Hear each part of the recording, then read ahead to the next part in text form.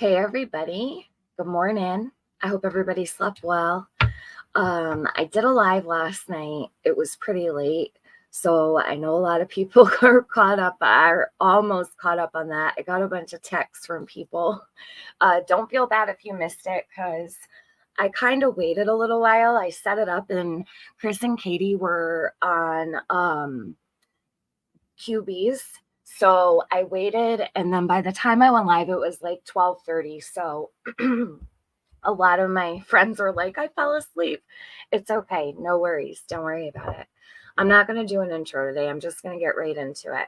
So I wanted to do this today because I think that it will, to close out my Smiley series.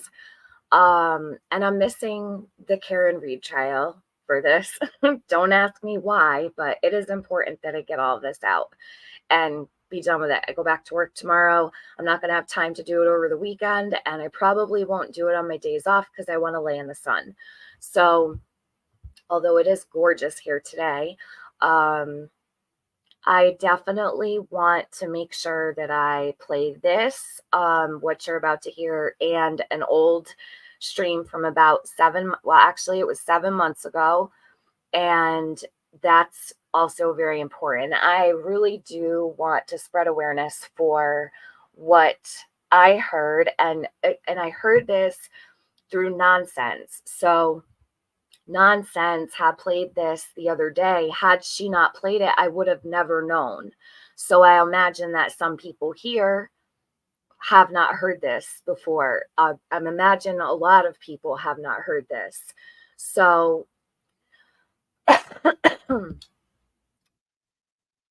it's gross. It's hard. I don't normally cover the topic of racism, but we have a serious issue in the community at the moment, and everybody should be aware. So that's why I'm doing this and putting my time in today for Smiley.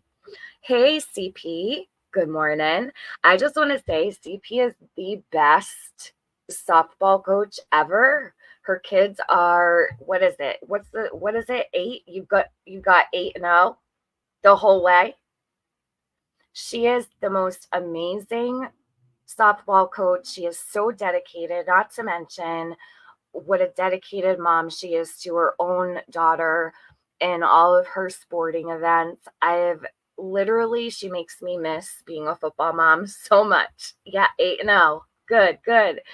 So claps for CP. She's been killing it with her girls, and I'm so happy for her. And I know that it's got to be so rewarding for her. I think it's your first year, right, CP, doing your coaching?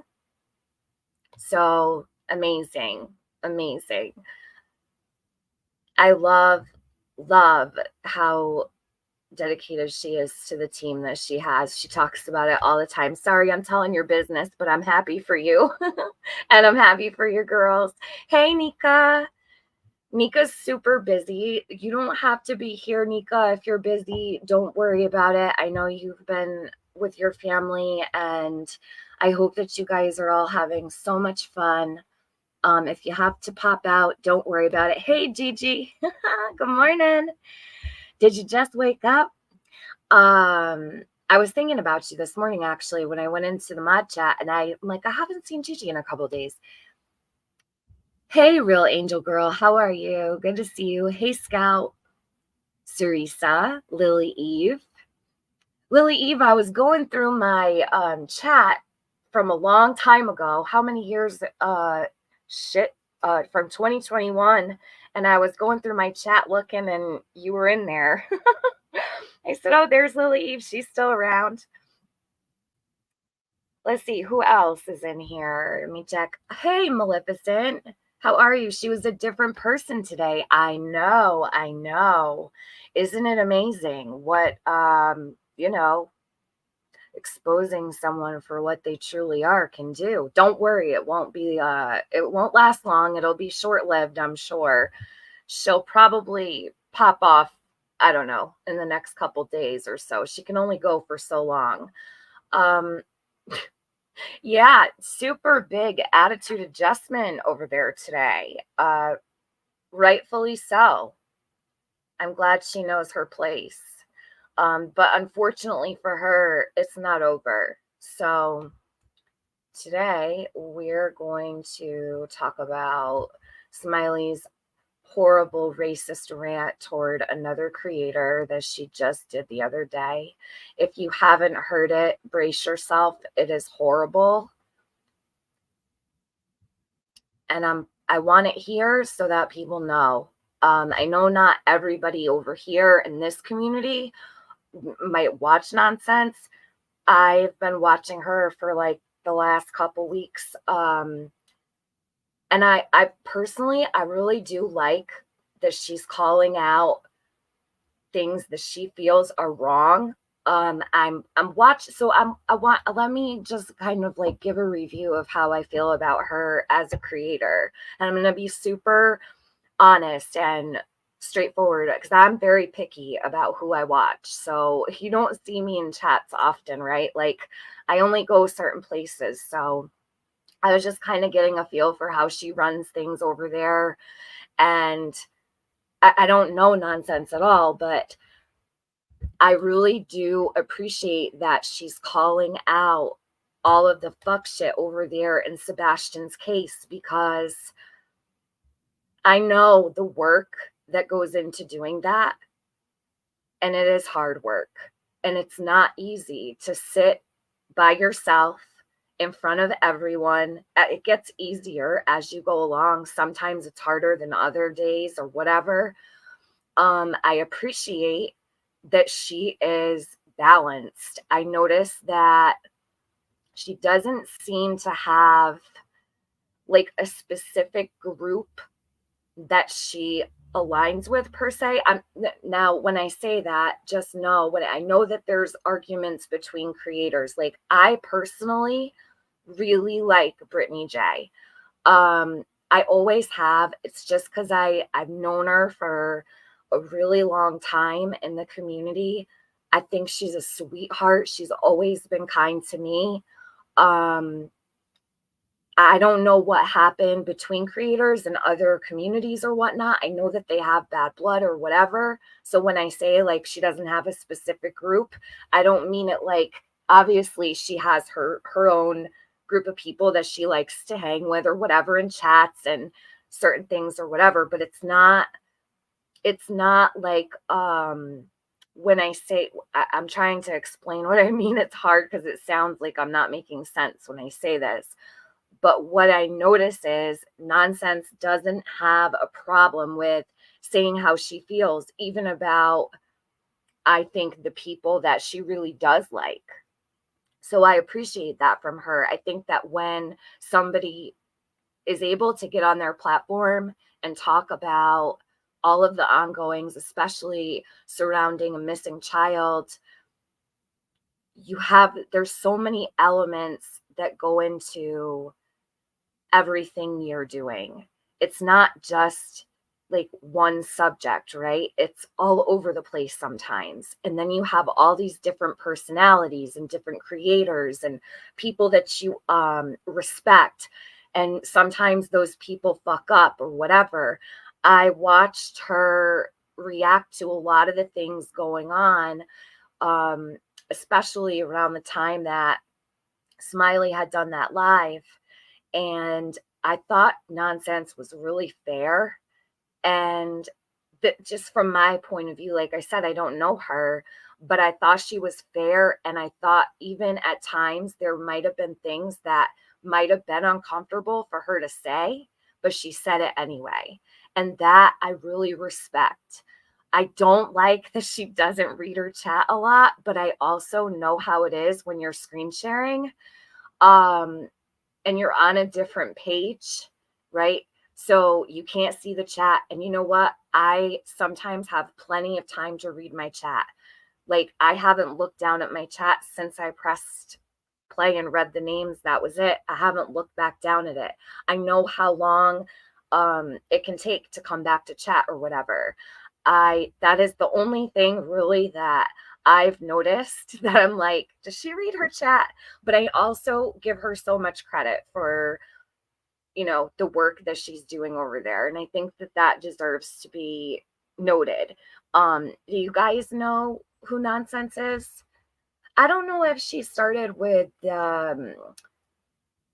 um what case was it? I'm trying to remember. I think there was history with her and Molly at one point.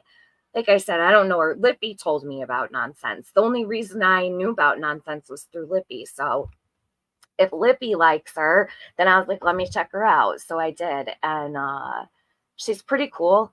So thankfully, she shared this the other day. And I was floored. So I would like to share it with you guys before I stop talking about Smiley because it's very important people hear this. I wanted to do it last night, but I was like, you know what? Let me do this tomorrow. I was so tired. But did any of you guys watch Nonsense? Has anybody been over there? I've listened to her quite a bit in the last days. You really like Nonsense. She's straight to the point, very respectful. You know what I really liked was the other day she did the interviews of Seth. So in all fairness, she wanted to go through the interviews on YouTube that Seth, Sebastian's biological father, did so that everybody could hear those. She wanted to go back through history. So as I watched her and I listened, I was cooking dinner. Those types of streams are so beneficial and so helpful. And it's been almost 3 months. I believe it's almost 3 months and a couple days, right? So that Sebastian went missing. So she had gone back and I wrote in the chat, I'm like, you're going to find a lot of things you never noticed before, right? Because I know even to this very day, I could go back to old live streams about summer and find new things every single time, over and over and over. It never does change. I always find something I missed. And it could be an interview that I listened to 20 times already. Every single time I listen to it, I'm like, holy shit, I never heard that. So I think as time goes on over there in Sebastian's community, as people do go back in time and play things over, they're going to find every single time they listen, it's going to mean something more, especially as you see the case evolve over time. It's very interesting because the case keeps moving online, right? So with the families or whoever might be speaking, okay? So let's take Seth, for instance, okay? Say he does 60 more interviews. During those interviews, you're going to find discrepancies when you go back, and it's going to be like it is now where he backtracks a bit. Now, currently, he's saying things different from what he said in the beginning. That's going to continue on throughout the course of however long it takes for Sebastian's case to evolve. That's a lot of work to sit and listen to those interviews. Okay, say 3 months in, and she's like, oh my God, you guys, did you just hear that? Or did you catch that? It's a lot of brain work because as you're doing that, you're remembering the first interview, the second interview, the third interview, right? And that's why I wanted to bring notice to that, because what she did the other day with going over those interviews, it is a lot of work, because while you're up there, you're screen sharing, you're listening, you have a chat in front of you, you're also going back through time in your mind and trying to place and piece everything together. Like, hold on a minute, that's not what he said before, or that's not how it went. So you're catching all of these things. I do appreciate that in a creator. So anyhow, I've been watching her. And like I said, the reason I found this here of Smiley was because of her. So I appreciate that. Thank you to Nonsense for sharing this with everybody, because had it not been for her, I would have never heard it. And these are the types of things that need to be heard. Everybody in Sebastian's community and the true crime community should know, and it should not be kept away or not spoken of. That's my opinion. I don't know if anyone else covered it, and maybe they have. So if they have, I apologize. I'm not like leaving anybody out. She's just the only one that I heard speak about it. So here, let me pull this up. I'm going to come back to chat real quick before let me get to, I think it's about the 35-minute mark. Let me see here. This is bad, you guys. Hey, Mrs. Fletcher. Hey, y'all. Busy doing chores, but I'll be listening. I have a lot to do when I get off this live today, too. A mind of my own. Hey. Casey K says she's been on it. Yeah, I really do like the way she conducts her channel. I like the way that she, handles things. And she's not, even if it's someone she likes, she seems to be okay with saying, well, hey, I don't agree with this. Or, and I like that. That's something rare to find. Not this chat per se, I mean true crime community, says Maleficent. Marvon, that's right, thank you. Yeah, okay. Yep. So she's already been seasoned through that, I'm sure, because I'm pretty sure that was pretty I would say it was very involved with that was a crazy case. So she probably got broken in pretty well with all of that. She came from Facebook to correct MGL and her bullcrap on Dre and Marvon. Wow. So she came from Facebook right over here and tried to put Molly in her place. Good for her. I've watched Nonsense for over a year. What is your opinion of her? It's me, Tiffany. Do you like her? I think I've gotten a good grasp on the type of creator she is. I personally like her. The only thing that bothers me is I'm like, I don't think she reads the chat a lot. That's not a diss to her. I'm just being like, super honest. Hey TM and everyone, just climbing into bed. It's 2:43 a.m. Hey Dicer, has sleep well, hon? A refresher's always good. Yeah. I think that she could do what she did the other day in 3 more months from then, and 3 more months from then, and she's going to find things new every single time. There's a lot that comes out when you do that. My problem with BJ is she was on Smiley's panel and it was not awful. And it was not awful in my opinion. What do you mean it was not awful, or it was awful? I didn't see that. Listen, see, this is the thing. So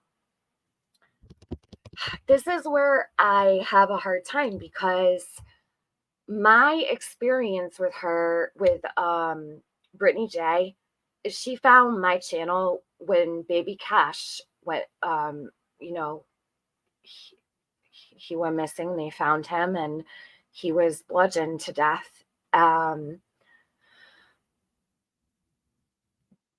Brittany J, like I said, I've never had problems with her, and I don't know the history or the backstory behind why creators don't like each other or where she might go or whatever, but I really do like her. I have a couple of friends that don't like her at all. It's okay.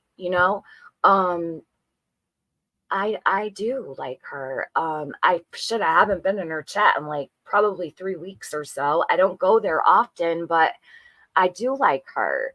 And I know that some people have different opinions, or right to have those. I mean, anybody can have any opinion they want of anyone. But I like Brittany, so we're not friends or anything. I've talked to her in email like maybe twice ever. I don't have a particular problem with her is all. So for me, it's like that kind of stuff goes out the window. I'm not there for that, right? So if I was to go to Brittany's, I'm not there to hear the crap about, because I would never be able to get filled in on all of their history. If I went to Nonsenses, I wouldn't know all the history with her and Brittany. Does that make sense? Like, I wasn't there for any of it. I honestly know Brittany from coming in my chats, um, being around for the cases, and I know a lot of people have stories, but a lot of people have stories about me too. Um, I was a mod for Brittany J when she covered Kylie Rodney, but I quietly left because the dry begging got really bad. But she is sweet. I just don't watch her anymore. Oh, really? I didn't know that. Okay. Um, well, I don't think I've ever seen her do that, but I don't watch every stream she does. Trying to remember if I watched Brittany J during Kylie Rodney's case. Is she still doing that? It's Me, Tiffany. Does she still do the dry begging thing? Or did she just hit like like a rough patch at some point? Is it all the time? Or did it just happen like once? I honestly, I've never seen her do that. So it was about Sebastian's case, nothing personal. I don't watch her. Yeah, that's cool. That's cool. But I guess that's the whole thing. Like, I know that there's problems between not only just one creator and Brittany J, but I guess a lot.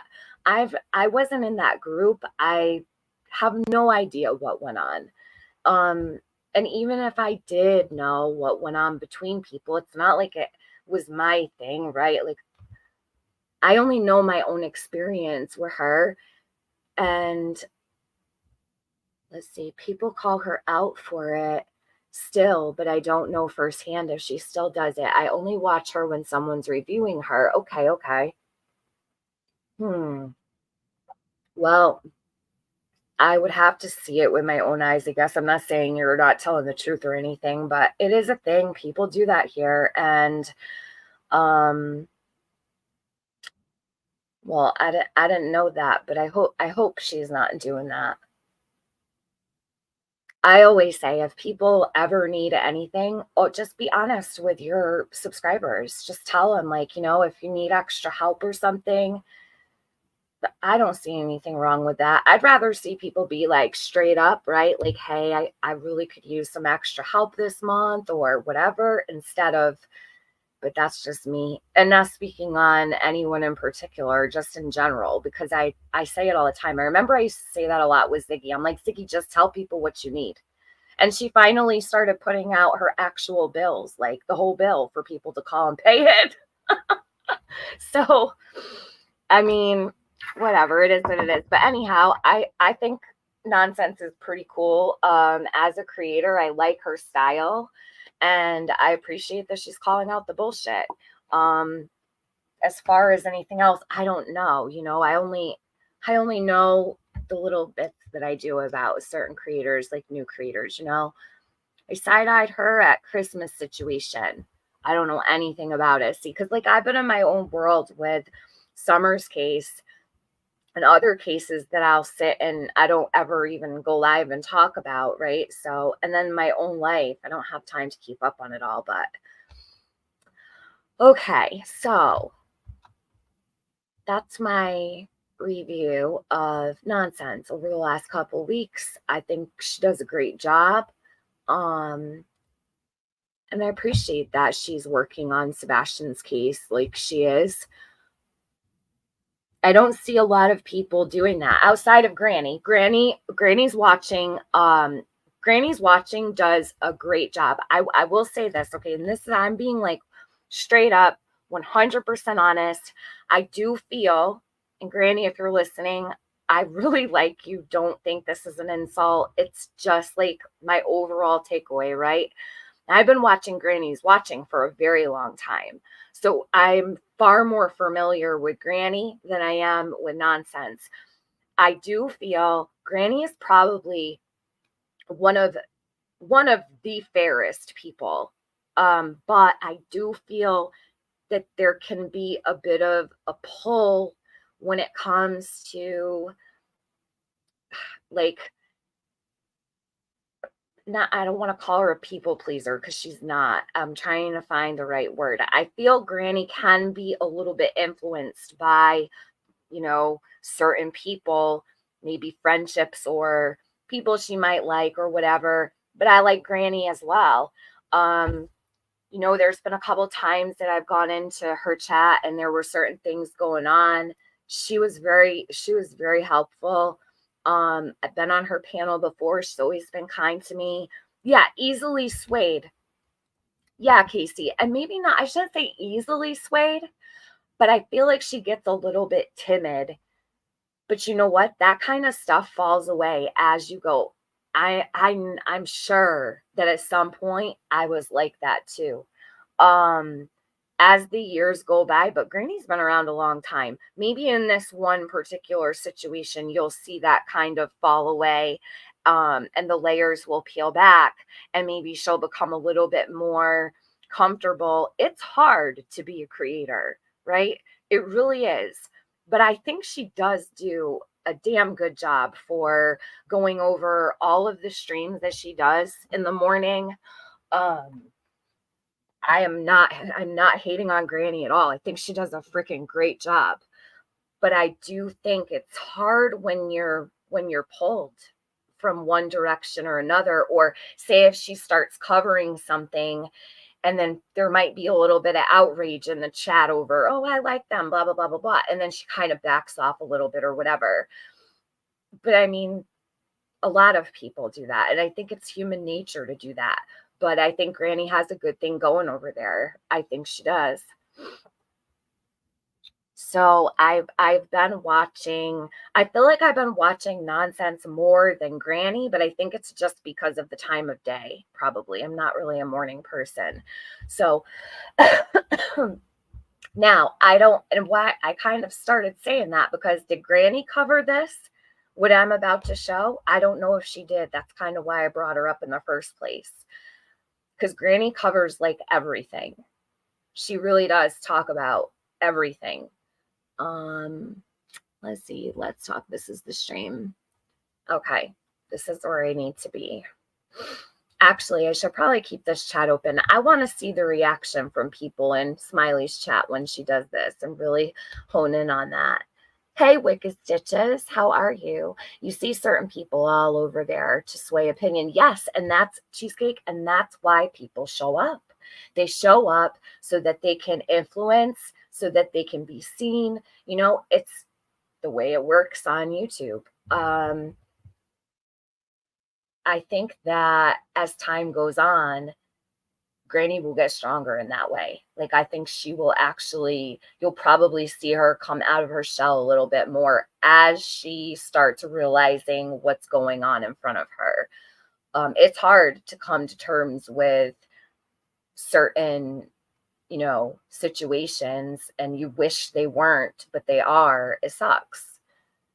So, and I feel for her in that way because I know she really cares about certain people that, she might be finding out some things or seeing things, and it sucks. It really does, especially when you're trying to talk to the community and you have to be pretty honest about your feelings, but you also don't want to down anybody. And I think Granny's very sensitive to hurting others' feelings. She doesn't like hurting people's feelings, I notice. She is very careful in the way that she speaks about people, and I appreciate that about her. These are just my thoughts on a couple creators. Yeah, she's cool. Granny's always been cool with me. I happen to like her. Hey, Bev, how are you? Wicked Stitches, I hope you're good. You were up late. Oh, are you still awake from when I ended my live? I don't know if you're in a different country or wherever.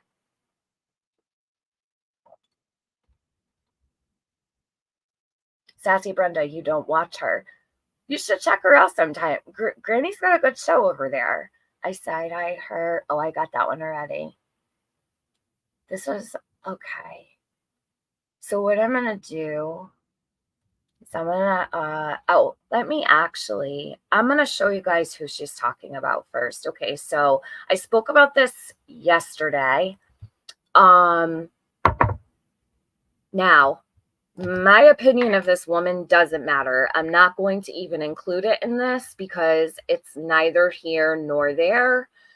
I want to make sure that I get her. I want to show everybody her channel because not a lot of people know who she is. Let me see if I can find her. I'm going to just type in Everyday Shenanigans because that's what her name was when she first came here. Shenanigans. Should show up. Yep, the vault. Okay, so now, let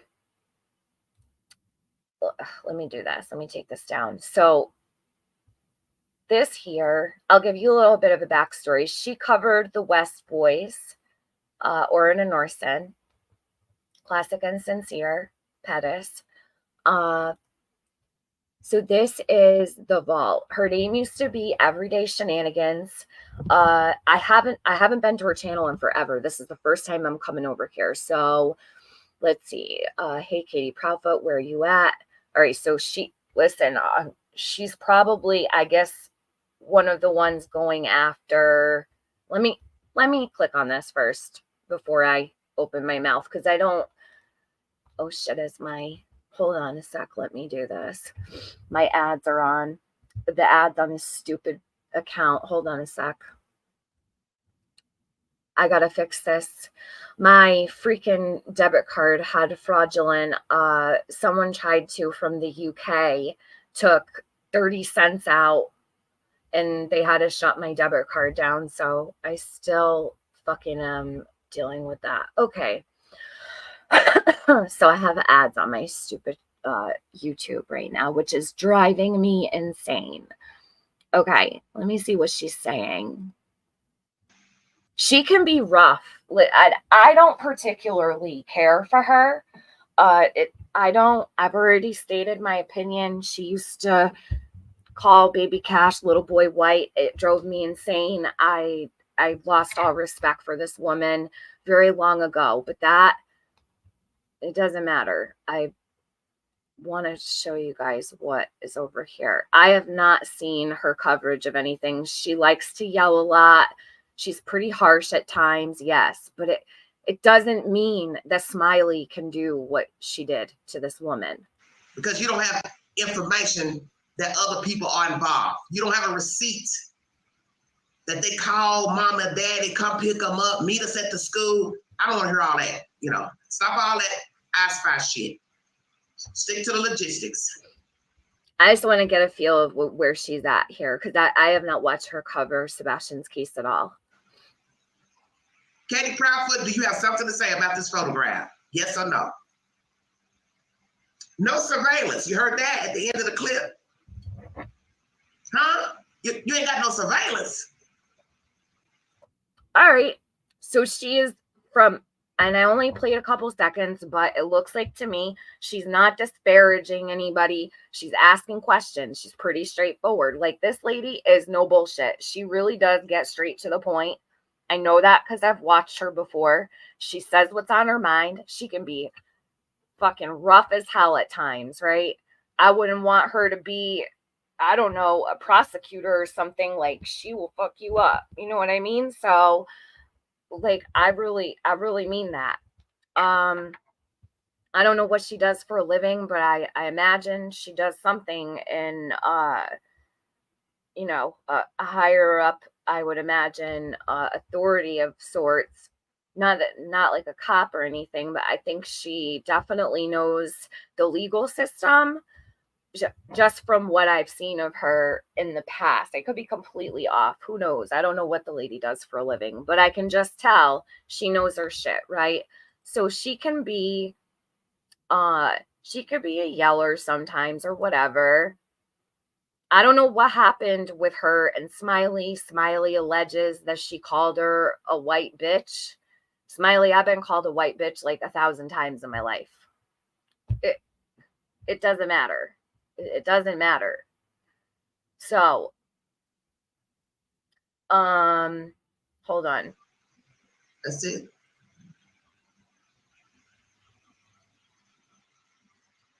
Get you some business. Let's see. It's around you and you beating up my babies. be a point you got to draw the line. I got to leave this man alone. He beating up my baby. Hell. So I think that what she's doing is, and I don't know, does anybody watch Big Ange? Do they know, like, is she kind of on the side of that Katie may be a victim of Chris? Like, is she saying, okay, you need to figure this out? Like, you know, is that what she's saying? Because that's kind of what I'm picking up. Just Belle, listen, I understand, and I absolutely agree with you. I have heard her make racist remarks as well, but it does not make it right what Smiley did. I have never heard the hate that came out of Smiley toward the vault. I have not heard her do that. Yes, she says some strange things sometimes. I don't know if it's the generation she grew up in, the area she lives in. I don't know. I know she makes racist comments. I am very much aware, but Belle, she was attacked, viciously attacked by Smiley. I've not seen Everyday Shenanigans viciously attack someone for being white or anything ever. I have heard comments, but not a vicious, hateful attack, right? Verbal attack. I've not seen her do that.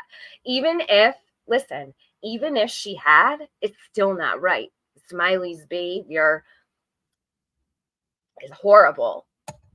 A racist as fuck. How do you seem like Casey? I see someone said this. You cracked me up. That was funny because I saw the comment. Someone said they think she works in government housing. Casey's like, how do you look like government house? What is government housing? Oh, you mean like military housing? I'm white. My husband is black and I can't stand her. All right. Now, but the thing is, Just Belle, is your opinion of her based on, and I'm asking, is your opinion of her based on the fact that you're white and your husband is black? Or are you saying your husband is black, so you can't stand her? I'm trying to understand the comment. And I'm not being rude or anything. The vault is older, real world, and says she lives in Tennessee. Right. Yep. That sounded racist as fuck. Yes. That's why I'm trying to get some insight here. This is why I don't do these types of streams, but it has to be done. It might be a rough one. I used to watch her till I caught her being racist one too many times. Okay. So, all right.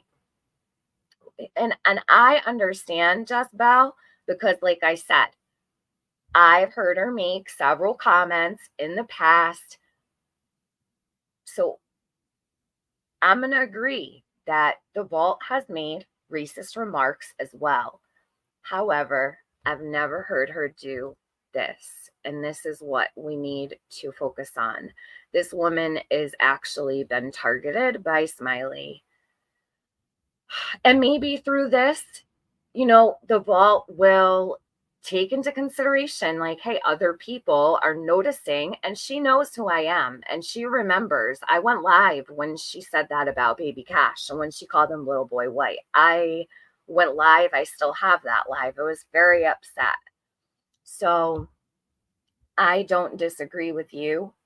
But just know that it doesn't matter if your husband is black and you're white. It doesn't. What I want to know, is that a supporting comment to why it's okay that you don't like her? Because I don't like her, and it's not because my husband is black and I'm white. Right? Does that make sense? She's always yelling white women. Okay. All right. Well, Just Belle, stick around, okay? Stick around. I want you to listen to this and be fair and listen with an open heart. I ask because I want to know what your opinion is after you hear this. Okay. And this is interesting because here we have the vault who has said some unsavory things about white people. Okay. Then we have Smiley, who literally attacks the fuck out of her in front of everyone. And I don't believe anybody said a word. And all of these people in the chat, I want to watch. I want to watch their reaction because I did not get to do that when I watched this before. Your husband calls her racist. All right. See, now I don't know if she is or not. I know she's made comments that are not normal to me. And I don't know why, when people speak about anyone that they have to speak of, the color of their skin, why? Why does it even matter? Unless you're giving a description of someone, right? There is no necessary reason. Like if you're asked, can you tell me who did this? And you've got 4 people standing in front of you. Sure, okay, if you're describing someone, but what is the necessary reason, right? I don't know why. So is she trying to describe a creator? I don't personally think so. But Smiley takes the cake here in this situation, and it doesn't even matter. So the vault, she very well may make racist comments and remarks, but did 2 wrongs make a right? Because if somebody was or displayed racist behavior toward me, I'm not going to turn around and throw out, racist remarks at them. I've never done that in my life. To attack someone for the color of their skin, we don't do that. This is 2024. And it goes for the vault as well. It goes for her too. She needs to stop with that white boy and little boy white, and if the child is white that she's covering. I don't agree with that, and I wish she would stop that. But okay, let's go. Smiley is a real piece of work here. Getting into this shit because I cannot believe my ears. It also did. It hurt Trevor Lee. And Trevor Lee did not deserve that. And it didn't do a damn thing for Sebastian. Katie's son, Rickety Cricket. She's yelling at Rickety Cricket, who was a troll in her chat. She does this on purpose. Smiley loves the trolls. It gives her something to yell about, and she can have her fake outrage. And the vault has shared how she's been discriminated over the years. She's older as well. I totally take that into consideration. I don't know her story. I don't know what she's been through. But if this is an indication of anything she's, gone through in life, then I can understand her being spiteful. But people got to get with it here. They've got to get back to, we're not living in 1927. All right. This is getting old. And I can't believe it still goes on. Smiley is in Florida. I don't know how she exists in Florida like this. I don't. It's not like she's living on, a piece of property that's secluded from the whole entire population of your town, and there's 700 people in it, and she's never left her yard, right? Like Smiley lives in Florida in a pretty busy area. How does she survive in the streets? I want to know how she hasn't lost her teeth yet. The son that Katie don't seem to give a damn about. Oh, yes, Scout. This morning she fixed the she was up all night listening to me, and I know she was. She fixed the backdrop behind her. And she took down Sebastian's flyer. Oh, and interestingly enough, well, I'll save that till after we get through this. Smiley, you're really something else. I will say that. I said I was going to do this today when I was on my live last night. I said exactly what I was going to cover today.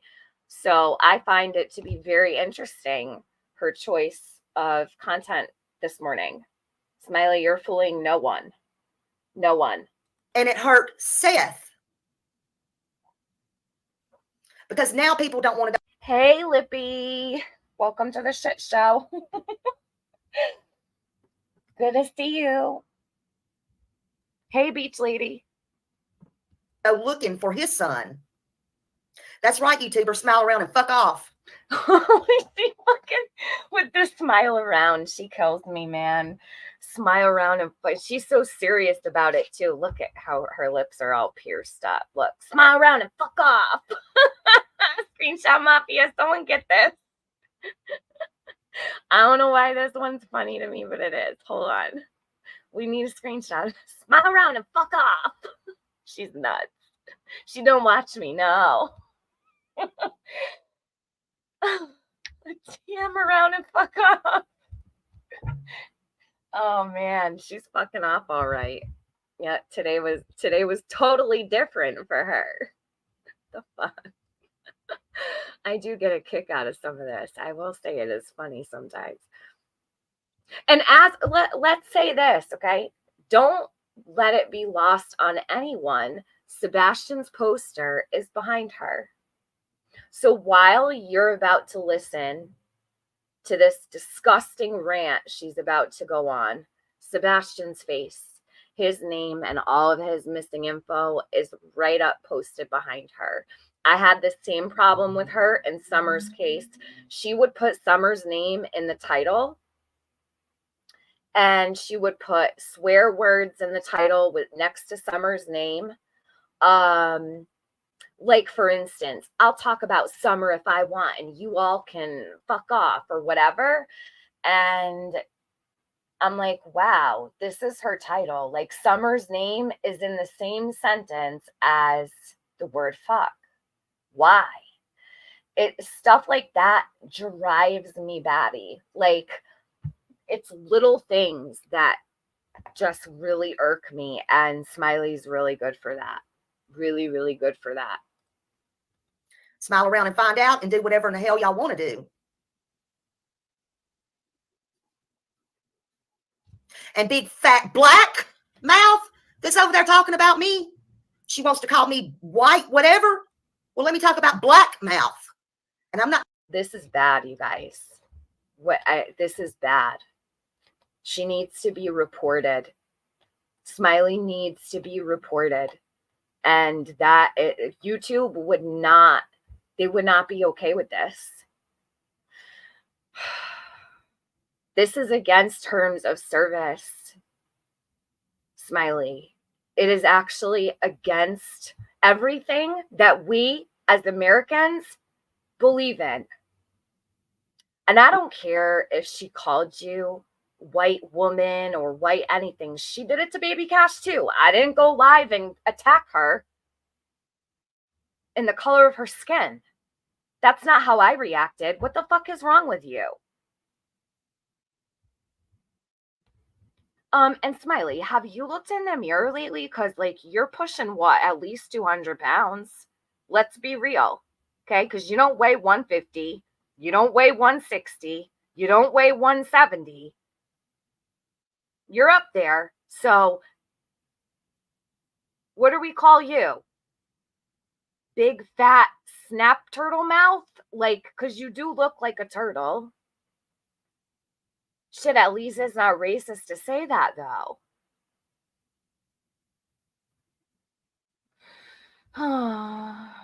This is bad shit right here that you're about to hear. It's really, really gross. I'm talking to anybody black in here because I'm not against blacks. What I'm gonna do is I'm gonna read my chat because I want to know. What did you say? Wicked Stitches TM. My favorite quote from you, Smiley's, is "What is happening on her face?" I'm gonna keep that one and use it daily.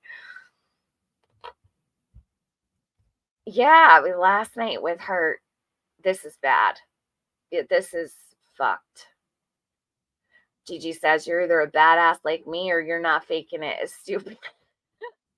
Amanda Meatfoot, hey, how are you? I haven't seen you in a while. Good to see you. Thank you for stopping in and for the thumbs up too. Thank you. You're sweet. She thinks she's a badass. Yeah. I would like someone to put her and the vault in the same room and see who wins. It won't be Smiley, I'm telling you right now. Like, I've seen the vault. She goes out, she gets down, like she likes to party. She has a whole lot of fun. Like, I've seen her go out on the town. Like, she does not fuck around either. So, Smiley, yeah, Smiley, you should not fuck around and find out, okay? This lady gives me a headache. Hey, East Coast Beauty, good to see you. I'm happy to see you. I hope you're good. Sunshine girl.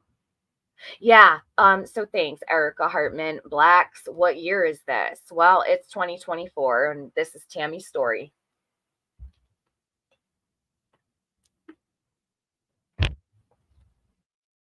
She needs to be seen for what she is, though. And this is serious as fuck. OMG, says Bernadette. Bev, oh my God. She is cringe. Scout says she needs to do something with the eyebrow situation at the moment. They are distant cousins. Oh, you should have seen last night.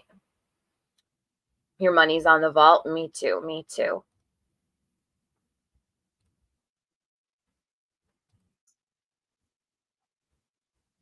She wants to call me white trash. Let's talk about Miss Fat Black Mouth. Okay, so she called her white trash. Smiley, I called you white trash too, and I'm white. I just called you white trash last night. What are you going to do about it? So, okay, so let's see. How many, oops, sorry, that was probably loud. How many times do you think Smiley's been called white trash in her life?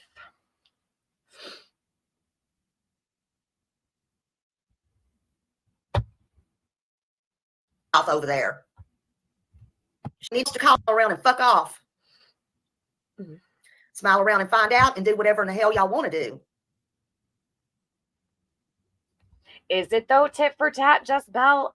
Has the vault come back at her and thrown out racist remarks at her? Because I don't think she has. This is not a tit for tat. I want to be very, very clear. This is not tit for tat. What you're seeing is blatant racism. Big, fat, black mouth. What does that even mean? Because she called her white trash? She is. Look at her. I don't think calling someone white trash is racist. I don't. She is seeing the color of the vault skin and saying it's racism because she's black and Smiley's white. That's what this is. She called her white trash. White trash is actually a phrase. Well, not a phrase. What would you call white trash? A term?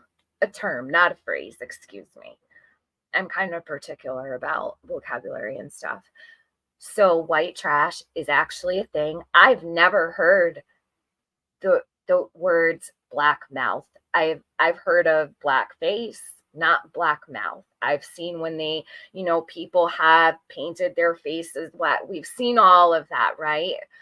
So it's not tit for tat, I don't feel. And I don't feel that calling someone white trash is racist. That's my opinion.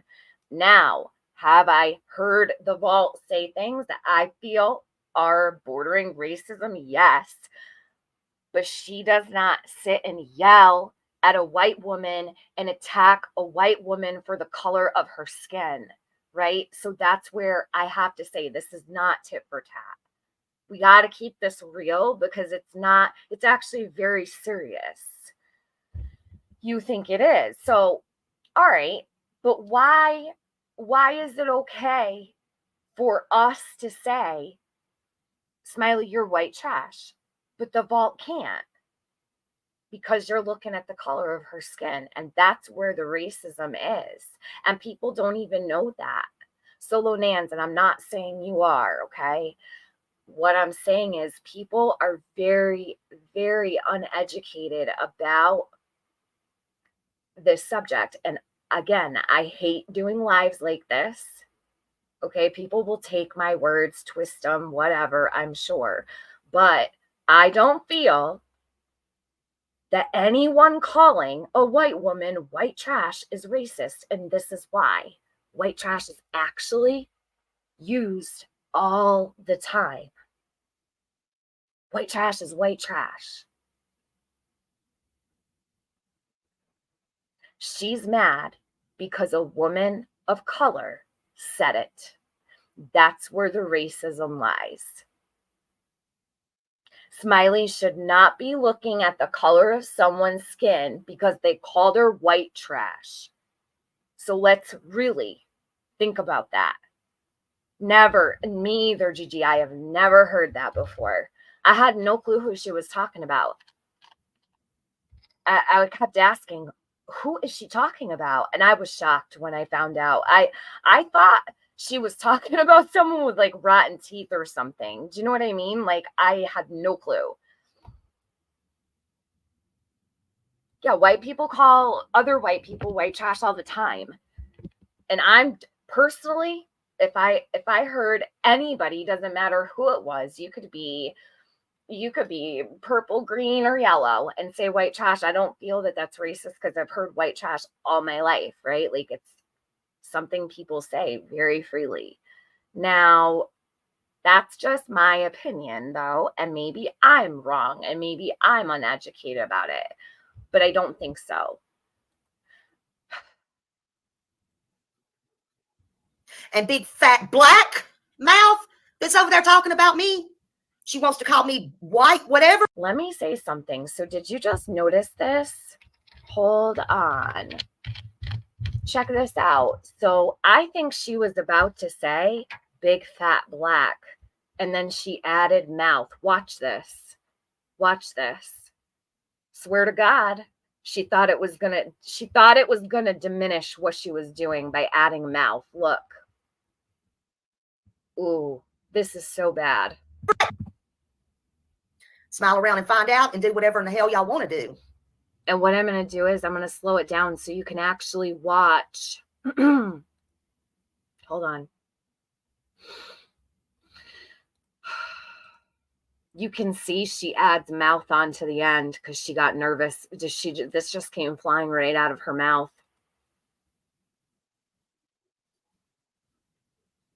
Look how angry she is. She's so filled with hate.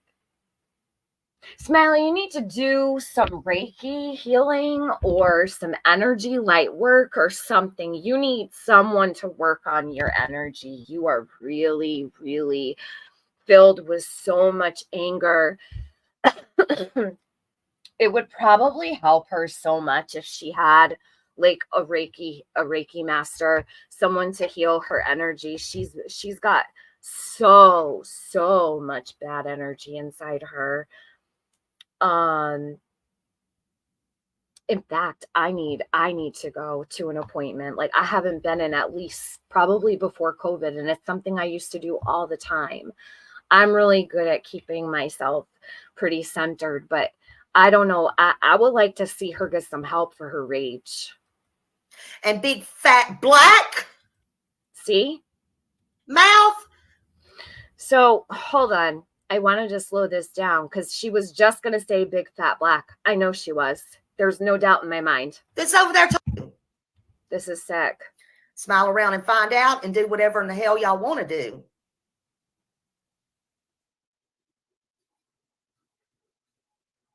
And so hold on, I'm going to slow it down right here because I don't even think she meant to say mouth. She just threw it in there. Big fat black mouth. Mouth was just added in. That's just my opinion of it, though. You think she was going to say bitch? I don't think she was going to say anything. I think she was just going to call her big fat black, and I really do. that's over there talking about me. She wants to call me white, whatever. Well, let me talk about black mouth. And I'm not talking to anybody black in here because. So she has to say she's only speaking to the vault. She's not speaking to anybody in her chat. I wonder how many people Smiley has lost since she did this. I wonder how many people have unsubscribed to her channel. You think she was, so you both think she was about to say bitch. Okay.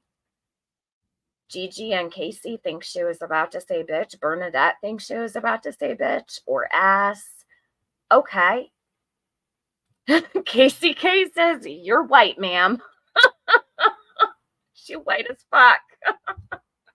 Smiley, you're looking a little pasty. You live in Florida. What the hell is wrong with you? Why don't you have a tan yet?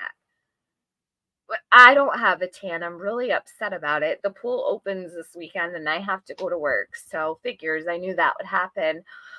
So I'm white as fuck, but I'm not as white as Smiley, and I'm pretty fucking white. I'm Irish and Italian, and I have my dad is Irish. So I take his very fair skin. My mom is Sicilian and Calabrese, and she tans like no other. I don't even look like her daughter.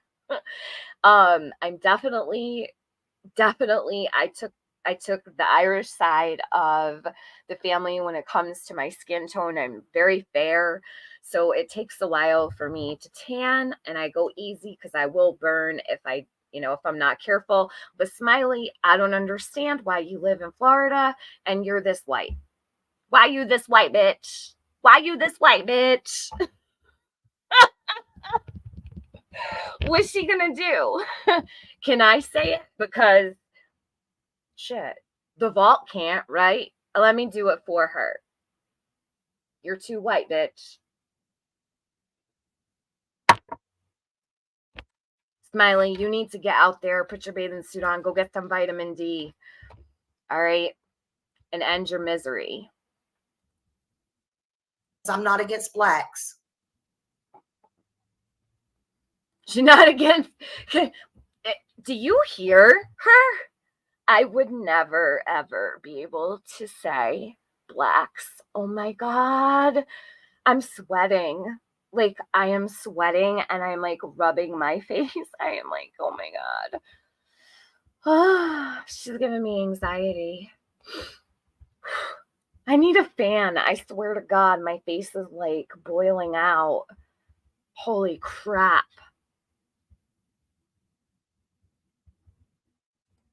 She wants to call me white trash. Let's talk about Miss Fat Black Mouth over there. You guys, please do not support this. Please don't. Have respect for yourself and please know who you're surrounding yourself with. I showed documents yesterday that are very important. Smiley, you have a horrible, horrible reputation. And listen, I'm not a saint. Okay, I make mistakes all the time. I say fucked up things. I've definitely had my own issues or whatever. But this here, who raised you, man? Who fucking raised you?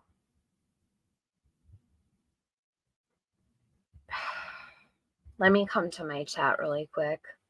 I was completely floored when I saw this. Sugar Moon Garden says, opinions, please. Who agrees that calling people the N-word doesn't mean their color? It means the type of people they are. I do. Sugar Moon Garden, I do. Because I know the meaning, but I also know what the word means in certain contexts. So yes, I agree with you. Absolutely.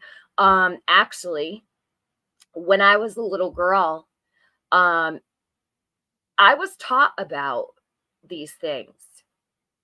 There was literally no room whatsoever. I would have been slapped in the mouth. I would have been slapped in the mouth if I ever spoke that way. But yes, I do know that it has not, yes, but I also know in society what it actually means, right? So while, yes, Sugar Moon Garden, you're absolutely right. We cannot, um, we cannot let that definition overpower what the word is used for. Does that make sense? So yes, you're right, but people use that in a very different context toward and targeted toward individuals. So I do not use that in my vocabulary. It is not a part of my vocabulary. Um, and I taught my son at a very, very early age. Um, there was a time that he had come home from school and told me about something that had happened with friends of his. And then the conversation began. So it's sad because the kids learn it from other kids. Those kids learn it from their parents. Children do not see color. They don't. That is learned behavior, wherever they learn it from or whatever. But I made it very, very clear. I can't believe she did this live this week, then shared the video this morning of receiving a Bible. A Bible? Oh, yes, Stella, because she'll hide behind God like most people do. They start throwing out Bible verses and such, right? When they know they fucked up. So beware, unfortunately, beware of those that are forcing upon you the name of the Lord, the Bible, scripture. This is what people do when they know that they fucked up, and they use God as a shield. It's always a red flag to me. And I hate to say that. I was born and raised Roman Catholic, but I don't ever, the only person that I ever did want to use the Bible in this community, which I don't force upon anybody my beliefs. I try to keep religion out of it. I try to keep race out of all those things, right? Because they're not really, in my opinion, and politics, because it makes everything so messy, causes more division, more outrage. It's not helpful. That's not what my channel is about, right? The only person I ever felt compelled to use the Bible with was Ryan Finds Truth. And there were very specific excerpts from the Bible that I really wanted to use. And I still have those. I never did post them. I sat for this is a interesting story. I think I spent about 40 minutes writing to him on my community page. And I had taken the most beautiful, they were, I wish I could describe the backdrop and the words on this. It was not a meme, but a picture with words from the Bible. Ryan Finds Truth is the one creator that I felt impelled to actually pull out the Bible. Everybody knows how I felt about Jen and Ryan when they first came on the scene. I haven't spoken about them in quite a while, but those two are the only ones that I don't do that here. I never have, because I know that that's not what people come here for. We all have churches we can go and pray at and worship at. Say it, Tiffany. It's all right. Say what? Say what, Marie? I'm being straight up. But of course I'm not familiar with covering this type of subject. It's not a comfortable subject. Smiley makes it very uncomfortable, but hold on, because I wanted to see her chat. I want to see if anybody in this chat is saying a word. Carrie Marmal says, wow. Thank you, Carrie Marmal. Let me see. There's no way that this went over well.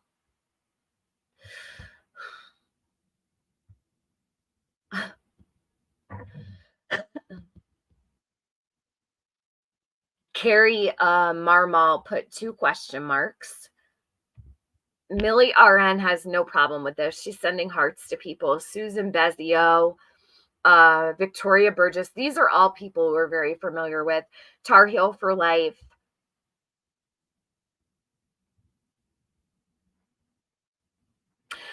Misty Fisher says, God made whoever's plans to make Smiley look like a fool backfire. That's her opinion on this. These people are all okay with this. Sharon Shelton. Trevor Lee has nothing but a wonderful heart and much bigger than any. Trevor, do you agree with this? Does Sebastian's father, Seth, agree with this? I want to know. Amy Lou says, who are you watching? What's happening? So is she questioning who she's talking about? I hope. Trevor Lee had every damn right to come up here and defend himself, ma'am. I used to respect you. I have no fucking respect for you no more.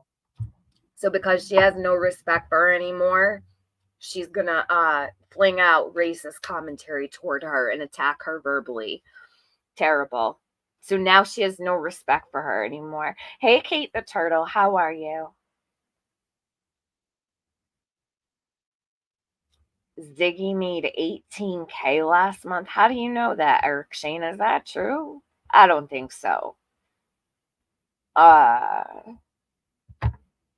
You're not going to see stuff like that unless you're like JLR and you're on the scene constantly on top of, you're not going to see. And Dolly is definitely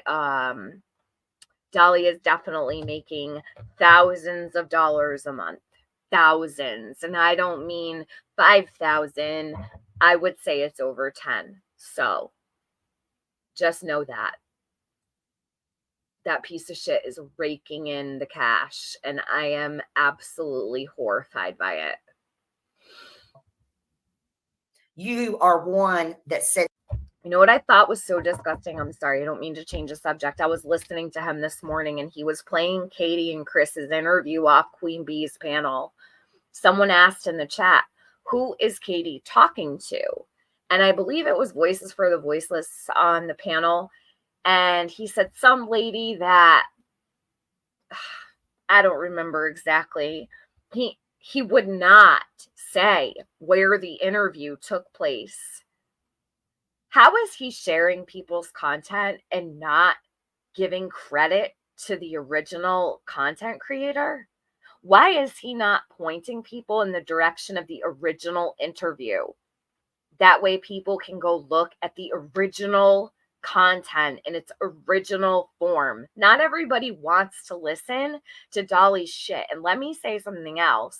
He is extremely disrespectful to Sebastian.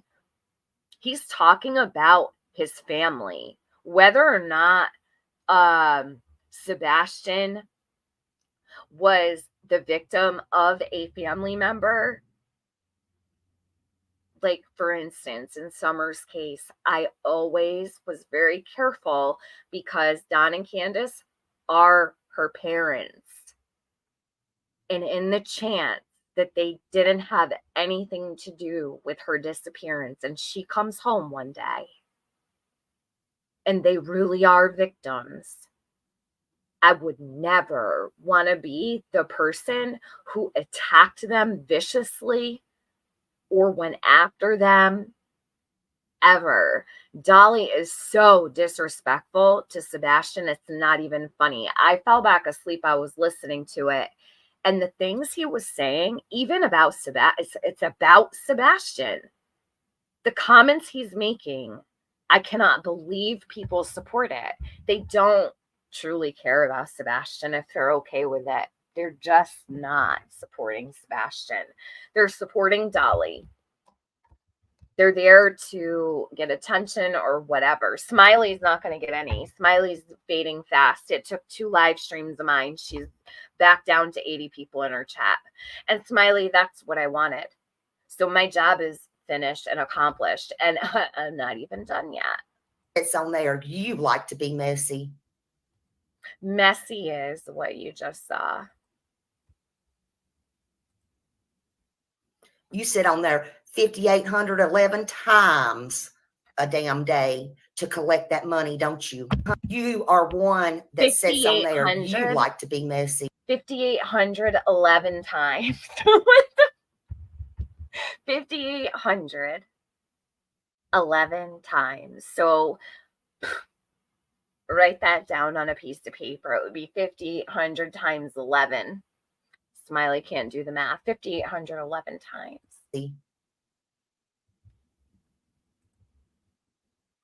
You sit on there 5,811 times oh my God. a damn day to collect that money, don't you? That was my goal.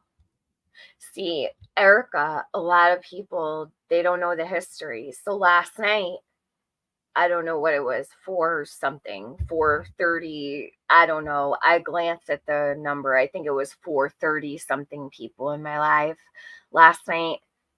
It's all it takes. Just for them to see the truth. It's all it takes. People just stop listening.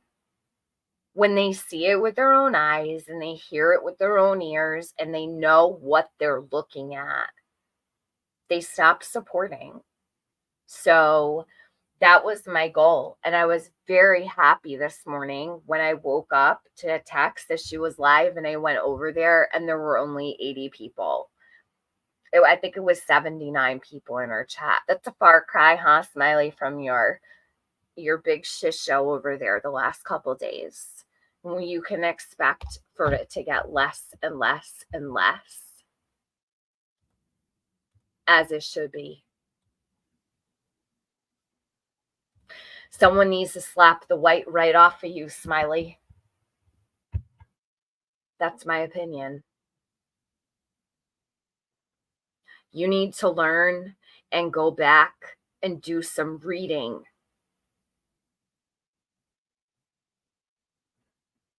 And teach yourself at the ripe age of however old you are, 65, I'll say. I don't know how old you are. And retrain yourself. Because you're living in Alabama, 1962, Smiley. And it's not acceptable.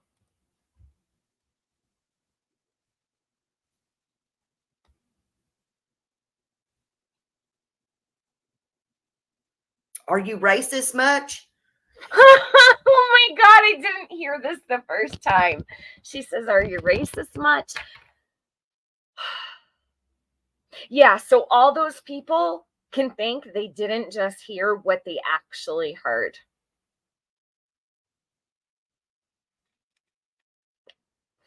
Smiley, people calling you white trash isn't racist.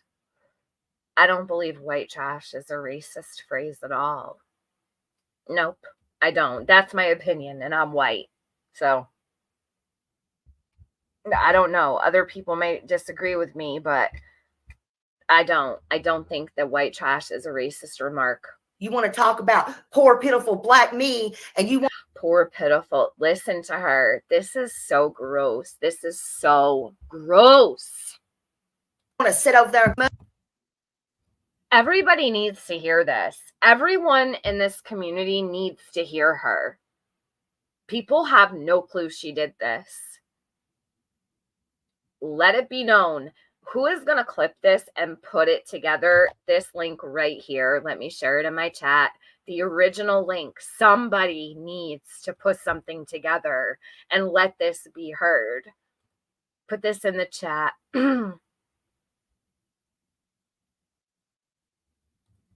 Yeah, Wicked Stitches. She's too white. You're too white, Smiley. I would call her shit. I don't know. I don't even think she's white. She a little beige to you? Beigeish, pinkish. Beigeish, pinkish bitch. Yeah.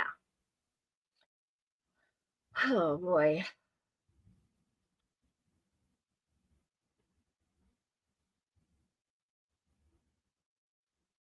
Let me read your comments. Oh my God, KCK. Oh my God. I hope that that was taken care of. That's terrible. I'm so sorry. Casey said my son has been called the N-word and spit on. Oh my God. I'm so sorry. Yeah, I'm so sorry to your son. Oh my God. I hope whoever's kid that was got a little ass beaten for real. And if it happened at school or on the bus or anywhere like that, I really hope that it was taken care of by the school or wherever this happened. Listen, that should be reported. I hope that it was reported if he was spit on. That's what is spitting on somebody is oh shit, what is it? I don't remember. It's not disorderly conduct. I believe spitting on someone is an assault. It's bodily fluids.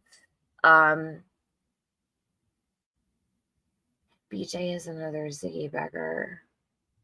Oh, I don't think she's as bad as Ziggy. I've never seen her beg or anything. Eric Shane. I have not witnessed it, but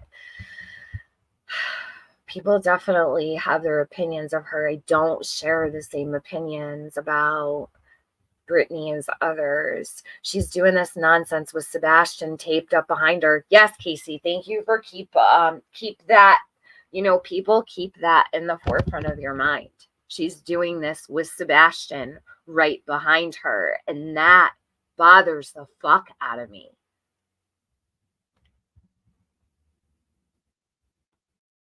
He's not up there today, though. Her kids are more than likely a product of, yep, I agree. Solo Nans, yes, absolutely. God only knows what they're like. If she's like this, can you imagine what they're like? Kate the Turtle. Did the vault used to go? Yeah, Everyday Shenanigans. She used to go by Everyday Shenanigans. Some people call her Queen. Some people call her Big Ange. Now she's the Vault XL. And yes, this happened to her. She is the target here by Smiley and this vicious racism.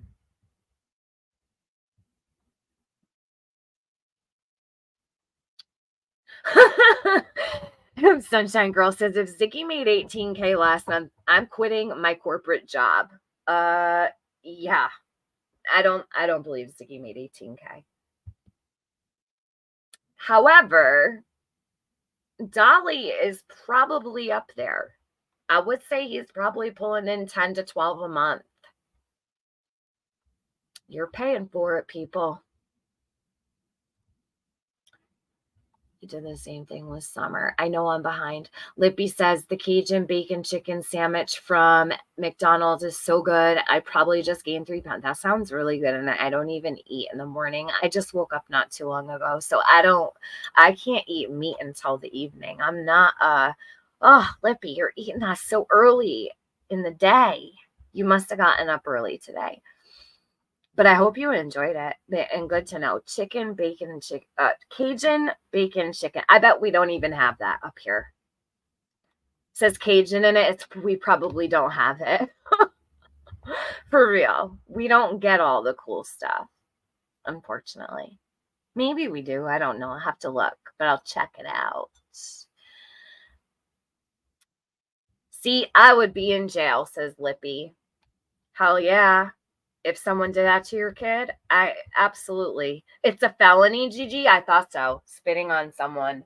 Yeah, it's very serious because you can transmit diseases through spit. It should be a felony. It should. You cannot spit on someone. Same kid pulled a knife on him. Oh my God, Casey. Ellie was involved. Thank God. I hope he was reprimanded for it. Lippy says it's assault and a felony. Okay, so I was right. It's assault. Okay, I thought so. Jaded says I would lose my pickle and get an assault charge myself. You know, I remember back to when my kid was little, and I can't remember what it was. Something had happened on the bus. I want to say he was in like 3rd grade. This is going back a way long time. But the kid lived up the road. What did they do? I think they took his Yankees hat and stomped on it or something. And that wasn't even anything compared to what Casey's son went through. It had nothing to do with race or anything like that. It was just another kid took his hat, stomped on it. I don't know. Something else happened to it. I don't remember all of the particulars, but they lived up the road. And I marched my ass up the road, up the hill, knocked on the door, and the kid came to the door and their parents weren't home. And I said, "Is your mom home or your dad?" And they said no. I said, "Okay, when will they be home?" And I'll tell you what, I was so pissed. I was like, I got to get out of here. You know, like I was a little nervous because I was asking for the mom or the dad and they weren't there. So I'm like, I better get out of here. Mom and dad are not even home. I went back that night and it was just over someone stomping on his Yankees hat. I always dressed him in the best of everything. You know, his things were really nice. And, you know, I was pissed. So I can't even imagine if it was something like that.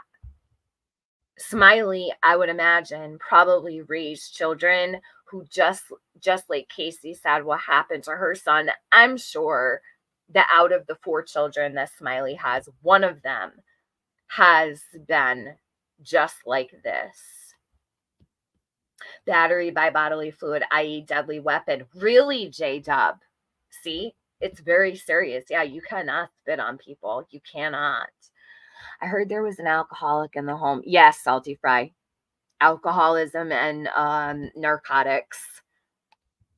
NA and AA, she said he needed. So we got narcotics and alcoholism over there going on in Smiley's house.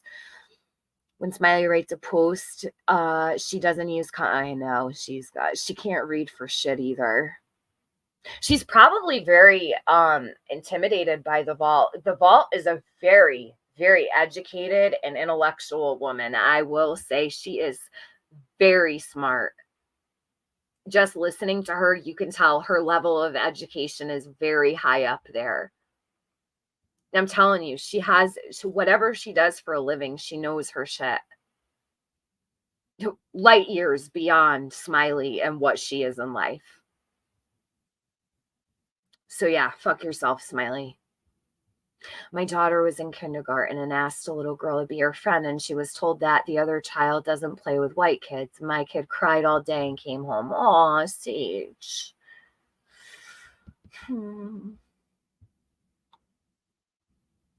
See, here I never went through anything like that with my kid, but I also think that's because of where I live. I will say, I think it's when you live in a diverse area, it's different. And I'll say, I've noticed that I've seen some really shitty behaviors from some people down south. And I'm not saying everybody is like that, but I've definitely seen, and racism exists everywhere. But I feel like in certain parts of America, it's like they're not even aware. I don't know. It's strange to me. Maybe Lippy, I don't know. What do you think about the comment I just made? Because you've lived in both places. You've lived up here and you've lived down south. Do you think that when you, okay, so like living in New York, it's like so diverse. There's people from everywhere. It's a melting pot. Not that it doesn't exist, because it does. I'm not saying that. Please don't ever twist my words when I say it's not like racism doesn't exist up here. I just feel that down south, it's like maybe more accepted. The South is behind the times, but getting better. I hope so. I hope so, because honestly, I really didn't notice how bad it was until I came to YouTube. So you think there's more ignorance in the South? Okay, cool. Because that's like kind of just like my observation, but I don't know because I've never lived in the South. So that's why I asked you. Sorry. I could ask Gigi too. I could ask CP. Sage, I don't know where Sage lives, but I don't think she's in the South. Doesn't matter. Don't dox yourself or anything. But I just want to get a feel for, but Florida throws me off. Florida throws me off because, and this is why, people from the North, we call them snowbirds. They all go to Florida, right? So the diversity here has got to flood down into Smiley's area. All right. So Lippy Rose snowbirds. And I know that I have to be ahead. So we're on the same page, Jinx. All right, hold on. Let's get back to this bitch. This white bitch.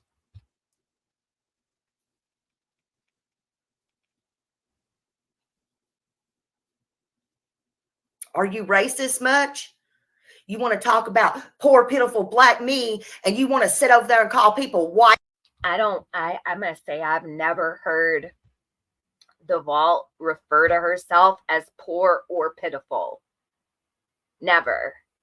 And I think that, I'm going to say it again, I think Smiley feels the Vault is above her.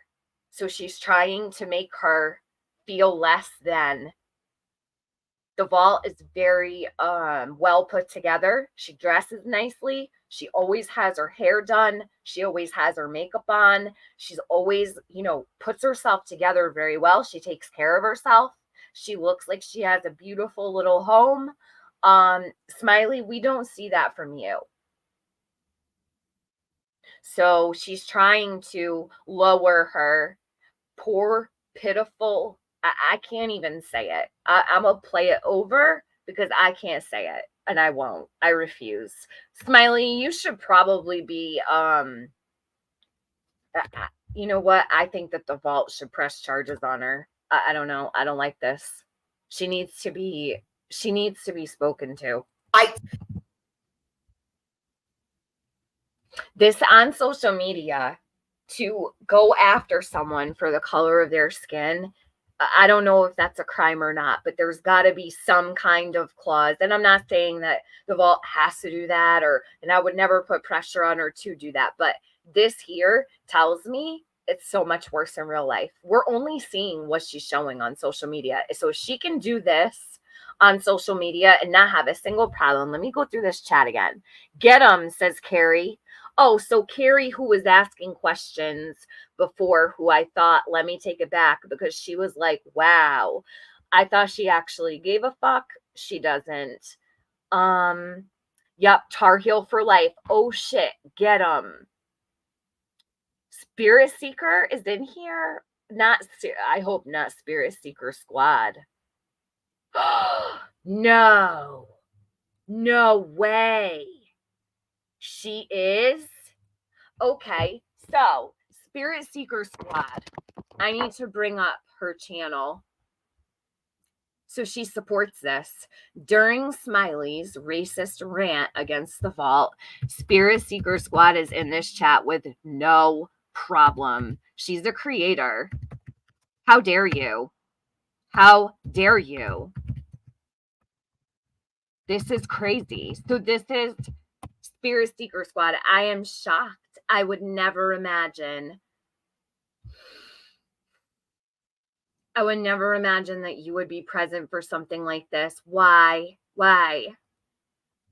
Holy crap. I had so much more respect for her than this. You guys all know her, right?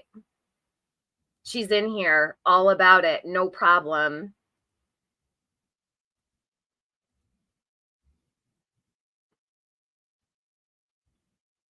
Really, Scout? Scout says, and Scout is in South Africa. TM, just an interesting fact. Where I come from, the kids are not allowed to say white. They have to say peach. Interesting. I've never heard that before. Huh.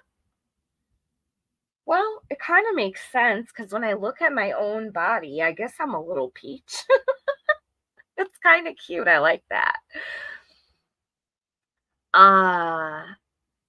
Why is Spirit Seeker Squad in support of this?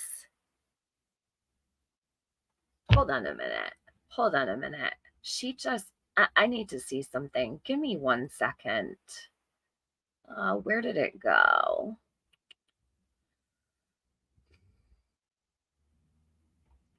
Short. I'm trying to find something. Bear with me.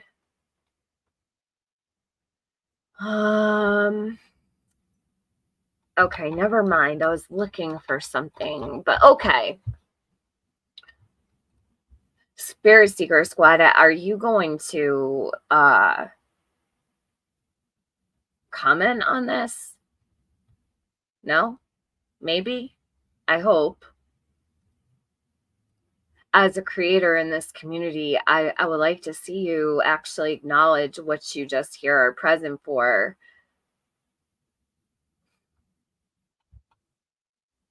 She's totally present for this conversation. Canadian Cookie is in here. None of these people have any problem with this. Let me see who I recognize. I'm shocked Spirit Seeker Squad is in here. Blue Eyes Dumplings, Sec to No One. I don't know who that is. Guidance. And Brown-Eyed Gal. Sadie's Mama. Lulu. Lulu is in here. Wow. Damn. What is wrong with these people? Mountain Mama. Aurora. Millie RN. They're all just as bad as her for being there and not saying a word. I stand by that. These people in the chat, and I normally don't pay attention. I'm waiting for someone to say, this is wrong. Now, in all fairness, those who did speak out, probably were blocked. So I would love to know if anybody went in there who might be listening right now, if anybody went in there to say, Smiley, what are you doing? This is terrible. Did anybody do that? And Jess up here, Jess with 1 S, says her black teeth with laughing faces. The vault does not have black teeth. She actually has very nice white teeth. That lady takes very good care of herself. You can see she's very well put together. So that's bullshit.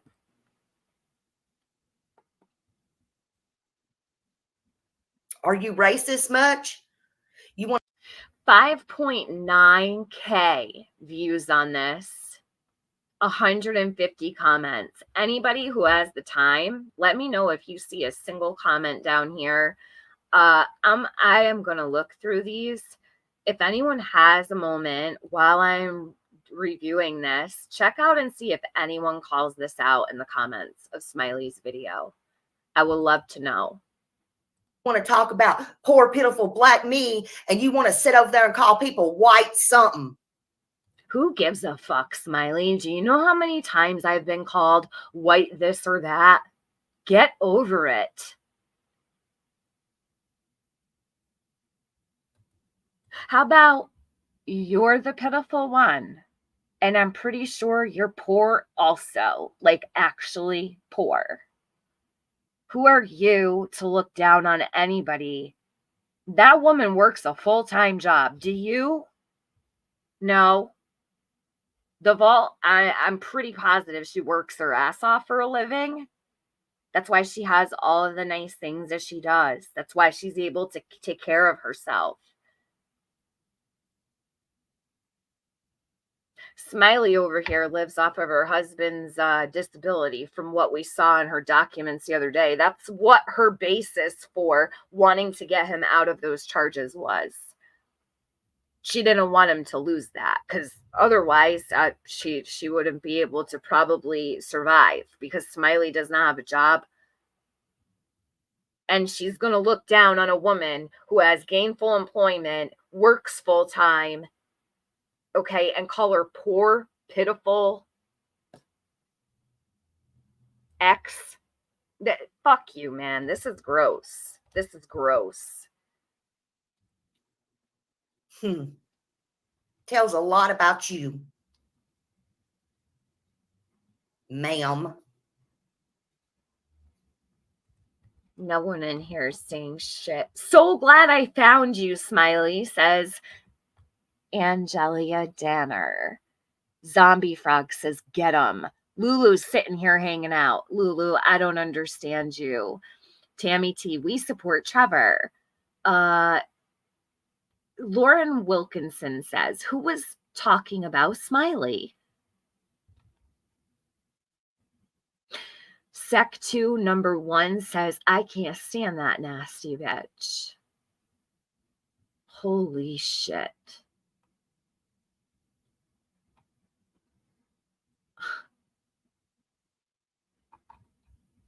I will say, not a lot of people are chatting in this chat while this is going on. Like, it's not moving very fast that I can see.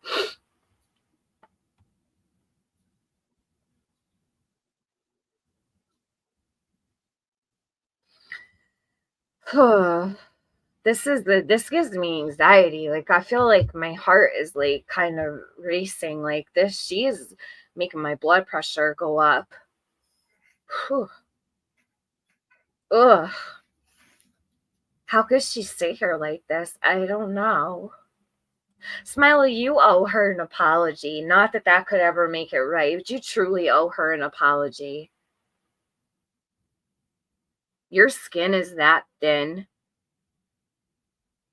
Let's talk about your skin, Smiley. You can't handle being called white trash. I've been called white trash before. I'm sure you've been called white trash far more than I have. This is not the first time you've been called white trash, ma'am. Did you react like this to all the others who've called you white trash in the past? That's something I would roll my eyes to.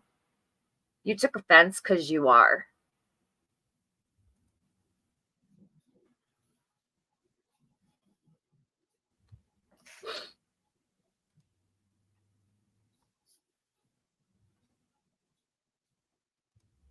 Maybe your ass is a little fluffed up because AB's giving somebody else some attention besides you, Queenie.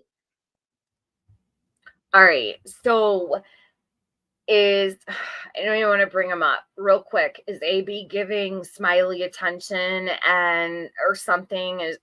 Oh God, is that going to be the next duo? Like, what's going on there? As far as I know, he thinks very highly of the vault. He always used to share stuff out or whatever. I think he supports her very much.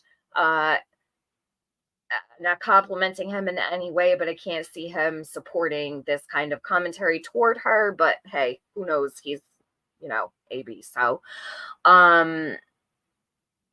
did he bring attention to this? I hope so. I mean, he has an emoji of the vault in his membership emojis. He's always shared out her content. I hope that he would, hand Smiley her ass, right? I mean, shit. We know he's capable of handing women their asses on a fucking pitchfork on the regular. So, has he done that to Smiley? After this psychotic shit here? Probably not. Is she feeling like, is she getting attention from AB or something? I don't understand why she's saying that. He needs her cheerleading. Wait, Lippy, AB is friends with Smiley? I don't know any, is why I'm asking. I don't even want to bring him up, but is he hanging out with Smiley now? Oh my God. I don't know. Lots more ignorance about race in the South. Just Bella, I don't think it is the ignorance. It's not, because I know what I observe, and it does exist everywhere. But I noticed, let me say it this way, I've noticed a trend in those who are located geographically in the South are far more willing, okay, to say these types of things. All right? That's my opinion of it. It's not an ignorant opinion. In fact, I asked specific friends in my chat who live in the South, like deep South, who have even lived up here in the Northeast, who are saying, no, you're not that far off. It really is more prominent here, more prevalent here than it is in the North, in the Northeast, should I say. Okay, New York area region, Connecticut area. Okay, so that's what I'm saying. It's not ignorance. It's actually what I've observed. Now, maybe the audiences that I watched maybe it's a coincidence, but I don't believe it is. And I am absolutely not ignorant about race in the South. I don't know if it's I hope you don't think that I'm ignorant about because I said that. I'm saying that because it's just my observation over years, like many years. And I never talk about it here. I have, however, brought it up to like my family. Like I never knew until I started live streaming on YouTube that it was like this, right? Like I don't come here and talk about it because I don't really like opening up this conversation. It can get very messy and it's uncomfortable. A lot of people don't like this topic. But I've even asked people in my real life, like, because I'm not used to it. So, and listen, if I am ignorant to anything, please tell me what it is so I can work on it or whatever. So I apologize if I offended you in any way. I didn't mean to. I guess, sure, maybe I am ignorant to some things, but it's just like I was just saying what my observation was. So I hope you understand. Or maybe you even meant it differently and I took it the wrong way. I don't know. You might be saying that there's more ignorance. I don't know. So I may have taken your comment completely wrong too. Jaded says to go at color shows how weak her intelligence is. I'm way behind in my chat. Sorry. Pink Lady, KCK. J-Dub says, TM, in my opinion, someone saying white trash is more of a lifestyle. What Smiley did was racist. Yes, that's how I feel too, J-Dub. Basically, in a nutshell, you worded it far better than me. That's what I said. I'm not pink on peach. Gigi says. Lippy says, because she's anti-Proudfoot. Sage Sleuth says, but racism is alive and well. By all races, I will fight it until I take my last breath. We are all family. Yeah, we're supposed to be one love, right? We're all God's children. If that's what you believe, we're here to help each other. We're here to coexist together. It's terrifying the way why people, I don't understand. Unless you're describing a victim or a criminal, there's no need to describe someone with color of skin. Agree, Jaded. Agree. I once described a woman that I had an altercation with and got fucking reamed out for it. But I was describing because there were two parties involved. There was a young girl and an older woman. I described the older woman. It came from my throat saying I was a racist. This is ridiculous. But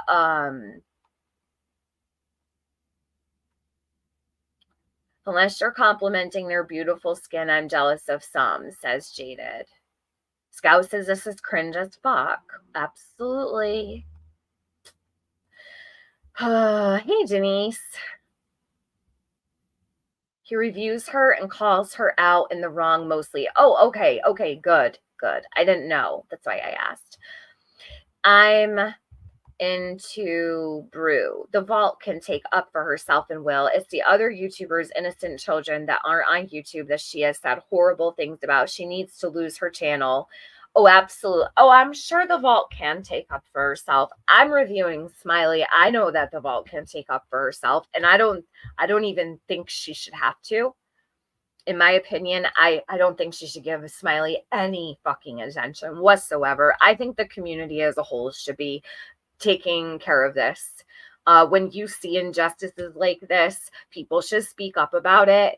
And I don't want to call her a victim because I don't see the Vault as a victim, but as a target. This is targeted racist harassment by Smiley, and I feel that the community should be taking care of it so that the Vault is not the one that has to sit there. Why should she have to sit there and take up for herself? Number one, that's how I feel about it. And secondly, why is anybody talking about this? Why are there creators in this chat supporting it? It's disgusting. CP said it's definitely more prominent down here. Sunshine Girl, I've observed the same living both in the Northeast and the South. Okay, so Sunshine Girl's seen it both places just as bad. Well, thank you, because see, I don't know. I've never even been anywhere south of North Carolina, so. And the people in North Carolina were so nice to me. Sage Sue says it's worth in the South. Solo Nan says one love here. I love every color. Lily B09 says I live in the deep South. See, Lily B, you gotta stop this here. Do not call people blacks, okay? And this is where, I'm sorry, Lily B, I'm not trying to make an example out of you. I promise I'm not. This is where I feel that's an ignorant thing to say. And I'm not mad at you.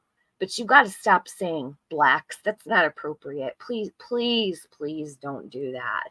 Oh God. And I don't even think you mean anything by it. But this is where, is it like, do they not educate people in school? Like, what is the problem?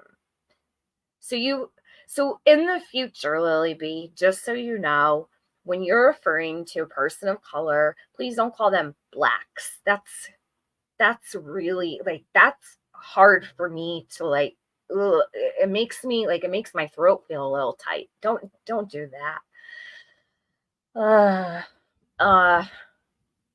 I'm very shocked to hear that. So you live in the deep South and you have segregation there. Deep South is very racist. And I don't mean to, I just really be aware of that. Maybe cut that out of your vernacular. Okay, criminology. And I hope it didn't embarrass you. I'm not trying to embarrass you. I just wanted to say that. My kids are Mexican, Spaniard, and German. My son is kind of a player with the ladies of all races. He says, I don't discriminate. I participate. Oh my God, criminology. You must have your hands full with him.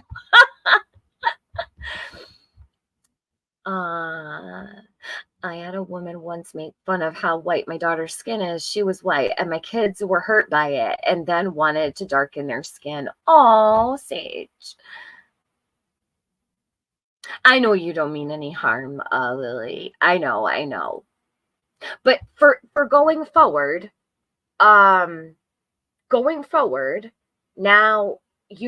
and maybe like do a little bit of research about it. That way you can form yourself. This is like a learning experience. I understand that you might not know that that's not appropriate, right? So just, you can fix it and be a work in progress. And I don't think you meant anything mean by it. Clearly, you said you live in a very segregated area in the deep South that, you live on one side of town. I don't know what the hell. I don't know where you live. Don't say where you live or anything. I can't believe that this still exists today. I can't. I cannot believe it. Peace, Pugs, and Understanding says we're all mutts. Should I keep my opinion out of that one? I don't know. Well, I would say a mutt would be all the things. Like when you've got like 10 different, like that's like a whole mixed bag, right? Sometimes peer pressure. Be Real says, I live in the South. I'm around a lot of different cultures and races. I treat everyone the same. Be Real. Amen. I know, Lily B. I know you weren't being racist. It's common to see people say these things. I've been seeing it a lot actually lately. So see, maybe that tomorrow, the next day, and going forward, you'll never say that again. And you'll know, like, oh, that's, insulting. Don't worry, you're all good. Y'all are fucking whole ass trips. Trip. Yeah, she's a trip, that's for sure. Nobody gives a shit about where the baby is, right? Except Dolly. He seems to be. Oh, Dolly. Yeah, Dolly. Dolly cares about bringing in 10 grand a month off Sebastian. Get the fuck out of here. Dolly's the only one that cares. Is she kidding or what? I don't know. Putting, where's the baby out? Where's the baby out? And y'all. Where's the baby at? Not out, Smiley. She's so fucking flustered because she's doing all of this. She can't even say out. Where's the baby at? It's out. Where's the baby out? Baby out? Keep worrying about what is Smiley doing? What is Smiley doing? Smiley's being racist as fuck. Janessa, what's a whole ass trip? I don't know. She's like a whole ass trick, if you ask me, but oh my god, this lady's kind of crazy, says B. A little bit. Yeah, a little bit. She's a little off her rocker, but she's a whole ass trick, if you ask me. Janessa, thank you. Hold on. And Matthew knows I'm right. Matthew is my. Oh, yes, please, by all means, call out somebody in your chat. Oh my god, Smiley, what the fuck? This is crazy. So she's now going to make an example out of someone in her chat who isn't white. Huh. Smiley said that's something. That's racist also. Did you know that? Did ya? Making examples out of people in your chat. Whoever that is that she's speaking to, she'll call her out on that. And look at Spirit Seeker Squad sitting all up in this shit. Wow.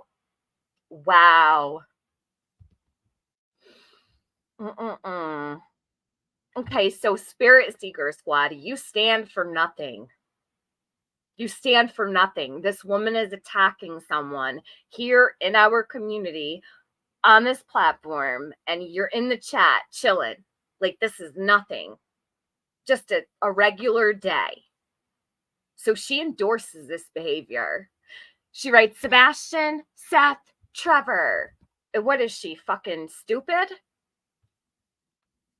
My friend. And Matthew is of color. He knows I ain't saying nothing wrong. Oh my god. I'm gonna need ice. I'm getting so hot. Holy shit. Is he in here? Because I don't see. Okay, here he is. Matthew is silly as fuck. Matthew is silly as fuck. I want to know how he feels about the fact she just used him to say she's not racist after she just attacked a woman of color. Matthew is silly as fuck. I know of him, but I would like to know how he felt about that. And And he doesn't have to, because I don't want to put him on the spot, but I don't know if he'd be willing to comment. I don't know, man. This is weird. So y'all can get a fucking grip. So, and look, Sebastian's sitting back here the whole time. She just gives zero fucks. She really does give zero fucks. When she says she doesn't give a fuck, she really doesn't give a fuck. Don't even try me with your bullshit today.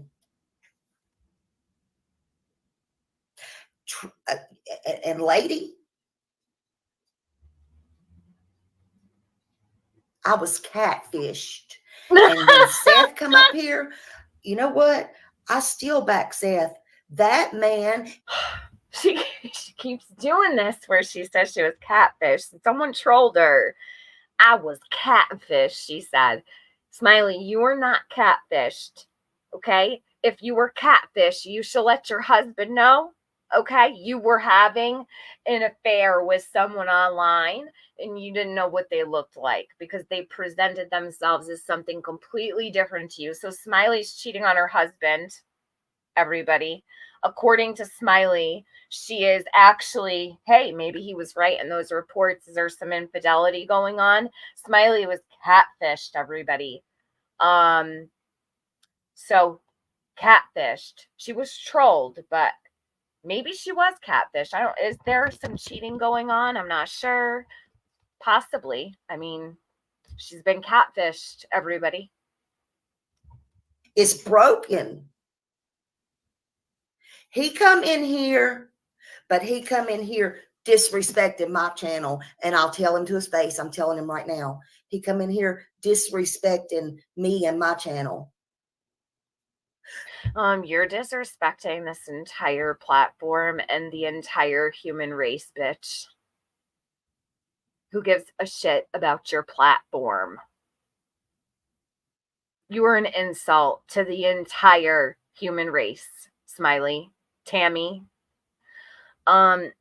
Matthew is good, people. He went after White Boy and Don for dropping the N-word and White Boy condoning it. Oh, criminology. I'm not saying he's not good, people. What I'm saying is I can't believe she used him to fluff up her racial attack on the vault. And I know Matthew is kind. I've watched his channel before. I think he's a sweetheart. But maybe he didn't hear it. I'm not sure. Some people come in midstream. They leave, they come, whatever, depending on what's going on. So maybe he didn't hear it, but I thought it was absolutely in poor taste to call him out and use him as, I would say, her token at the moment. That's wrong. It's disgusting. She thinks these men want her. I know. Lynn Light and Love. I forgot. Lynn Love and Light. Sorry. I know. I was thinking that the other day. I was like, she does not even fucking look in the mirror. This lady is beyond for kids in their schools, and is something that I've had to teach my grandkids. They got teased for having freckles, but it's everywhere. A lot harder than when I turned 20 in 1978. Beach lady, I never wanted freckles. I remember one of my very good friends was always made fun of for her freckles. And I was like, oh, I hope I don't get freckles, right? Because I didn't want people to make fun of me for freckles. Yeah. You know what? You're right. I forgot all about that. Criminology says, I agree with you. Tiff Smiley's gross and uneducated. Yeah, she absolutely is. She's a fucking train wreck. But this isn't the only thing that I'm going to share, because the next one that I want to do, actually, I think is important for the reason of the fact she's covering Sebastian's case and starting to display the same behaviors. So I wanted to throw it back. I do want to get through this one part. I don't think it'll last much longer. The next piece is from her previous outbursts. The reason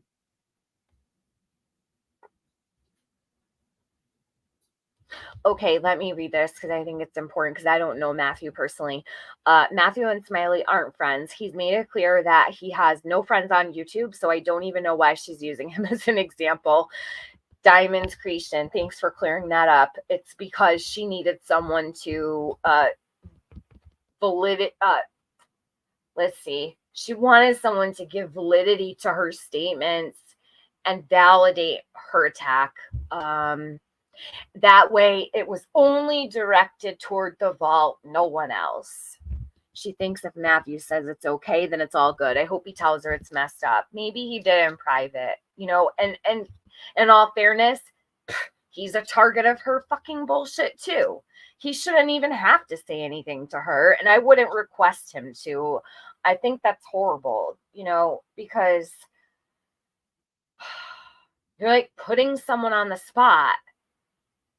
Other people, excuse me, when I say white people should be standing up and defending this, okay, and pushing back against Smiley, okay? No one that has been targeted by her in this stream should have to defend themselves.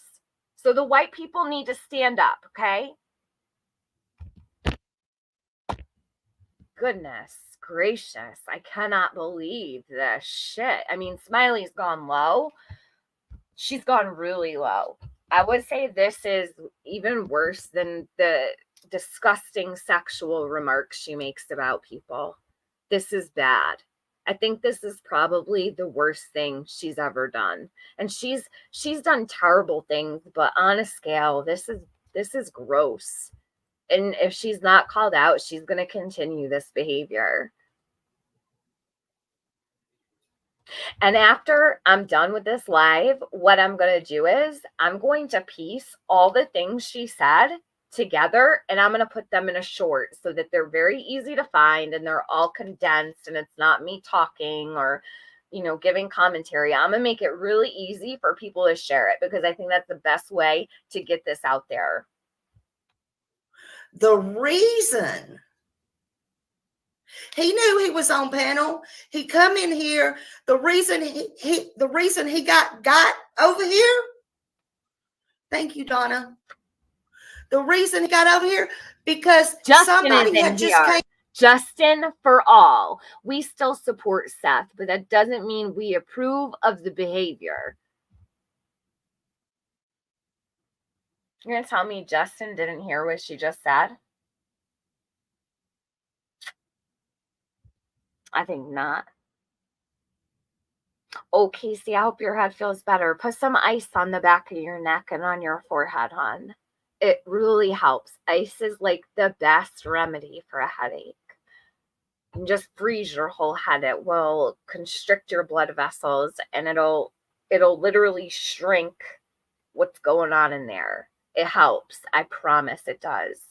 Peppermint oil too on a washcloth, like don't put it on your face, but if you breathe it in with like warm water, that really helps too.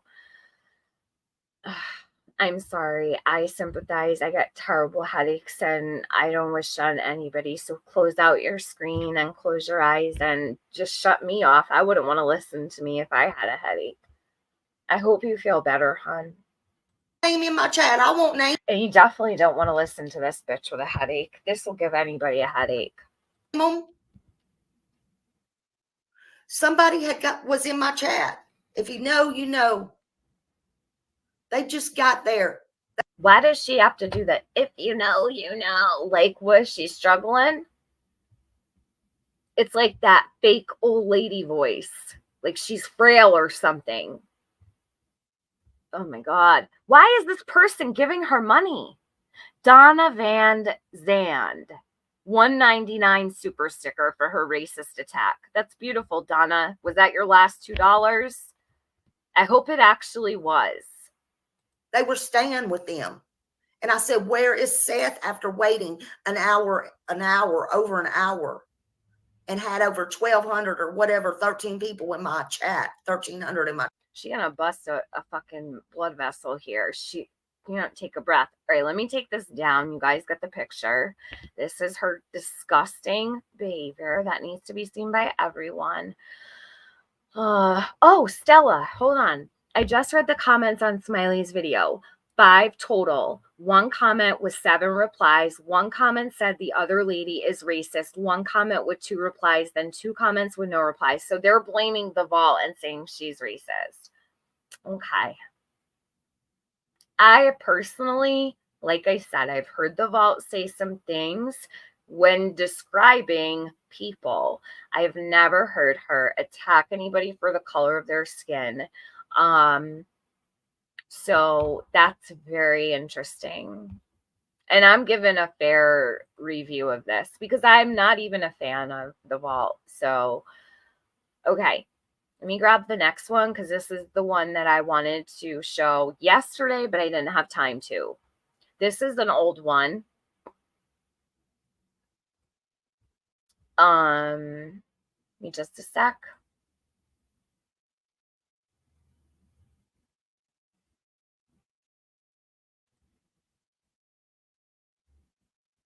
Okay.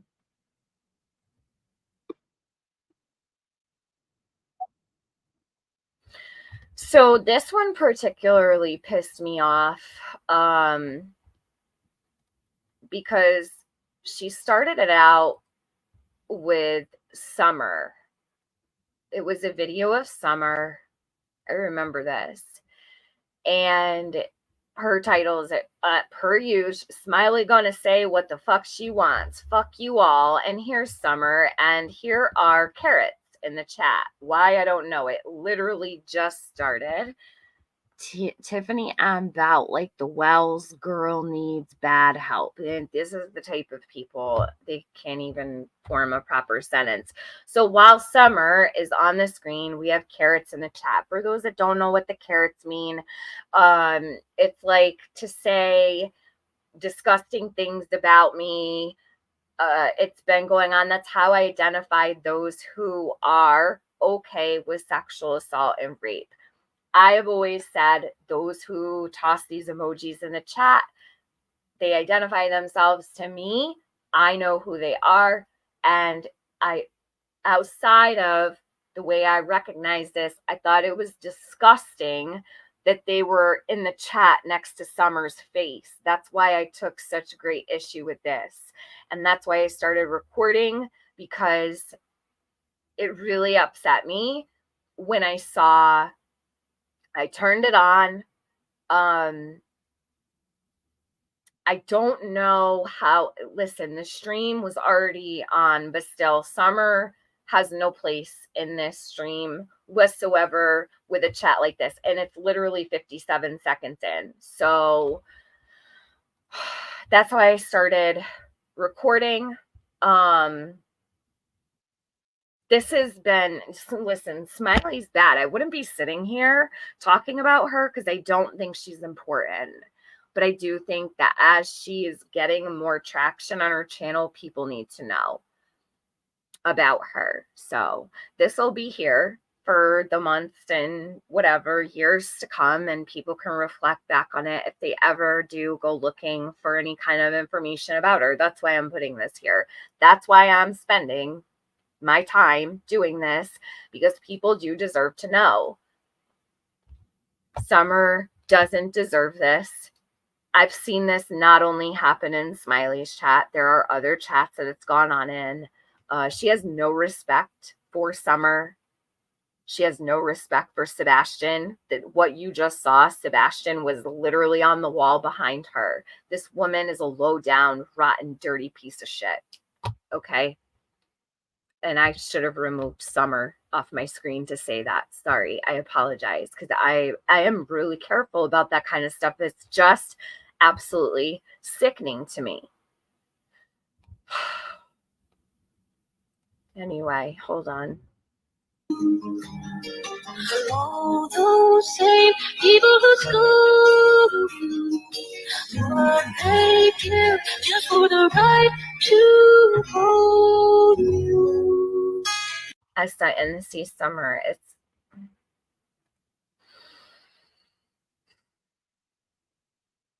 Summer shouldn't even be in her intro with the title she has. Sorry. That's the way I feel. Never mind all the other bullshit, carrots, all the sexual innuendos of disgusting things. And Summer has no place on this live stream. Go with my heart and do what I feel like I have to do for Summer. Oh my God. This is what she has to do. See? This is what she has to do for Summer. That's her intro.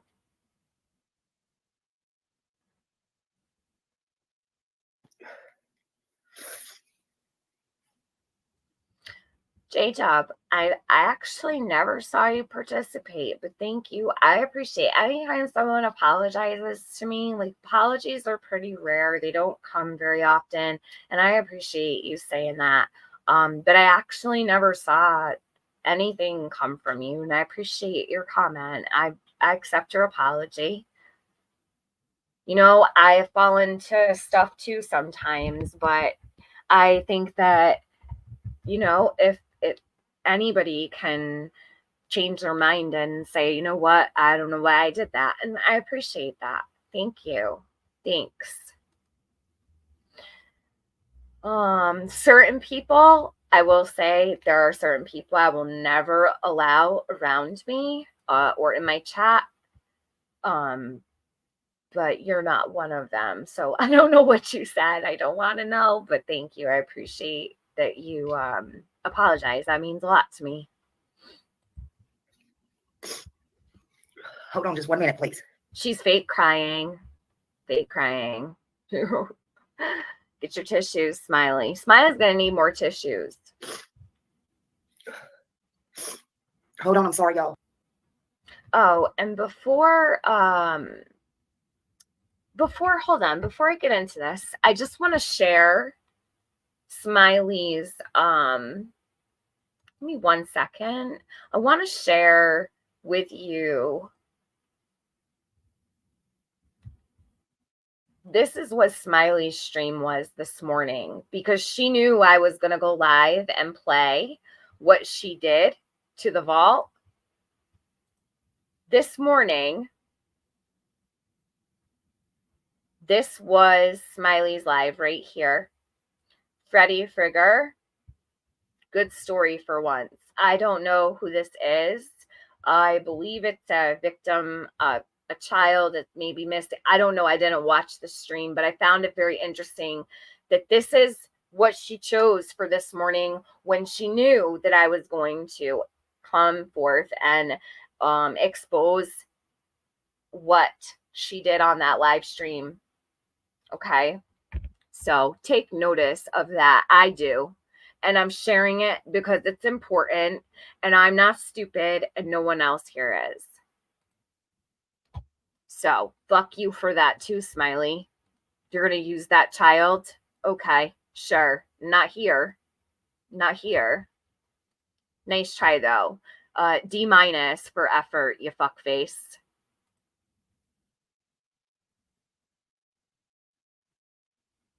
Let me get back to this here. Hold on. I forgot all about that.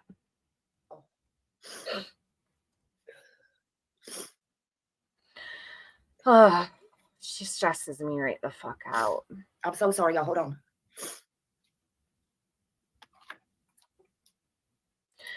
So, first of all, if you're crying, you're upset, why go live until you're not done wiping the snot from your nose? Like, why not wait until you have cleaned up, you know, washed your face, throw some water on your face, clean out your nostrils, wait till you're not crying? It's because she needs the attention. She needs the accolades. She wants people to feel bad for her. It's a pity party over there. So Smiley gonna say what the fuck she wants. Fuck you all. But she's crying when she goes live, sniffling, wiping her nose. So all theatrics. She's a terrible actress also.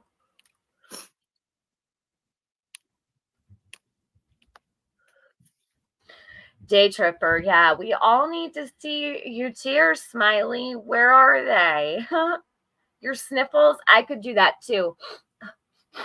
Oh. Does it sound like I'm crying?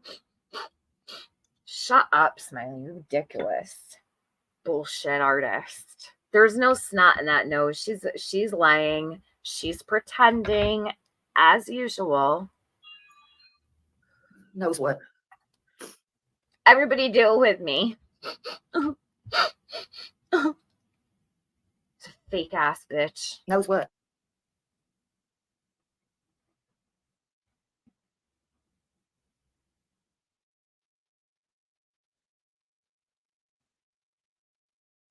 I don't know how she answered. She answers the phone and says, knows what? She didn't even listen. I think it's fake. I think she's on a fake call. I don't think this is a real call. I don't.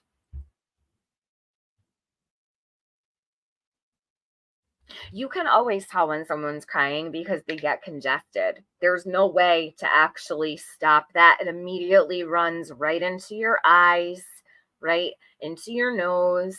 Your mucous membranes immediately get jammed up when you start to tear up, choke up, and you start to cry or have been crying.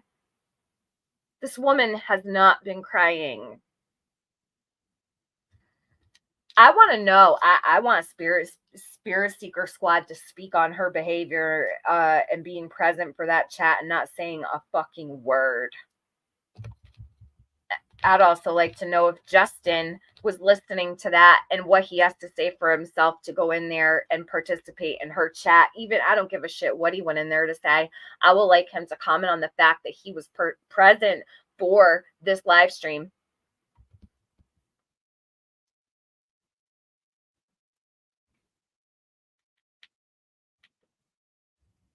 You think if I showed up in a chat like that it would be okay? Fuck no. They would rip me to shreds. Justin, Spirit Seeker Squad, they're both friends. Why don't they panel up and explain themselves why they were present for Smiley's racist attack? Because I certainly would love to hear, and I would love to know.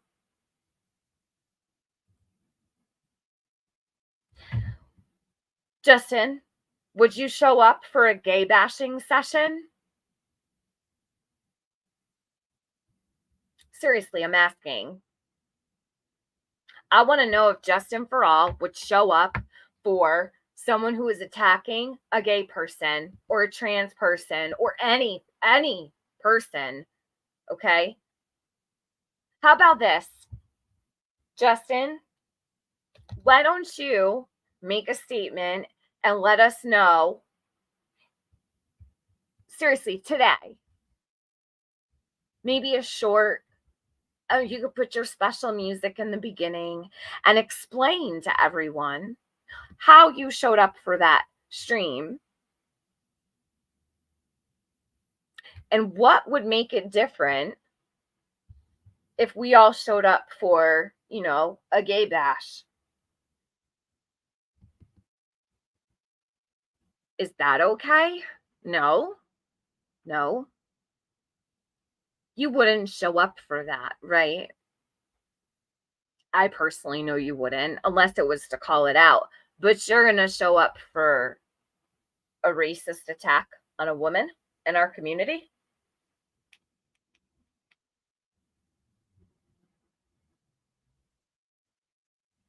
That's fucked up.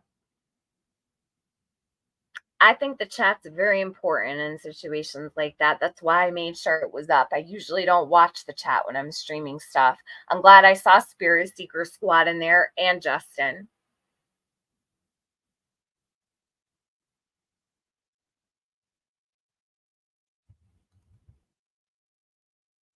I'm still pissed. I'm not even sharing that one. I'm still pissed.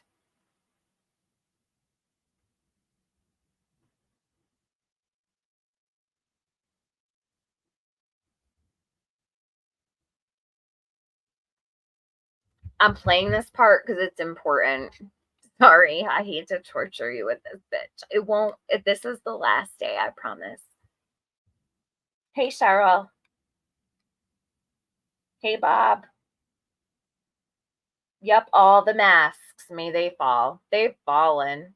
They just need to fall in this other community over in Sebastian. And she's on mute talking on the phone.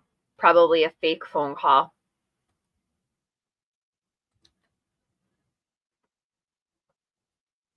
Look at, watch this part, look. Let's see if we can figure out what she's saying. She's motherfucking whatever, the computer. She's pissed. So this is where you guys remember where Smiley attacked Robin. This is from, I'll tell you exactly what stream this is. This is the stream where Smiley came to YouTube and lied to everybody about what happened in court. So she's going to put on a huge show for everybody about the boys, Summers brothers. Okay. This one's important for many reasons. Okay. Can y'all hear me? I'm sorry, y'all. I wish we could have heard that part.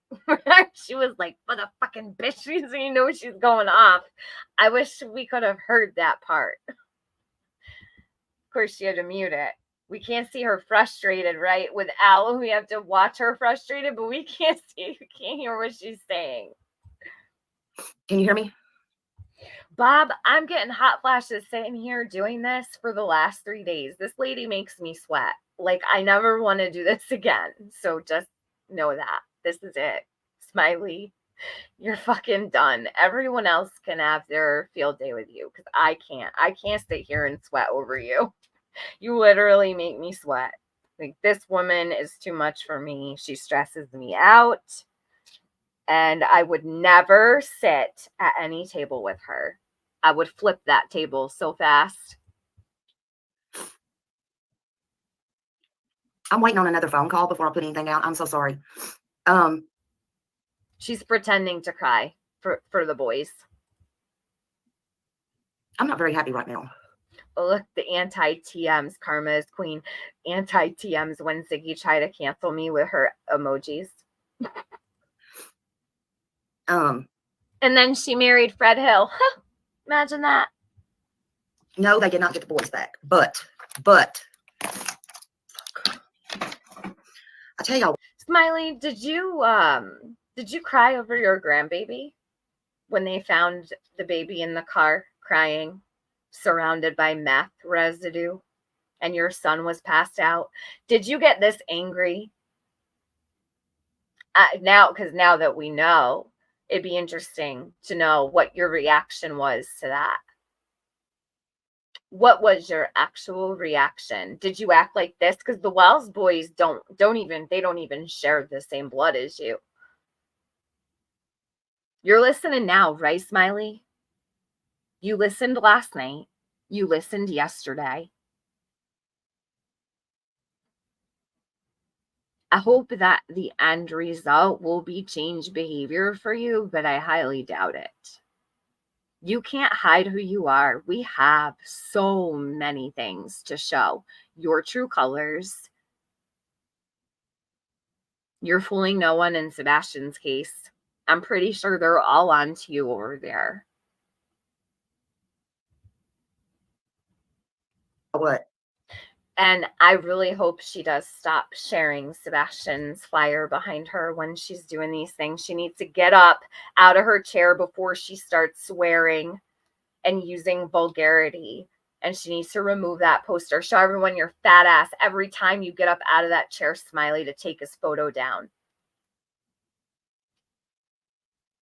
Because you're not allowed to do that with these babies hanging up behind you on your stupid flower wall. So from now on, Smiley needs to get up and waddle over to the flower wall and take that photo down when she's going to do these things. Because I said, Smiley. I don't know how this live is going to go right now. I really don't. Y'all can see I am shaking. I'm not very happy. This is her fake outrage.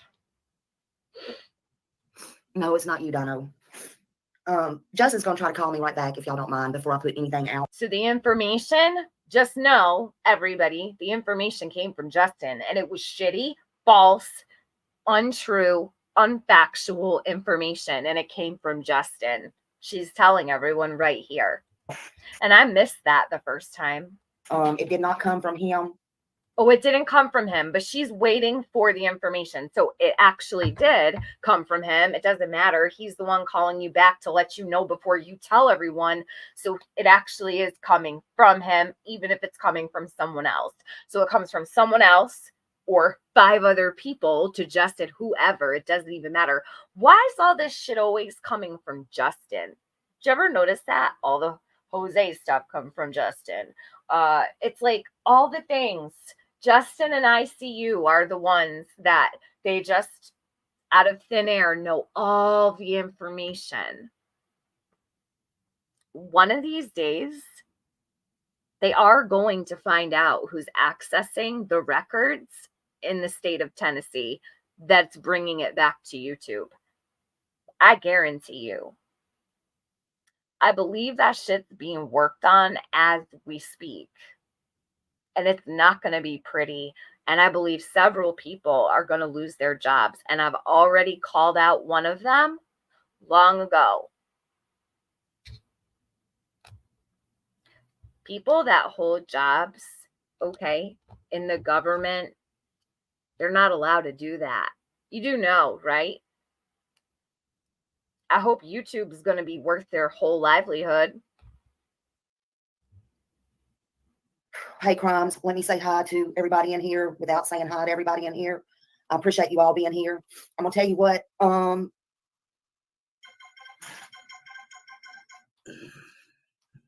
okay. Well,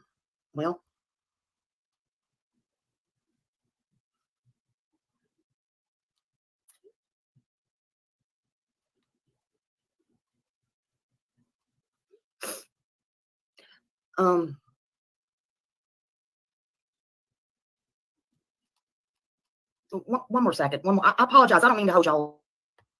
No worries. We have time.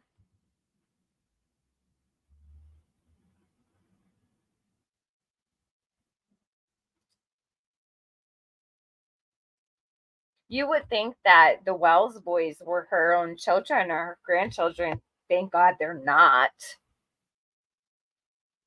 Shit, Smiley, I don't even think Don and Candace have ever been found in a car with meth all around their children. Shit. How's it feel?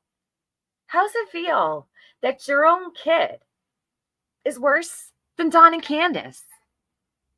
Yikes. I'm shocked she ever spoke on Summer's case or any other child's case for that matter, with the history of her own life.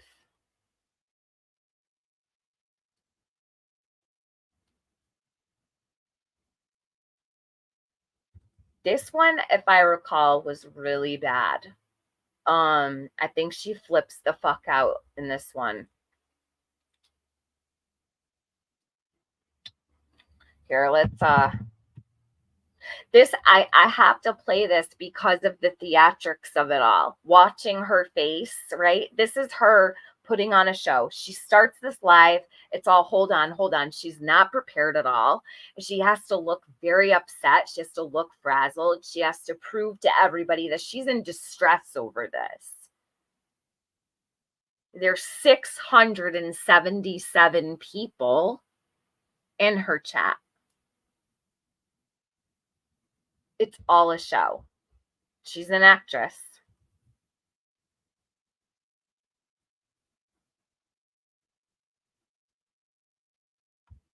Diamonds, yesterday I covered it. It's on the stream that I did with the black and white thumbnail. She has a son who was found in the car asleep, and then her grandbaby was in the back seat crying.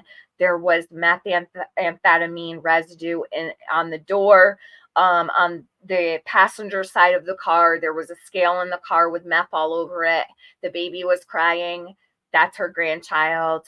So in a nutshell, there's more, but it's over on my channel. I only shared 2 things. I would say there's upwards of 18 to 20 charges over there on just one person's record, and she has another that I haven't even spoken of. I don't plan to. I'm going to end it here today, but everybody can do that research on their own, stick it in their back pocket for a rainy day.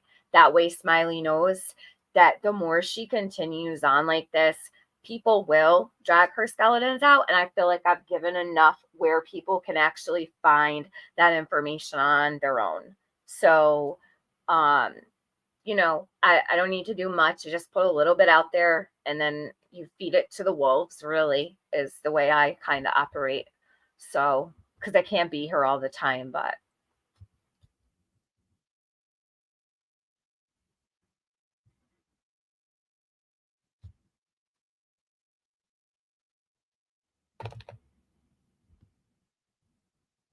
Yep. Bernadette, no word of a lie. My hands for the Bible. I would never lie. And I brought proof and everything. So there's more. She used Summer to get her husband out of beating the shit out of her as well. So she wrote to the judge and said that Summer would be negatively affected, something along those lines. Summer, it would only hurt Summer if they locked her husband up. All right. So this is what's going on. Sorry to keep y'all waiting. I apologize. No. Okay. So no. Okay. Yes, they do. This is what's going on, and people won't answer their phones back. Another reputable creator has come out and said, you know her hairdresser? Cheryl? You know her hairdresser? For real? No way. Listen, the hairdresser knows all the things. Oh yeah, I heard a judge.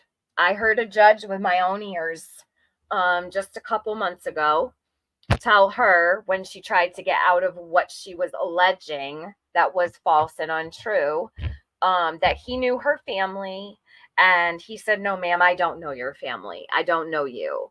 So Cheryl, interesting. So, okay. Well, I won't ask any questions. I'm nosy as fuck, but we got to protect the hairdresser. Shit, God only knows what Smiley would do to her. Right? It didn't go. She'd probably take the scissors out of her hand and stab her with them for talking to someone. Our way in court today.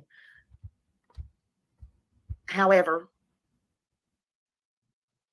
I don't know who's in here. I can't look at this right now because I'm very upset. I can't. Listen, I'm ready to throw in the towel, y'all, which is what everybody probably wants. And I can't do that because I promised Summer, but I am not going to be on here for a few days because I don't know what I'm going to do. I honestly don't. Smiley needs to see a mental health professional, in my opinion. She needs to get medicated, or I don't know, maybe she's on meds she shouldn't be on. Something here is wrong. Smiley, please get professional help immediately. Don't know what I'm going to do. It's not going to be good. I'll give y'all a chance to speak in just a bit if you want. And I've just got another wrench thrown in something, and I just can't right now. I can't. Okay. This is the word. And we know they are jokesters and pranksters, but there's some things still being verified. Let me put it this way. And I'm going to preface this with, nothing that she said was true. She accused people of being in the courtroom who were not even there. Okay. She had false, shitty information. And she literally, 700 people watching her. You cannot rely on her for any credible information. She is not a credible source, not in Summer's case, not in Sebastian's case. This woman is a liar. It's all for views, all for clicks, now for whatever, financial gain, whatever it might be. She is not a credible source for the missing. So please know that. This is the word. The word is, and I'm ready to call all of Tennessee right now. You know me. She's ready to call all of Tennessee right now. She literally has every phone number for every office and every agency, and she calls them regularly and bogs down their phone lines and inundates them with phone calls every single week. This is what she's been doing for a very long time. I'm ready to call them while y'all are on here. Because in my opinion, if they're ready to do the boys like this, they might as well fucking go ahead and give them their damn. I went into this chat and it went really bad.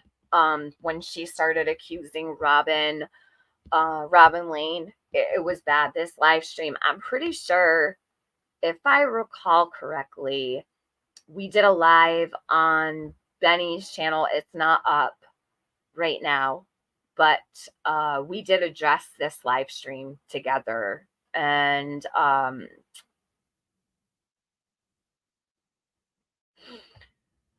she really went on the attack here with Robin. Thank you, Bob. Me too. They might as well fucking go ahead and give them back. What is the point? Because this is not Tennessee laws. This is not the law in Tennessee. I don't know whose pocket is getting greased and by who right now. But the word is right now, they go back to court in January. Okay? And then in the meantime, Robin tried to go up in there and get the boys from their foster home. Robin never went in and tried to get the boys. You know, I had made a community post the day that this happened because it started spreading like wildfire, that Robin was trying to get the boys. And I had said, if it's true, let her, right?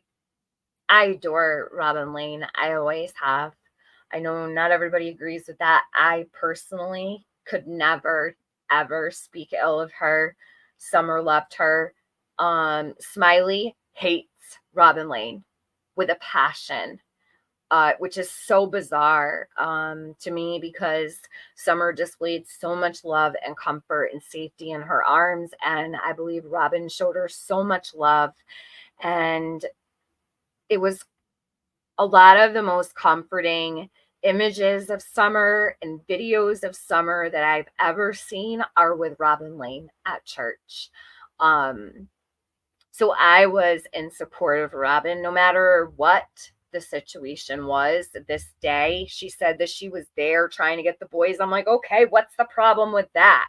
Let the boys have a familiar face. If that's true and she was there trying to get them, at least they know her. They're not going to be with strangers. You're going to be with someone that loved their sister and still does. So that was like my opinion about it. Anyhow, it wasn't even true. Smiley brought this to everybody through Justin, as she alleges here, that Justin was the one on the phone, and none of it was true. It was all a lie. And bring them back to the church and get them in the church. And as we knew, all this bullshit was going on right here. Now, I told y'all I wasn't going to jump on Robin because Summer loved Robin, but that ain't got anything to do with the boys. That ain't got anything to do with the boys. The boys need to be left the fuck alone right now. I don't give a damn who's trying to get the boys right now. Okay? They need to be left alone.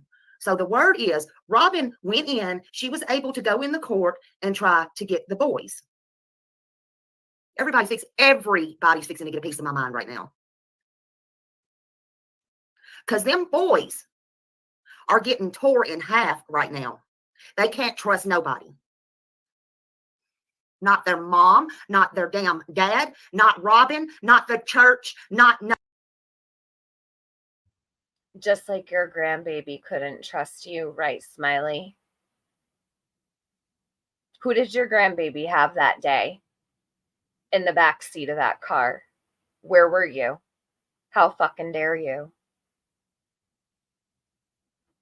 You don't get to sit in judgment of anybody when you have a grandbaby in the back seat of a car with methamphetamine all over the fucking place and your son is passed out.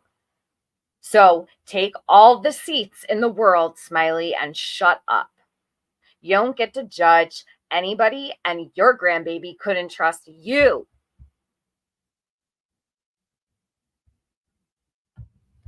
And who are you to say that the boys can't trust anyone?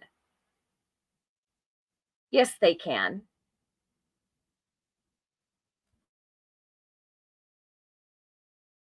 Nobody right now.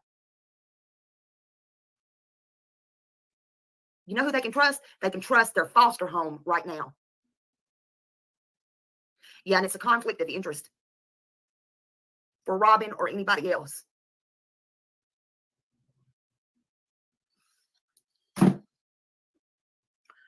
So the judge told Robin, no, she's not taking the kids. This is the word. She can't have the kids. They can't place the kids with her. Thank God somebody had some sense for a moment. This didn't even happen. This didn't even happen. 700 people watching, it says. 700 people. This never happened. The people in Sebastian's case need to know this woman is batshit. Legit. Like, they already know, but they need to actually see. So I hope I've made it easy, and it will be easy to find later down the road, because this is not the end of Smiley in that community at all. And I'm not going to have time. So I'm doing it now, putting it out there. Take it, use it, whatever you need. I hope it's helpful. Anything here that I've done over the last 2 days, feel free to just clip, take apart whatever you need. I can provide the originals or whatever. If there comes a day anyone needs it, I'm more than happy for you to share. Use whatever you need from my channel. And I just hope that it's helpful in some way. This woman needs to be stopped. And people have literally begged me for months, please talk about Smiley. And I'm like, she's so irrelevant. She's so irrelevant. I'm not giving her attention. And here I am doing it finally. And it's for Sebastian more so than anything, because she's moving on to him and he's her next grift. I don't know how you can stop these people. There really is no way, but supposedly I'll never give her attention. This is a rare event and it won't happen again. So take it now and hold your peace, because this is it. Allegedly. And fuck you, Cher. This is your fault too. Fuck you, Cher. Wasn't she just saying? So yesterday, this was 7 months ago. I forgot that part was in here. Yesterday, we hear Smiley. Everyone remembers she propped Cher up. She's her best friend, and she's going balls to the wall defending Cher on everything. And suddenly, here we have rewind 7 months ago. And fuck you, Cher. She's pissed, right? These people are insane. All of them. Hold on, let's play that back. Somebody had some sense for a moment. Here, let's slow it down. That's my favorite thing to do. Hold on. I have too much time on my hands today, and I actually don't. But hold on. I'm actually happy to be here with you guys. It's been a while. To watch her. Supposedly.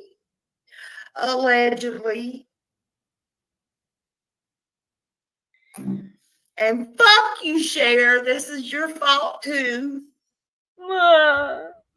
She's lying and crying and Yeah, I said it. I hate this bitch.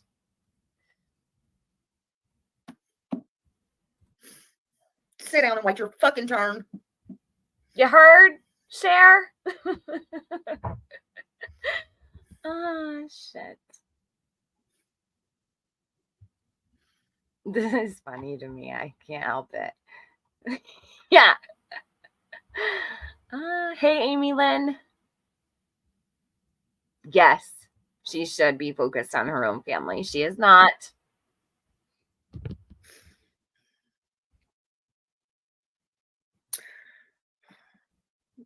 Again, Robin was in court and had her foster family paperwork. Not a single tear, Day Tripper. Nope, not a single tear. It's all fake. She's a faker. Fake it till you make it, bitch. She really lays it on thick, doesn't she? Yes, yes, ma'am, she does. You haven't seen nothing yet. She hasn't really gotten crazy over there yet. And this isn't even the craziest she's got. I've got some really wild streams, actually. So they haven't seen nothing yet when it comes to Smiley. They will. I'll be working my ass off all summer and I'll probably miss it. But let me know when it happens, because I definitely want to catch that. And her provision paperwork filled out. And the judge denied the transfer of the boys to Robin. And Don and Candace are asking for reunification. And the judge can't grant it. Look at her. Because it's a conflict of interest. How many chances are they going to give Dawn and Candace? She don't need no tissues for all that fake snot.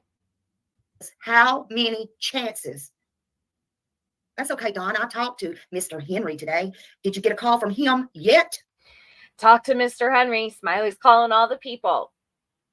She's asking Don if he spoke to Mr. Henry, because Smiley's all up in there, calling all the offices first thing in the morning. Every morning she fucking called these people, tying up all the resources in Summer's case. They need to watch out for her over in Sebastian's case. They really do. She is you talk about real life. This is Smiley is probably one of the worst when it comes to contacting authorities, government agencies, anyone you could possibly think of. The CPS, she calls everybody about the cases, right? So, hold on, you'll hear. I hope he's watched Cher's video by now. Although he wasn't too fucking happy with me, because the state of Tennessee don't give a holy fuck about nothing.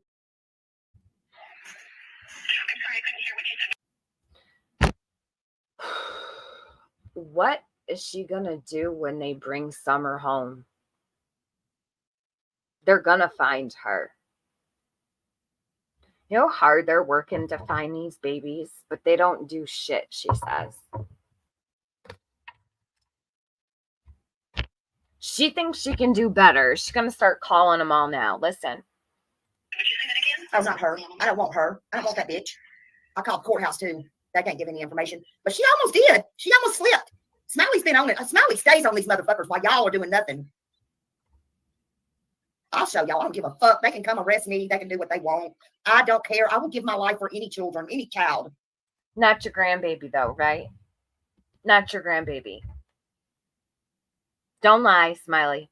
You're not going to give your life for a stranger's child. You won't even give your life for your own grandbaby. Your grandchildren should be safe before any other child. This lady is literally batshit crazy. And her police department is on a first name basis with her and all of her family members. Literally first name basis. They are at her residence and calls for service to her residence like weekly. So, and they're used to this. They know what to expect with her every single time. While y'all are playing fucking games, and I'll do it for free because I don't give a fuck. I care about these children. I do it for your child, your child, your child. But not your own. Tomorrow it's going to be on who I call.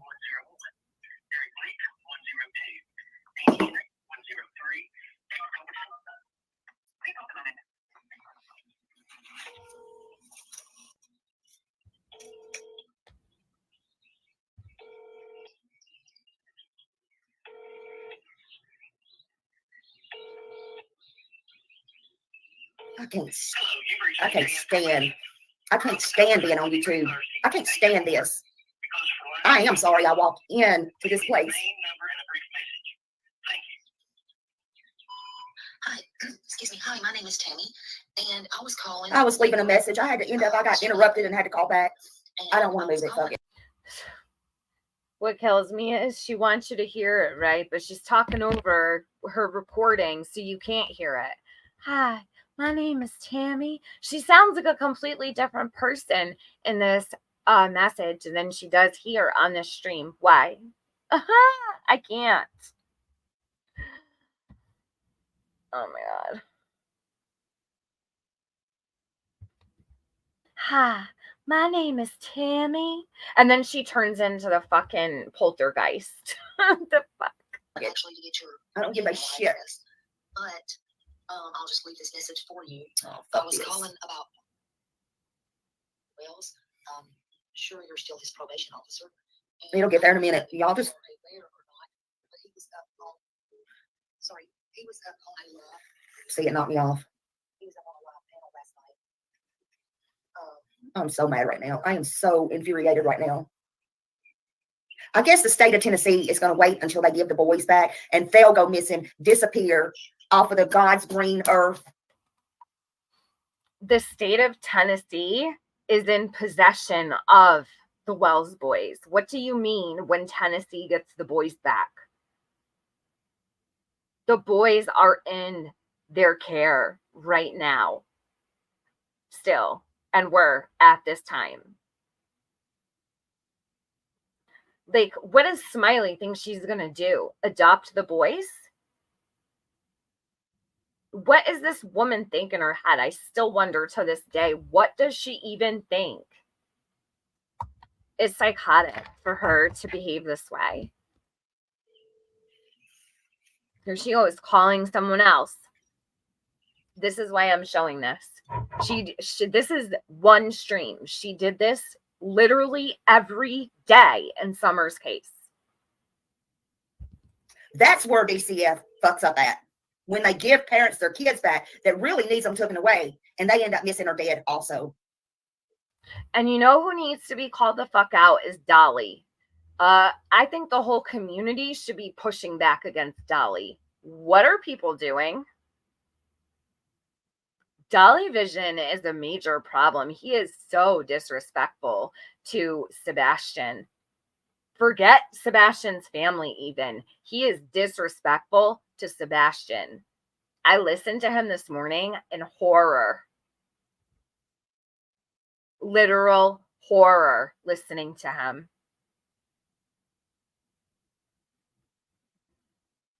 I could not even believe it.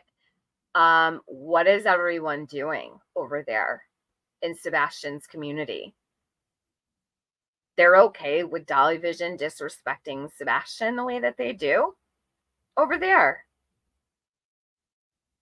There is no boundary whatsoever, not for the people calling in, not for Dolly. They make fun of him over there. They make fun of Sebastian on Dolly's channel. I'm going to play some of that too before I end this. I'm going to play what he did this morning, what Dolly did. Why are there thousands of people sitting around for that? It's almost like they're attacking Sebastian.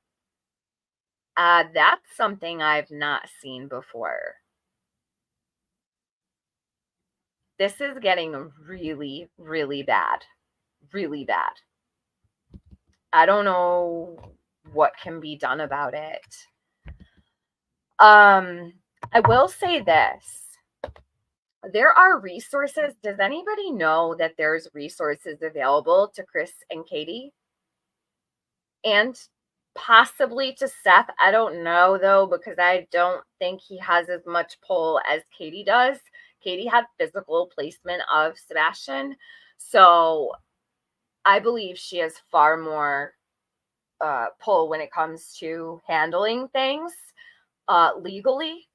But Nick Mac offers resources. Sebastian is being exploited. Sebastian is on the National Center for Missing and Exploited Children. Not that this family should have to ever even think about doing all of this extra, but there's actual advocates that are available to them for free through Nick Mac. And I really think they should utilize those resources to stop what's happening. And there are people who can help do that. So if you are a creator who's in touch with the Proudfoots, let them know. There is a whole page on NicMac dedicated to resources for the family and for advocates that will stand up for Sebastian and end the exploitation of him. I used to beg Don and Candace to do that for Summer. They never did. I believe Chris and Katie are actually very capable of stopping people like Dolly. And I will get that link and I'll share it and I'll pin it to my top chat for whoever to grab it. They actually have the power to stop certain creators. They do. So all it takes is filing a couple pieces of paper and putting your signature on it. You can shut him up forever. So I would very strongly advise that, and others as well. Dahlia is not the only one, but he's pulling a lot of people over there, and he is a major influence, and it is not a positive one. It actually, I was worried listening to him this morning, like worried for the family themselves. It's actually scary. I also believe it's against terms of service for YouTube, what he's doing. So That's where they mess up at. you're working with them, Cheryl. I'm so glad. I'm so glad. Thank you for telling me. That gives me so much relief to hear, because they have actual officials that handle things just like this. So good on them. Good on them. And I cannot stress the importance of them utilizing those resources through National Center for Missing and Exploited Children. They are there for this very purpose. So thank God. I'm so glad that they are thinking about and taking action in the case of Sebastian, where it comes to the exploitation of him. He is not allowed to be exploited. Nick Mack says so. Our office hours are Monday through Friday from 8 a.m. to 4 p.m. We are closed for lunch 12 to 1 Monday through Thursday, and Friday from 11:30 to 1:30. If you know your party's extension, you may dial it now. Christy Henry 101. That must be his wife. I guess everybody up there is fucking Ken, right? Henry 103. What you mean, Smiley? You came from there. You came from Tennessee. What you mean everybody's kin? Those are your people. We've got a lot of people like that over here too. When they came on the boat to Ellis Island, you know what? Everybody was kin when they came here. Crazy, right? So hold up. Is Smiley saying that everyone in Tennessee is inbred? Is that what she's saying? Kind of. She came from there. That's amazing. That's amazing. Please hold a moment.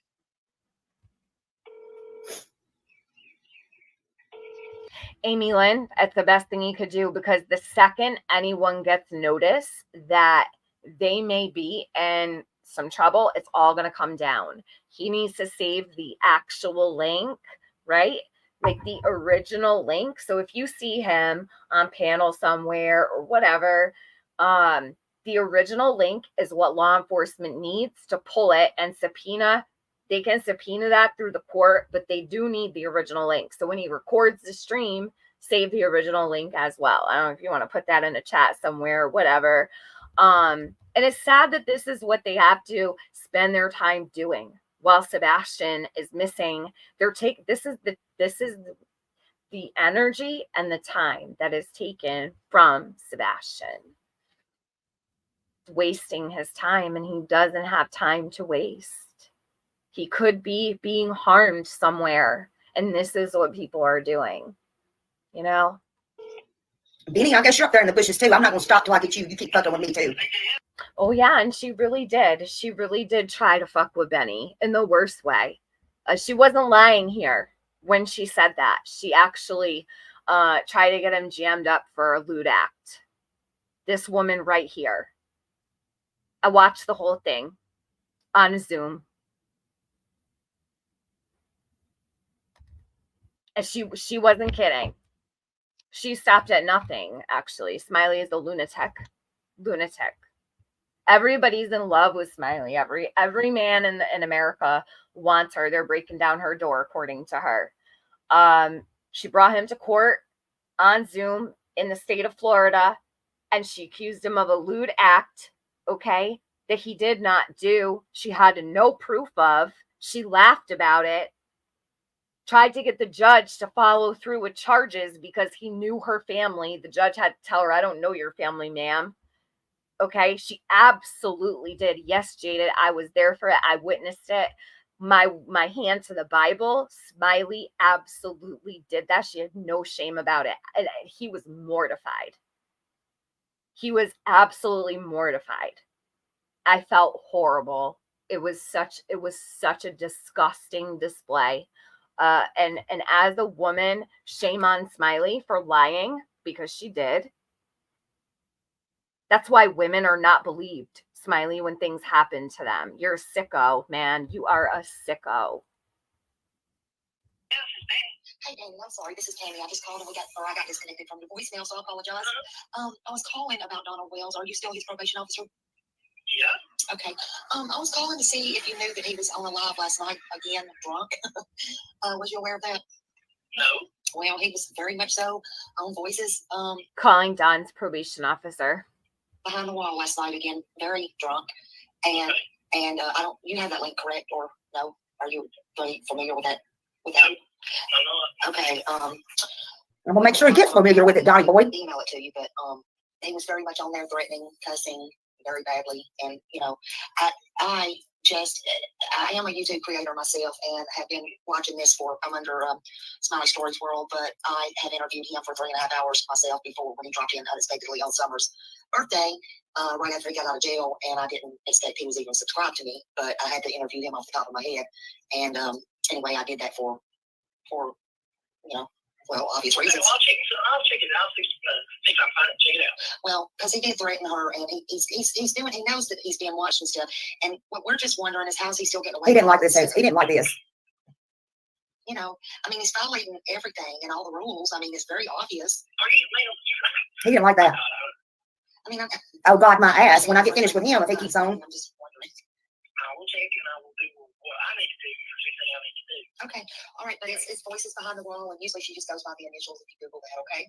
Okay. All right. Thank you, sir. All right. Bye-bye. So I did that. They don't give a flying fuck. None of them. Smiley, you realize that the people that you called just then, they have like actual predators out there, like sex offenders out on the street. They have actual criminals who have done horrible, horrible things. They have such a heavy fucking plate. And she's calling to let them know, hey, did you know Don Wells was live on Voices Behind the Wall? Did Cher forget about all this? I don't know. Shit, Cher. I haven't forgotten what Smiley has done. Well, how have you? Goddamn. These people are all fucked up. They don't give a fuck. Yeah, I said fucking Cher. That's right.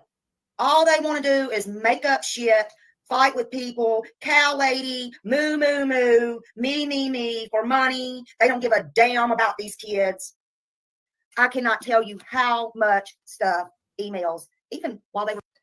Cow lady, and she calls Daisy, she doesn't have any grandchildren that were found surrounded by meth with their daddy passed out in the front seat of a car, Smiley, right? Cow lady doesn't have those problems.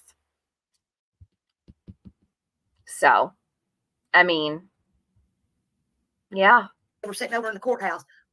1:43 their time. I got from DCF again. Oh, DCF. Sure is, Cheryl. How much do I got from DCF? Hold on.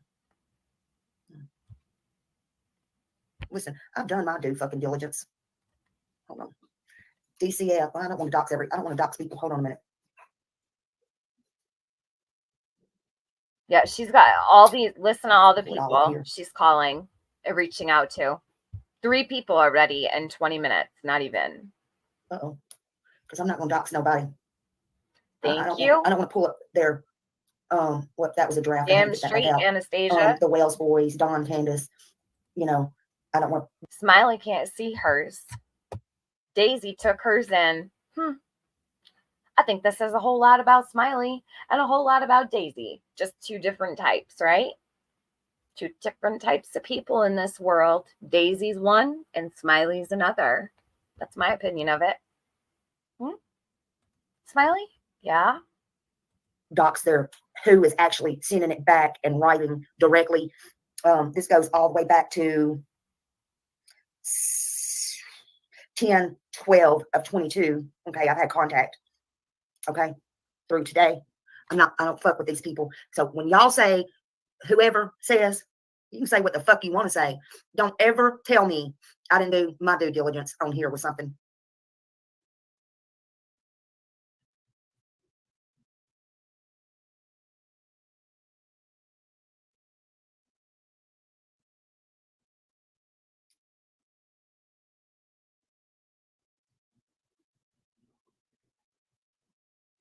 TBI, TBI, TBI, TBI, TBI. Shit. TBI, TBI. TBI, TBI, TBI, TBI, TBI, TBI, TBI, TBI, TBI, TBI, TBI. I don't give a fuck. I don't give a fuck. I don't give a fuck. I don't give a shit. I don't give a shit. I don't give a shit. I don't give a shit. Okay. I don't care. I don't care. You understand me? I don't care. I'm not the fucking one. You understand? How many of y'all have done that? Literally, I don't give a damn. I don't give a shit. I don't give a shit. There's others. There's more shit. I don't even know. I don't know what to tell you. I don't care what to tell you. I will open up all of my shit to you. My cash apps, I'm not monetized. I don't care. When I tell you I'm telling the truth, I'll get my fucking police reports out. Where's the police report? Where's the police report? When I went down there and sat on the fucking Texas one, I'd rather him tell you. I'd rather him tell you. When they went over his shit, when he was showing his fucking balls. But what did they say about Smiley when they went over several of hers? Maybe he wants to jump in here and tell you. They said Smiley was in here for summer. That's all Smiley was here for. I'm here for these kids. Period. Period. And then you got the governor, the damn state of Tennessee. I don't know what they got going on up there in Rogersville and Hawkins County. Oh, and I got Ronnie Lawson. I can pull him up too. And Pruitt. I've talked to him too. My other phone. That ain't counting my other damn phone. You got the church now. I'm beginning to think they're involved. Yeah, I'm beginning to think that shit. Why do they want them boys? You know, I will say, thank God her son lives, the other son, lives in Hendersonville, Tennessee, because she's not going to do in his county what she did in Summers. That's facts, because she knows better. She's not going to go probably to the lengths and extremes as she did in Summer's case because her son actually lives in the same town. So that's a good thing. I was just thinking that, you know what? It dawned on me. She probably, well, I shouldn't say she won't because this woman is really fucking nuts. But I can't see wanting to ruin your child's reputation in your own town by, you know, calling all these government agencies and state offices and county offices and police departments and every single agency possible in your own kid's county, right? So hopefully, maybe it won't be so bad for Sebastian. That's my hope. But I don't know. I don't know. She is absolutely crazy. Yes, beach lady. You could tell Smiley, who lives in Florida, does not ever go put her toes in the sand or relax by the ocean or get any kind of fresh air whatsoever. There's no zen in her life. There's no balance. There's no peace. It's just pure fucking anger and rage constantly angry at the world. Shit, I would be too if I had her life and if I were her. But I probably wouldn't come online and show it. That's all. I would try to probably hide if I was a miserable bitch every day of my life. Smiley. But what do you really have left to do with yourself? I mean, I guess I kind of understand you a little bit. Things are getting pretty boring. Right, Smiley? Yeah.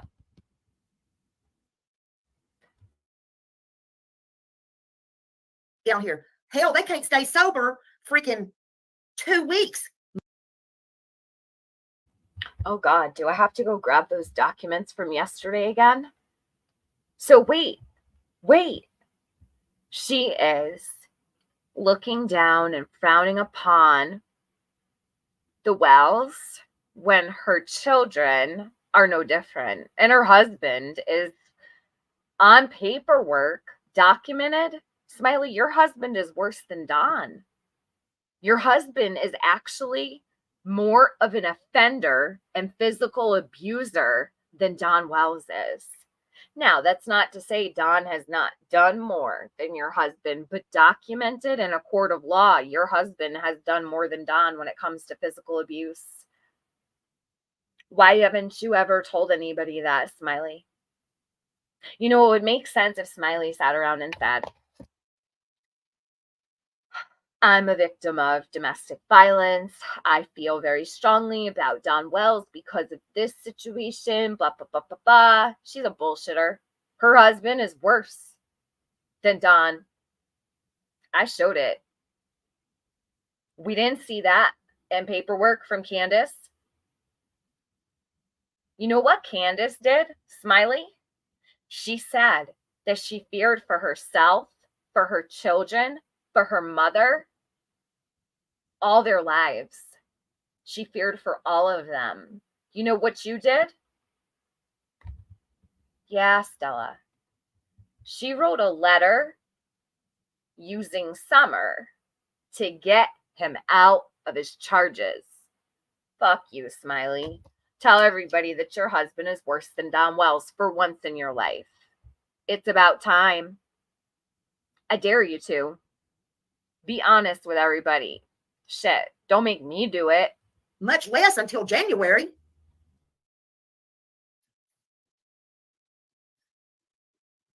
Summer never once had a pair of shoes that fit her. Have y'all ever had a pair of shoes too small or too big? They would rub blisters on your feet. Hell, Candace didn't even give a fuck. She would wear shoes that didn't even mismatched. Come on now. Come on. Jody Sue can sit up there and call me psycho. This bitch has the nerve to even ever say Summer did not have shoes that fit her. Yes, she did. Summer had shoes that fit her. Summer had beautiful clothes.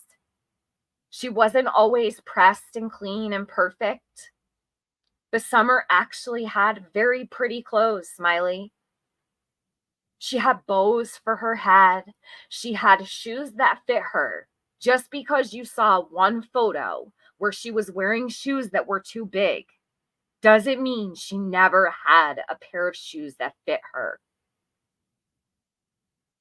Yeah, Cheryl Murdoch asked, did your grandchild have shoes, Smiley? When's the last time you bought your grandchildren a pair of shoes? And this isn't the only time. She talks about Summer like this all the time. Like Summer was some poor, lowly child.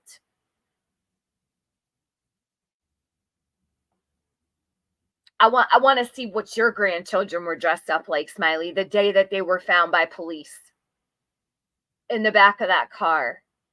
They even have shoes on? Shit. Who had to take them? Did the police have to take the kids in their cruiser? Yeah, I bet they did. That baby had to leave the presence and possession of his own father. You don't get to talk about Summer's shoes. You don't get to talk about Summer's clothes till you show what your grandbaby was wearing the day that your grandbaby was found by the cops in the back of that car. Shut your mouth. Smiley, you should probably stop talking about these kids' cases. Because I don't even think that I'm gonna put you down. I think I'm going to probably do this for a little while. The more you continue on, you need to stop disparaging these kids. Have your opinion, do whatever, but stop looking down on these kids. You are no better. Your family is no better. Your family's worse than the Wells. That's what I see from you. On paperwork, that's what it is. That's on paperwork. It's not because I don't even know what any of you people look like except you. I don't need to know what you wear. I don't need to know if your shoes are too small or too big. On paperwork, documented, your family is worse than the Wells. And I've seen it with my own eyes. I haven't shared it all here. So humble yourself. And why don't you share a little bit about your life and open up to people about, maybe why you're passionate about all these things, because all these problems are occurring in your own real life instead of making pretend you're above everybody. because it's just not fair. And it's not fair to Summer that you make her, you know, you paint her in this light. So if Summer ever hears these things one day, she's going to hear this woman with the fly trap open saying Summer didn't have any shoes that fit her. Summer she had Keen shoes. You know that, right, Smiley? Have you ever bought your grandchildren a pair of Keens? They're pretty damn good shoes, and they're actually pretty expensive. Why don't you go buy each and every single one of your 6 grandchildren a pair of Keens and shut up? Summer had shoes that fit. Yes, she did. She actually had cute shoes. She just didn't like wearing them. All she fucking wants to. What does she do for the boys?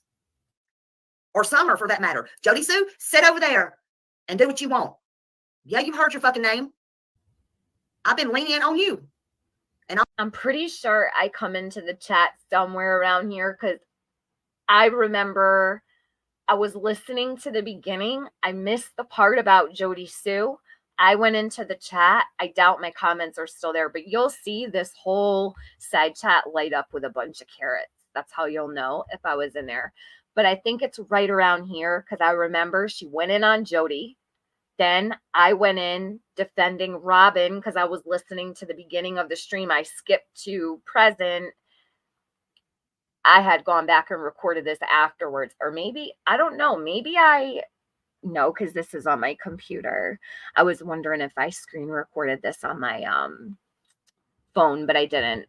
So I might have actually recorded on my phone when I was commenting. Usually if I know that there's a channel that I might have like an altercation, I'll actually screen record while I'm commenting, because then all my comments are gone, you get blocked, whatever, you have it for your own proof or whatever. But in this here, I'm pretty sure it came in the chat right after she went in on Jody. And then after, I went back to record it, and I was like, holy shit, I didn't even hear her talk about Jody. I don't remember what she said at this current moment. I don't even remember what she said to me. I just remember going in and defending Robin. And that's it. I guess I'll have to refresh myself on this one. Now all you want to do is sit over there and call somebody fucking soap mouth for doing a fucking prodigy. I never come after you. I never come after you. I did a fucking Halloween prodigy on you one fucking time.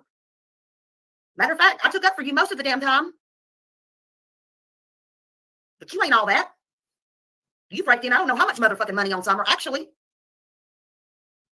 You and Allie both could have saved Summer, probably, if you'd have did a little bit more. Matter of fact, Jody Sue, you should have had your ass down there beating down the motherfucking courthouse today, standing up for them boys, is what you should have done, instead of Robin having her ass down there trying to bring the boys back home.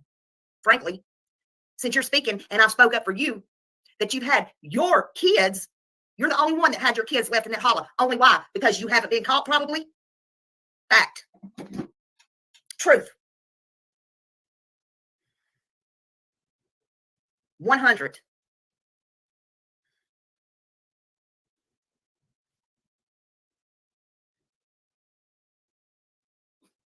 Put that in your fucking pipe and smoke it in your Marlboro goddamn 1000s.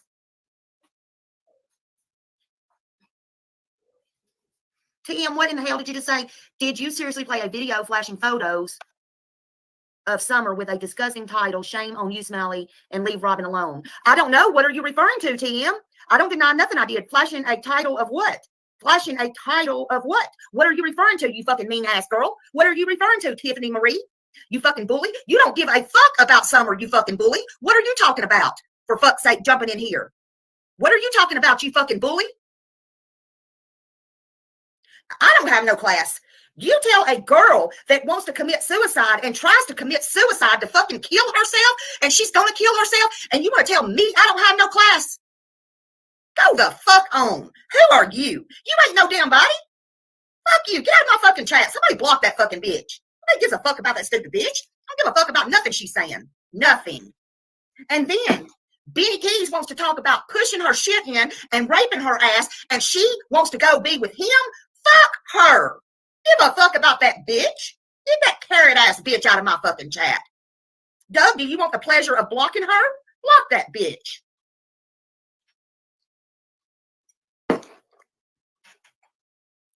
Give a fuck about that carrot whore. Yeah, she's all about the fucking money. Her and her disability ass fucking bringing in all that goddamn money every fucking month. Nobody gives a fuck about her. Ask me about my title. I ain't ashamed about a motherfucking thing about my titles. I don't hide shit. I don't take shit down. You don't own Summer Wells. You don't own them boys. And you don't tell me to leave Robin alone. Make me. Make me. I want to see you make me. My channel might be gone. Y'all might be all striking me right now. But the problem is, I don't care. I can leave this channel and go on with my life today. And it don't bother me. That's the difference in me and you and me and Benny Keys. It don't bother me, bitch. That's the problem. That's the difference.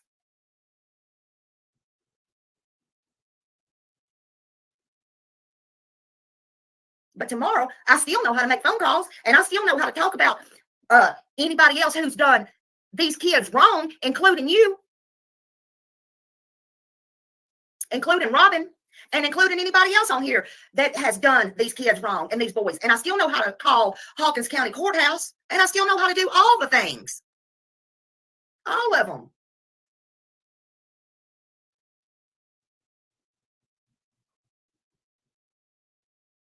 Yeah, don't fuck with no Gemini.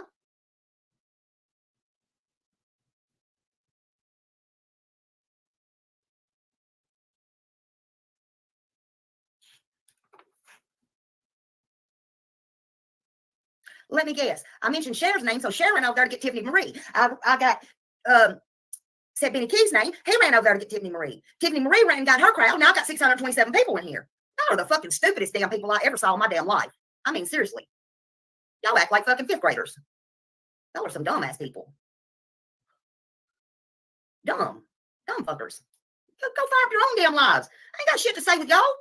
Okay, first of all, let me just say this. How is it possible that I would have been able to contact Cher? First of all, I have never had a friendship like that with Cher, that I've called her on the phone like, hey, Cher, this is going down. Or, and Cher would speak to that, I'd hope, because it's the truth.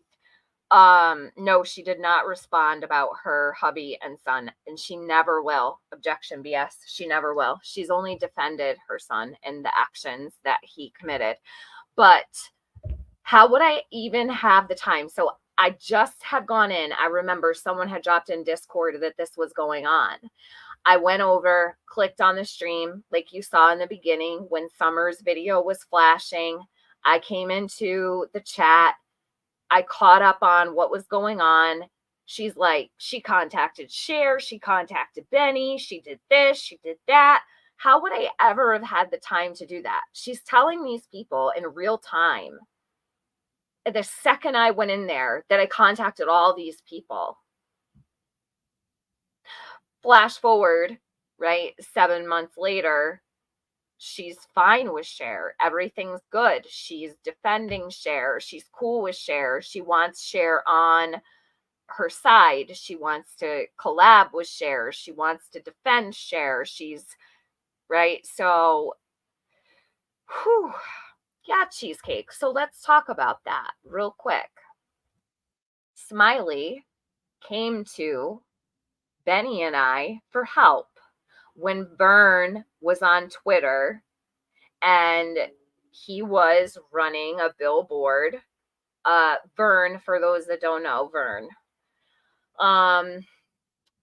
He was running a billboard in East Jabumfuck somewhere. I don't even remember where. The billboard was getting like 400 daily views.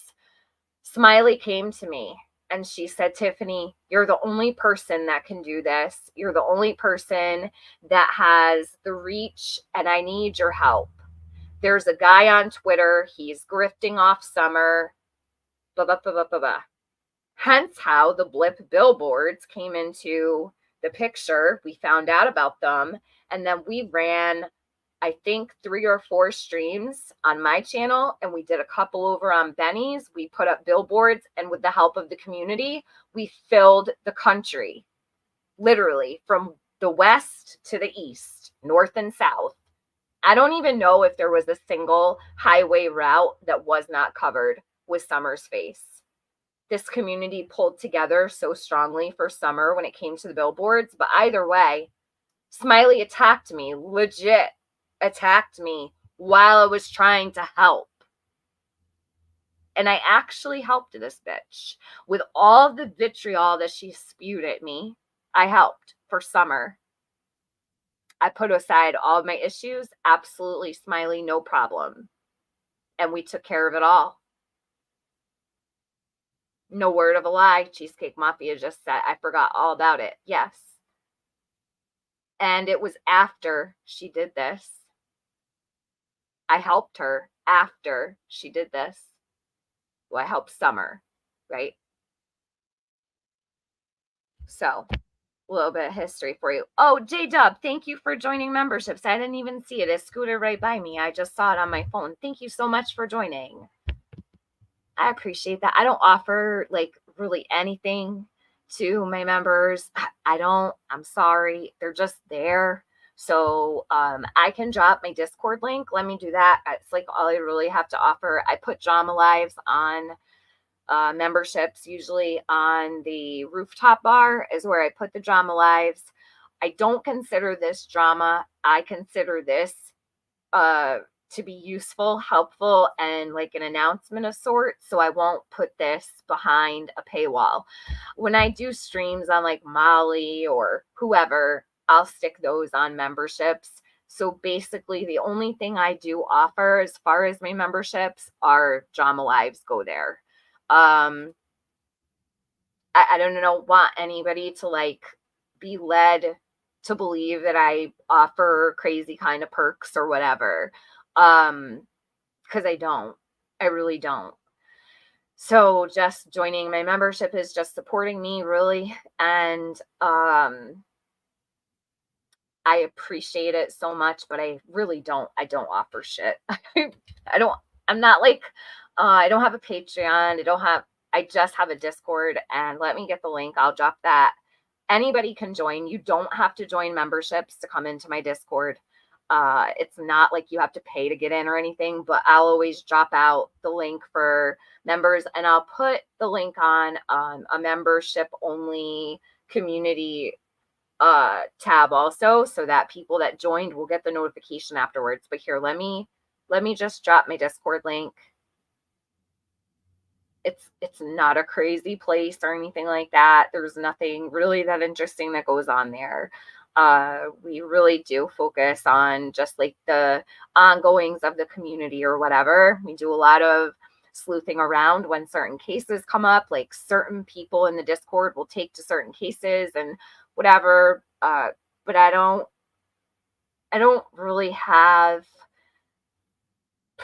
I don't know, like I do the basics. Like I mark off on the membership thing, read out member comments or whatever, shout out to members and stuff like that. I don't know. You'd have to look at the levels. I don't know. I just want to make it clear. I'm not like big on offering perks for memberships, but the only thing that really comes with my membership is that I put my drama lives on members after, and I do put them on the rooftop one. And I do that for a reason. I'm not going to say what the reason is, but you could probably figure it out. It's not that hard to figure out. Let me just grab this link really quickly for you guys. And thank you to the people that join or have joined and have stayed. Like I said, I don't even go live a whole lot. I go live basically when I have something to say. So those that do stay, subscribe to my membership, I appreciate it so much, because I know that nothing really does come with being a member of mine. Truly, nothing really does come with it. So, give me one sec. Let me just grab the link for Discord. We've only ever really had 2 problems too with like groups of people that have left, but it's been pretty normal for the last, I don't know, 6 months or so. Let me stick this in the chat. This is my Discord link. most of the people in Discord have been there for a really long time. It's cool. We all have a great time together. Anybody's welcome to come in, unless, you know, there's certain people I don't allow in. So here's the Discord link. You're welcome to join. Just give me time to add you. You'll go into a little waiting. You'll go into a little waiting area, and then I'll add you in after. Do you mind being called Tiff? No, Jada, that's fine. It's not my favorite name to be called. I actually, like, in real life, no one calls me Tiff. But it's fine. If you want to call me Tiff, you totally can. I've always liked Tiffany. Oh, thank you, Mouth of the South. Thank you so much. I didn't see that. I apologize. I was talking my ass away. Thank you, TM, always, for great info. You're welcome. Anytime. I wish I could do this more often, but she can go from 0 to 100 in a New York minute. Yep, she certainly can. She's going to give herself a heart attack one of these days. Cheryl Murdoch said, that broke my heart. I can't imagine what Katie's feeling, but for her to be that vile, unacceptable. Yeah, absolutely unacceptable. Nika, thanks for dropping my membership for iPhone. Nika Crafts. I just want to say, I fucking love Nika. Nika is like one of the most amazing people, and she's so very special to me. She's like a traveler, and I love the fact that she travels and sees places in the world that I'll never see in my life. She also has a special way of telling people off in the most beautiful, classy way ever, although no one ever hears her say it. It's all quiet behind the scenes, but Nika's the best. She's not the only one I feel that way about. I feel that way about many, but I just had to say it because she popped in. And she's with her family, so I know she's busy today. So thanks for being here, Nika. The ones who support her are shit like her as well. Yep, I agree. Day Tripper says, Tiffany has built a solid community. We have fun in Discord. Thanks, Day Tripper. Day Tripper actually shared, so her and CP shared some of the most beautiful photos I have ever seen of the Northern Lights, like just a couple weeks ago. It's kind of like just little random things that people will share.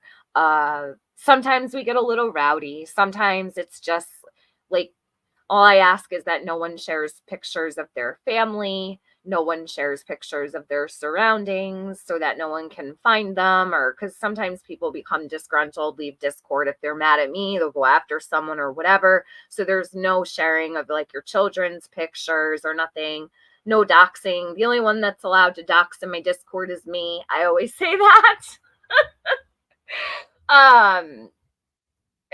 I don't really dox anybody, but if there's information that needs to be put out for public service announcements, I'm all for it. And I don't make any apologies for that, and I'll never change. So, we do what's important. And I love the people there. We do have an amazing group. And I do think that as the community, we formed a really solid community together, and appreciate everybody so much. I saw that cheesecake. I think, what did CP say? Some beetle porn for you this morning or something. Yeah, I saw that really quick. I haven't read through everything, but I jumped in there real quick and then I just went live because I knew it would take a while, and I have to work in the morning. My first day back to work tomorrow, and I'm like really excited to go back to work because I've been so bored over the winter, but okay.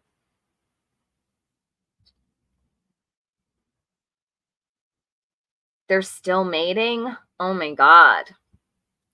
Because we need more beetles in the world. Nothing. That don't bother me one bit. You don't bother me. You don't bother my family. She really looks bothered, though. Oh, she's saying she's not bothered. She looks bothered as fuck. You don't bother my people. I don't give a fuck about you. I give a fuck about them boys and Summer Wells. Why must you put the F word before the boys and Summer Wells? That's my pet peeve. I hate it. It drives me crazy.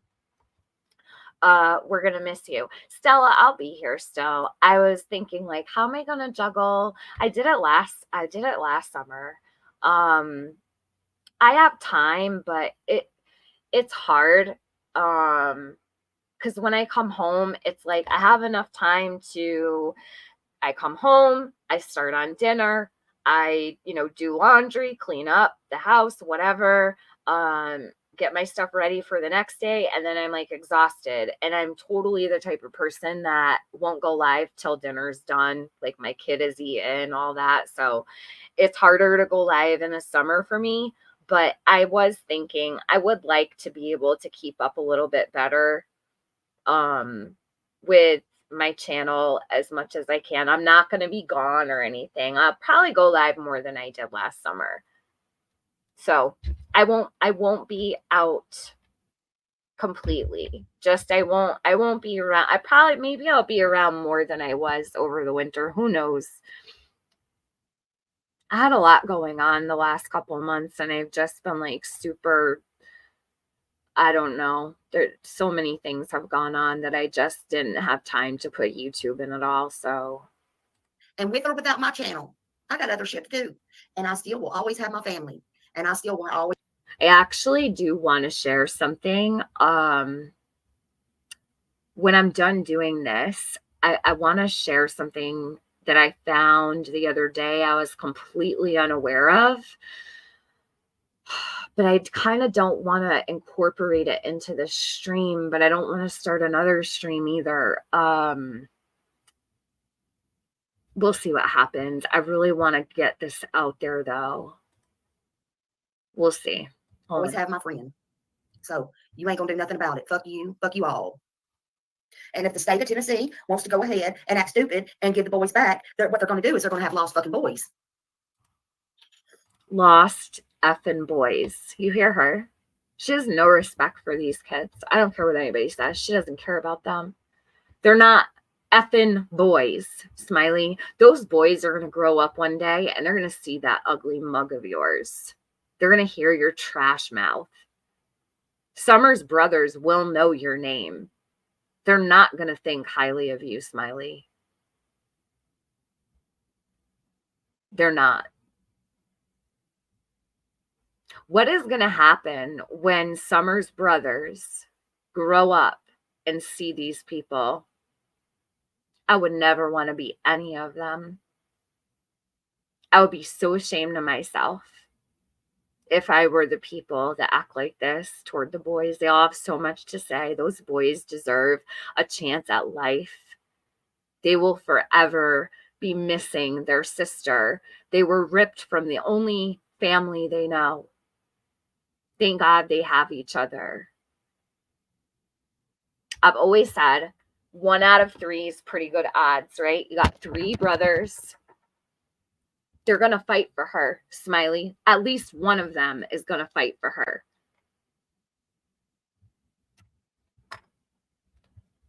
You just might be on one of their shit lists one day, and I hope you are. That's what's going to happen. And now I see why Bullhorn Betty and them goes around with their bullhorn protesting all this shit. That's what I see.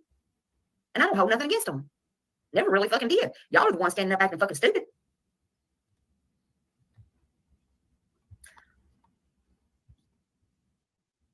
Y'all just fucking mad. Y'all are big fucking mad. In my opinion. Why are y'all so fucking mad anyway? Let me ask you this. Why? I know you can't answer me. Hopefully you're fucking blocked. But why are you big fucking... Who is she even talking to? Like, I'm sitting here watching this just thinking, she's not reading any of the comments in the chat. She's pissed, talking to y'all. Who?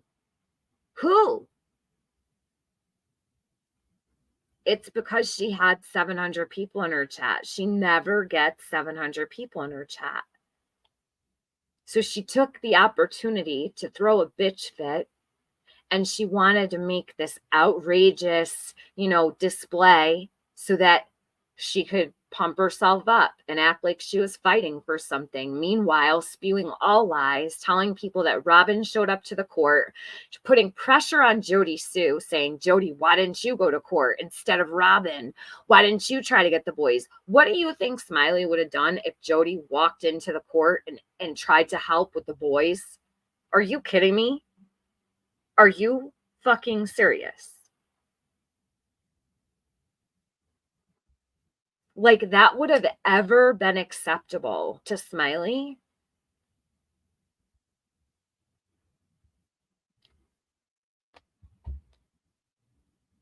Listen, there's like hundreds of live streams, not just from Smiley, but others that are all covering Sebastian's case. I could spin circles around all of them all day long and go over all this shit. I don't have the time for it is the problem, but it's all out there. And you guys are the eyes and the ears, and the subscribers are the ones whose voice really matters. I could sit up here and do this every single day. My voice is not going to change anything. It's you guys. I've always said that the subscribers have the most pull here. The subscribers in these chats are the best tool to utilize in the case of any child who needs someone to advocate for them. You get blocked on one account, go in on another, call these people out, stand up for these kids. Because when one person talks, the rest of them start talking. They start feeling more comfortable to say, okay, this is not right. No one's doing that. Word your comments carefully when you go into these chats so you don't get blocked. If you're respectful and you try to ask a question and you get blocked, then so be it. Go in under your next account, make a new account with a different name. You don't need to do it under your own name. The subscribers are the absolute end all be all. It's not me. It's not Smiley. It's not whatever creator. We don't get the final say. It's the subscribers. It's the people. It's almost like picture like in a court, right? You have a jury. It's not the people on the stand, right? They don't get to say. I could present something to you like a prosecutor or an attorney, right? But it doesn't mean that my word is going to be the end all be all. It's the people. It's no different. You guys are the jury. And your voices actually really do matter. So the more people speak out, the better it is. But I've been saying this for so long, and I don't think anything's ever going to change around here. Mad. Y'all are the one making all the damn money. Cher got her fucking teeth. Summer paid for them.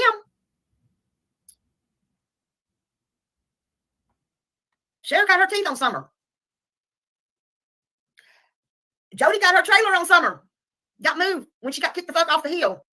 Jody did not get her trailer off Summer. That's a lie. I don't believe that Cher got her teeth off Summer either. In all fairness, I don't know. I think that Cher had a GoFundMe for her teeth long before she started covering Summer's case. Someone correct me if I'm wrong. I'll totally correct it, but I don't think that's true.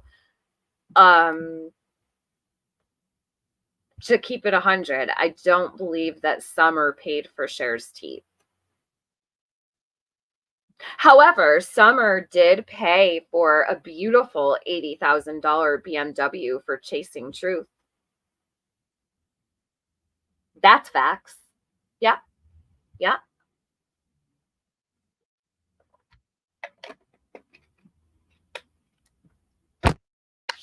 Sorry, I just have to be honest. If I'm going to keep it a buck, I'm going to keep it a buck. And it's facts. A lot of people have made money on Summer.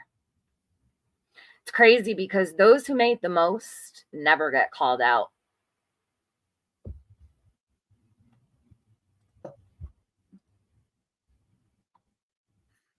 Cal got all her shit off of Summer. Hell, Dot and Candace got the most off their fucking daughter. I mean, what the fuck, man? The only thing that's funny is white boy couldn't even trust y'all to get him bail money. That was fucked up. His peeps.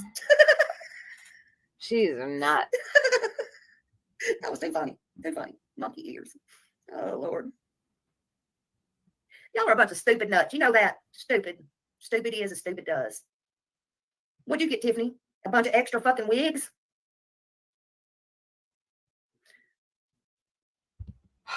Smiley, I know you're jealous of my hair. A lot of people are. Okay, I'm gonna make the sign of the cross and bless myself because I love my hair. I don't take it for granted a single day. Smiley has been accusing me of wearing wigs for as long as I can remember. I've never put a wig on my head. I honestly don't think I could fit a wig on my head. I don't know how I'd get a wig on my head. If I did, it would probably look like a bouffant because I have like hair down to my ass. Smiley wishes my hair was a wig. I don't know why, but it's just like what she does. It's the strangest thing. She's not the only one that says that either, though. Other people accuse me of, I don't own a single wig, not even a Halloween wig. I don't need one. I guess I would if it was blonde or something, but shit, I could be a witch for Halloween and I don't need a wig, Smiley. However, I find it to be interesting because I have to wonder how many people in her chat might be wearing a wig. So while she's trying to disparage me and try to embarrass me as if my hair is not real and I'm wearing a wig, I guarantee you there's probably 10 people out of those 700 that actually have to wear one because they don't have a choice.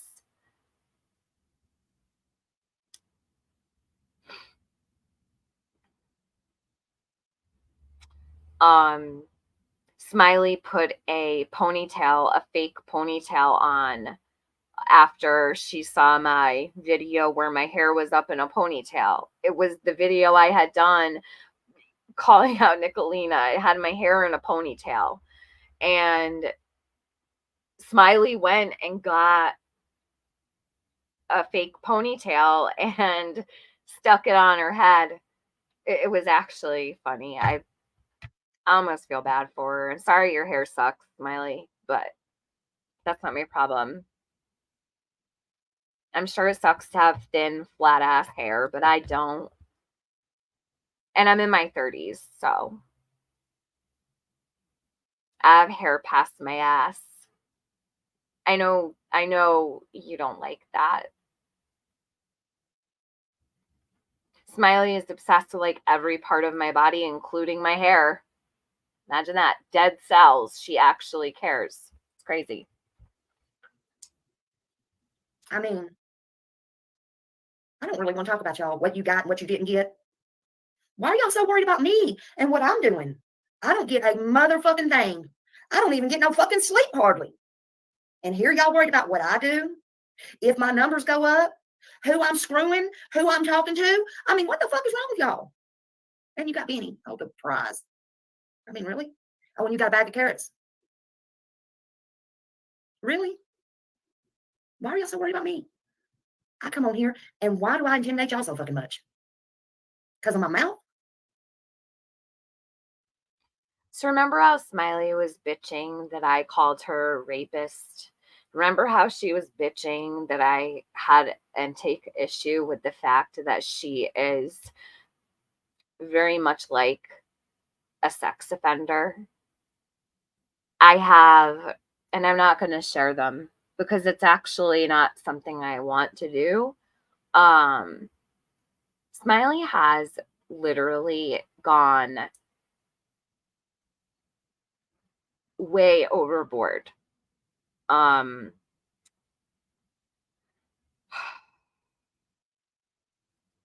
I think a lot of people do remember, but a lot of people weren't around for it. I doubt I'll be the last one she does it to. It was super upsetting when it happened, but this woman has, and there's a reason why I say she acts like a sex offender. Not lying when I say that.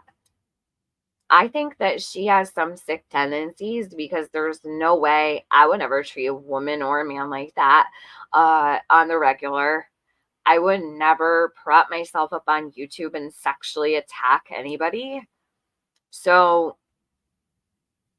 it's quite bizarre to watch. It's so strange. Yeah, I know, Crispy. Yep, Crispy Treat. Yep. Private areas, yes. She was obsessed with his private areas, yes. And mine as well. She pretended to be having sex and pretending she was me. And she was screaming Benny's name and moaning for like, I don't even know how long. I think he flipped the fuck out that day on a live. It was really bad. This lady has got a lot of issues. She's probably even, yeah, she sexualizes everything, Scout. Anybody she can. That's why she put rape on Summer. No one has any proof that Summer was ever sexually abused in any way, shape, or form. And she wanted to talk about sex when it came to Summer as well. I hope she's not doing that in Sebastian's case. Please let me know if she does. Ugh. Y'all are just dumb as shit. Dumb as shit. Why is it you don't want Summer found? Why don't you want Summer found? Why don't you go back to getting on Chasing Truth? You lowest low piece of shit. Go do that. Because I'm going to tell you, she's the one to fuck with, okay? She's the one to keep fucking with. My issues with Chasing Truth are very limited. I have one problem with Chasing. She knows what it is. I've never made any apology for it. I've never hidden it. I just said it last night. I still feel the same exact way. Do I hate Chasing Truth? No. Do I feel like I would not speak to her if something came up about Summer? No, I would answer her. I've talked to her in chats, but I will always be disappointed, let down, and upset with the fact she did not help when it came to the fake Fed situation, Smiley. You know, when Smiley, you came to me and asked for help with Vern because he was scamming? Right. There's a reason you did that. Because you know that I'm capable of shutting those scams down. I've always been good at that, right? Right. So my issue with Chasing Truth is the fact she protected not just one, but many people who were scamming in the name of Summer. She protected people who had involvement with a fake federal agent. While we were trying to find the answers, I asked Chasing for help. When she wouldn't help, all I said was, please do not stand in the way of what I'm trying to do. And that's exactly what she did. That's my issue with Chasing. I'll never forget it. I'll never forgive it. Because in the end, it's Summer who loses. I will not get over that. And I don't give a fuck what anybody thinks. Same goes for Gavel. Same goes for Krama Mama. Same goes for Deets. I will always feel that way about each and every single one of them.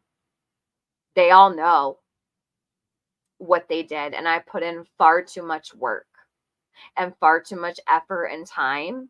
So yeah, I have every right to feel the way that I do. Because I don't ask fucking anybody for help here, ever. I asked Chasing to help me once ever was something. And what she did was she protected those who actually were involved. I stand by that. I will stand by that till the day I fucking die.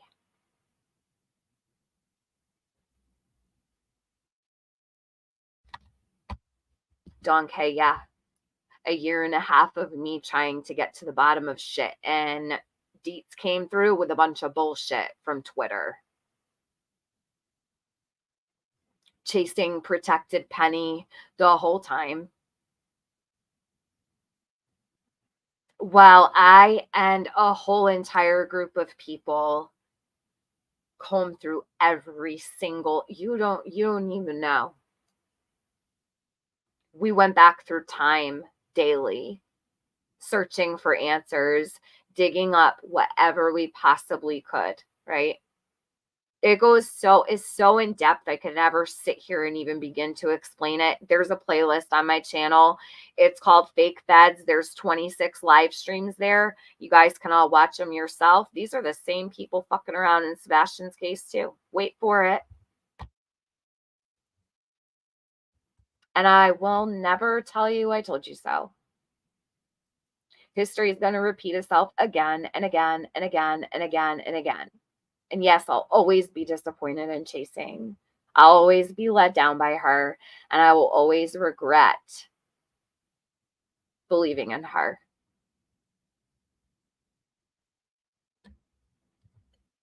Don't want to keep fucking with her. She's the one. Smiley, no one comes to you though, right?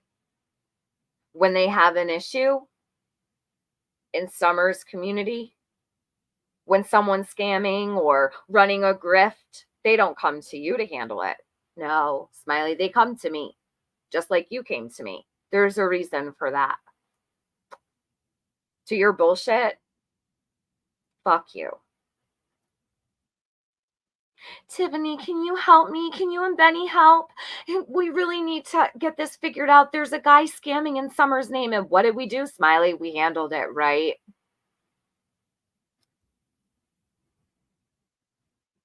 Right.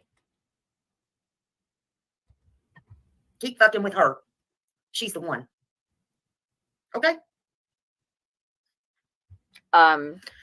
Yeah. So she's telling me, yeah, keep fucking with Chasing because she's the one. What's Chasing gonna do to me? You know what's funny is the other day I was in Nonsense's chat. They were talking about Trevor Lee, and how he got himself involved with the custody case. Now, I want to make something really clear. I don't know if people can read through the lines. He was not subpoenaed. There's no way in hell. Okay, listen. No one is going. You guys got to be really careful with trusting people. These people are fucking bull-faced liars.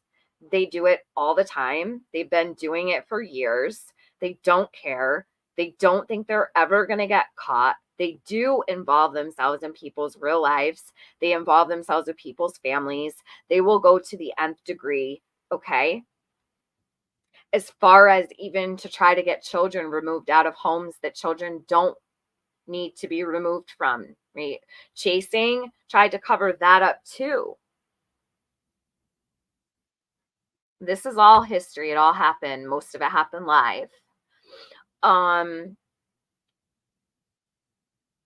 Jenny Gavel Geeks went into Nonsense's chat, and she was basically, defending Trev time.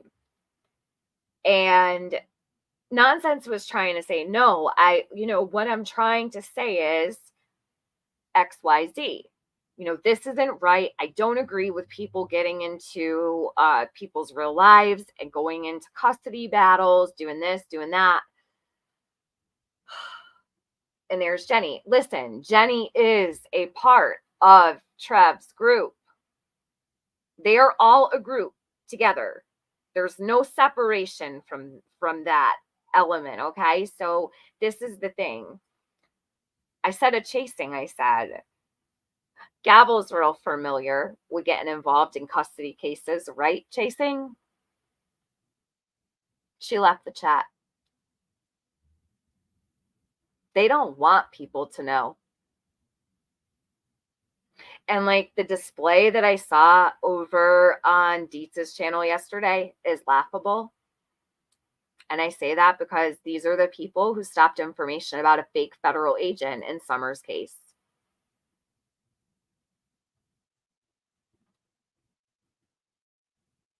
So no, I have really very little respect for them.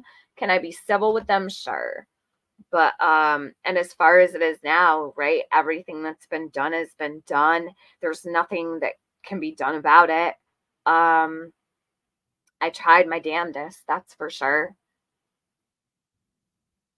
I literally don't think I could have put any more time, and it took so much away from Summer. For me to go start digging into all that bullshit took so much away from Summer. And I watched while all these people grifted off her, mooched off her, just went live day after day after day after day after day to use her, while I was trying to bust wide open a whole fucking group of people who were fucking around in Summer's case. That sucked. It sucked not being able to continue covering Summer's case because we had fake fucking federal agents. We had billboard scams running wild. People, all kinds of shit. All kinds of shit. And whose group are they a part of? I just told you. I don't even know any fucking more. I don't even know. Don't worry. They ain't gonna see me for a while. If I even have a channel when I come back, I don't know. I'll deal with this stuff offline. I'll deal with all this offline. Don't fuck with me. You know who you are, because you know I walked the walk before I come on here and even told it. You know I did, and I will. I'm not like these others that will come on here. You know I did. You got how many more days to your court date? Don't fuck with me.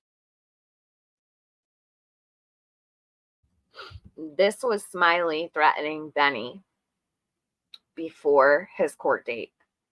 And what she did was she really did accuse him, again, of lewd acts. She's threatening it right here. This woman will go the extra mile to lie on you, to get you charged with things. Be careful with this one. I'm telling you, she has no limits, no boundaries. People want to know why I showed what I did yesterday. I am 100% validated in everything I am doing and justified. If anybody deserves to be shown for who they really are, it is this woman right here.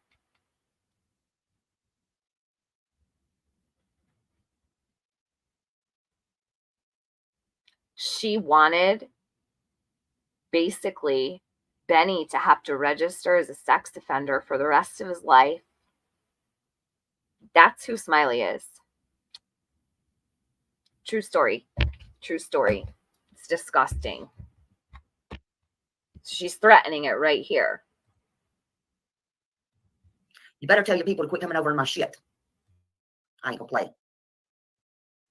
Oh, I'm gonna take a break after this. I'm not leaving you. I'm not leaving Summer, but I am going to take a break. I'm gonna take a break. This is just too much. For all I care, they can all kill each other. They can all kill each other. Isn't that beautiful? Okay, so here's a question. No, there was another one. Cher was involved with that. So Mama says, am I wrong, or was it Lips who was a fake Fed? Okay, so there's a completely separate situation. So that was a completely separate situation. That was Cher and Lips. Mama, I don't even know the insides and out of all of that situation. I believe that, hold on a second. Let me think. Because I didn't even know it had gone on. Then I found out about it, but then more information came out about it later. Give me a second. Let me think. I don't even know if I'll be able to summarize that for you. And I don't know if anybody in the chat can, but yes, there was another fake federal agent situation. I believe, correct me if I'm wrong, but I believe Cher set that up. Is that right, guys? I could have sworn that all of it pretty much came out. I'm pretty sure that Cher was the one. If I'm wrong, I'll correct it. But I'm pretty sure Cher was the one that set that situation up. So it was Cher and Lips. So that's completely separate from Stacey Slay. And yeah, it just never ended, ever. It went on and on and on. They were really all trying to get information out of Jodi. Set her up in a hotel room. Took her and her child to a hotel room. Jodi didn't feel safe there. She felt that they had put some kind of device in the room. She was dealing with a domestic violence situation. So they took her, put her in a hotel. Jodi didn't feel comfortable there. She left the hotel, and a whole lot went on. That stream is visible on my channel. It's called Slay, right? Hold on. What is it called? No. Wait a minute. I think the thumbnail is a bunch of pennies, and then it says Slay in the middle, and I believe it's called Fake Feds. So if you go to my playlist section on my channel, you'll see it. There's 26 live streams there. So it's the one with all the pennies on it, and you'll see we actually show like the receipt for the room that was paid for by Ginger Snap. Ginger Snap is someone who's very well known around here. She actually posed as someone, right? While Jodi was in the hotel room, Ginger Snap was there, met with Jodi. They all said Jodi was lying. She wasn't. Jodi was targeted, and her whole entire family was. Her children were as well. And Gabble Geeks wanted to be able to have a relationship with Jodi's daughter. She wanted her removed. She was trying to help Andy Bernard get full custody of his daughter, and he didn't want it. These things really happened. Anyway, it's old news, right? Because Chasing and Deets and Krama Mama and Gabble said so. Because that's what's going to happen. They can give the money to shoot the dope, to snort the pills. Everybody that touches them or goes up there on that hill is evil. Has to get that 666. Somebody better come in here and click. Get that 666 off of my damn. Somebody go out and come back in or something. I don't know. Ugh, get that out of my chat. Look what's happened to these people in the last couple of years. Everybody that goes up there and has something to do with those people are evil. Y'all stay the far away off of that hill and away from those people. I am serious. I have never on TV, off TV, on the news, in stories, true life, never seen no case like this in my life. That house needs to be dug the fuck up and burnt the fuck down. I am serious. I am not playing. Those people are evil. Something's wrong with that place up there. Something's wrong. Daisy was a good person when she came on here. She's done turned evil. Evil. Benny was okay when he come on here. He went up there and stayed. Something happened to him. I don't know what happened to him, but oh God, I don't know. I don't know. Please, y'all don't go up there on the hill. Don't. Something's wrong. I ain't playing. Something's wrong. If you go, please stay in the street. No, don't. Mm-mm. Mm-mm. Mm-mm. That 666 is staying up here too long, y'all. I'm gonna be making my phone calls and my stuff and my research out of here, out of here for a week or so. Thank God they did not get them kids back. I know they're not gonna get them back. They're gonna screw up. They're not gonna get them back. They might as well. They might as well just hand them right on over. The state of Tennessee just might as well hand them right on over. God bless them boys. But you know what they did now? You know what they've done now? They've ripped the souls out of the boys. They've ripped the boys' souls out. The trust, the heart and soul. Good job. Great job. Great job. Great job. Great job. I was Cam and Allie in here? Or are y'all just talking about Cam and Allie? Or do y'all want me to talk about Cam and Allie? I don't really have nothing to say to them right now. Please tell me they're not in here right now. Because they're doing the same damn thing. The same fucking thing. They couldn't even get through a meeting the other day to see their children and pass a damn drug test.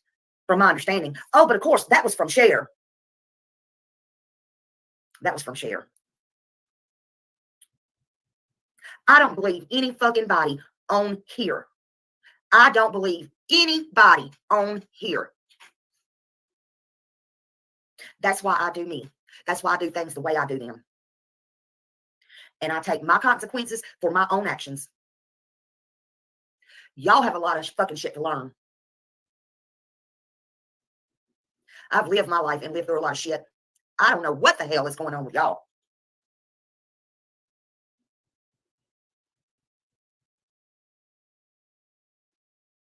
Oh, you're saying in Cam and Alley was at the hill and look what happened? Well, that's what you get. That's what you get. They hung out at the hill, didn't they?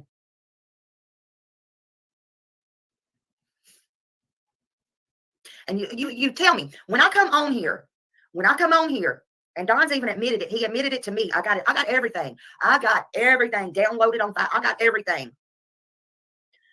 And Don's even said it. Don was happy as a lark about it. Hey, what'd he say? What did he say? He even told me when I said, don't tell me who, but what did he say? He said, oh, I don't mind telling you. It was the Hawkins County Sheriff's Department. And I was so grateful they bought that bottle of wine and brought that to Kansas that night on the 15th. They're all crooked as hell. They're all corrupt. Every one of them. When I come on here, I rode hard on the police. I started giving them some slack, though. I started trying to have faith in them and believing in them.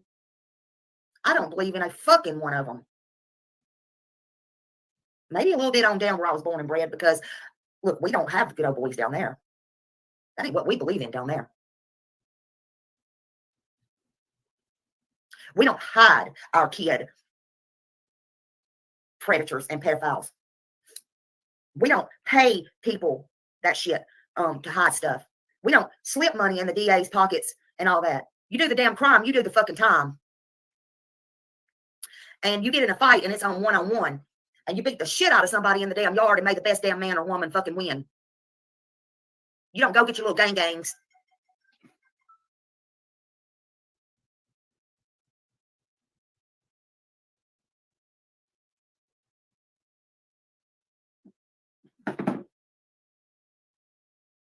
And you don't get your little mean girls and your little, whatever.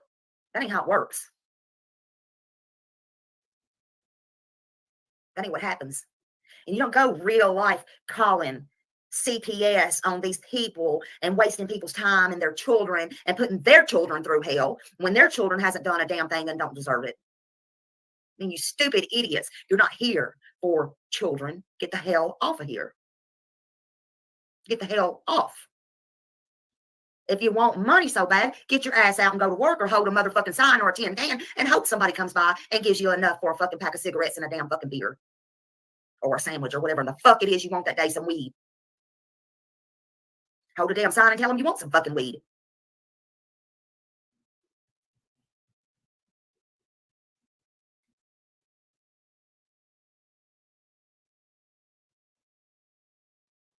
Ain't none of you worth 2 dead flies. None of you. Not a creator on here is worth a fucking flip. Not a damn one of you. Every one of you's been goddamn scammers ever since I've been on here. And you want to call out the fucking other. I ain't got nothing else to say to y'all. Y'all are a bunch of fucking pigs. Go over there on the damn farm and hang out. My people in my chat, you're good. I love you. I appreciate you. I appreciate you always being here for me.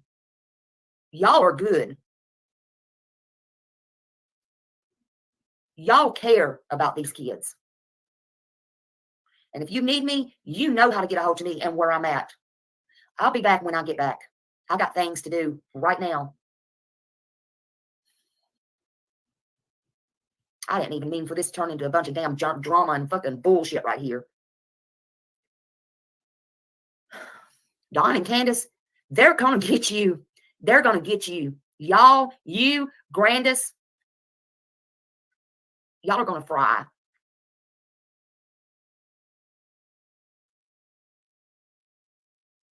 Well, I've had enough of her. I really have. Fat white mouth, yeah. Yeah. C for cats. Fat white mouth. I don't know what else to call her. She called everyday shenanigans fat black mouth. So Paint It Black, you made it. I have not slept, but only saw you were live. This so on replay. God, I'm glad you made it. I was up pretty early today, surprisingly. I think I woke up at like 11 as she sits behind a banner that her subs and mods paid for, among other gifts and such. Blah, blah, blah, blah, blah. Who has Smiley got the same upside down mouth? Oh, why does Slimy have the same upside down mouth as Ziggy? I don't know what that comes from. What is that from? Is it smoking?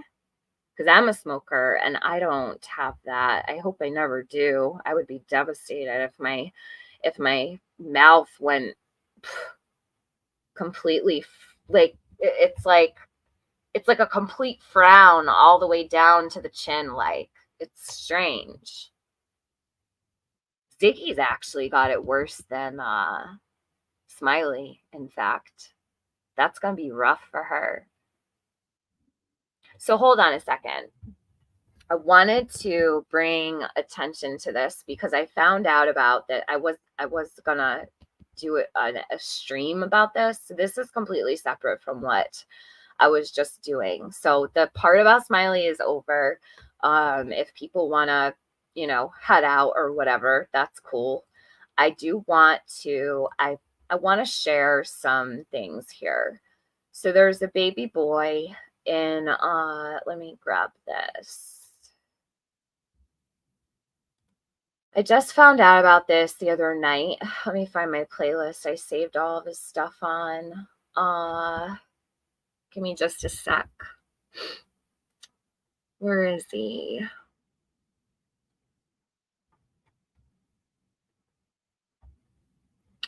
This happened a month ago, and I had no idea. So,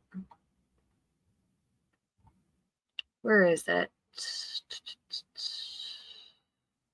I'm looking. I have so many playlists. Holy shit. Oh, here's the fake fed playlist.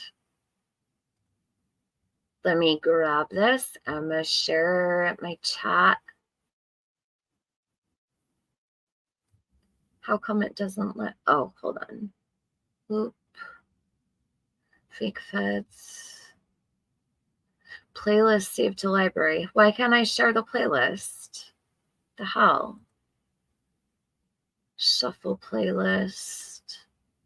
Gives me no way to share it. How come? Give me a minute, guys. Huh. Why is it doing that? Oh, here it is. Here we go. Here we go. This is the fake feds playlist. If anybody wants it, it would take you months to get through it, but here it is. For those that are interested in what I was speaking about before.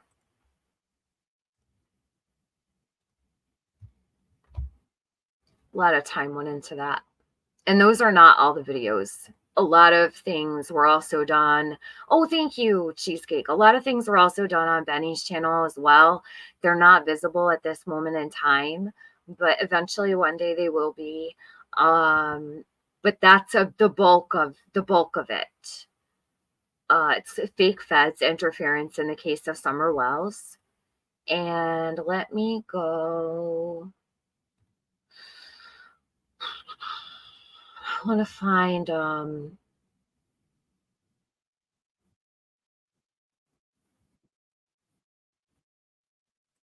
that was such a crazy live stream, that one. All right. So right here. I want to share this with you guys because I don't know if you've heard about him. His name is Ariel. Give me one sec.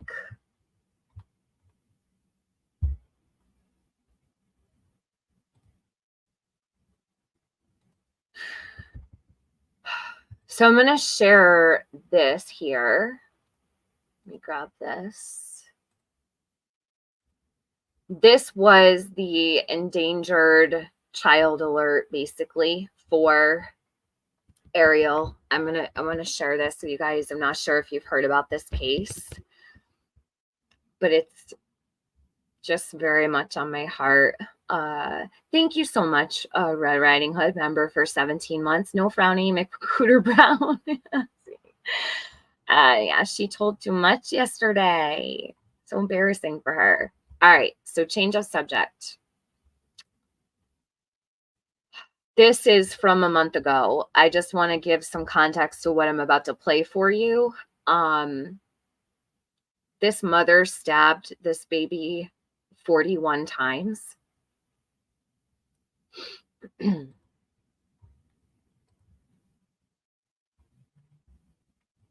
So I'm going to share this. Missing 4-year-old boy. You may have seen an alert come across your phone about a half an hour ago. Late this afternoon, police found a vehicle of interest in Clark County, but so far no sign of the child. King 5's Julie Calhoun is in Everett tonight with the latest on the search. 4-year-old Ariel Garcia was last seen in an apartment here on Vesper Drive. Right now, Everett police, search and rescue, and the FBI are working to find him. But neighbors we talked to are worried.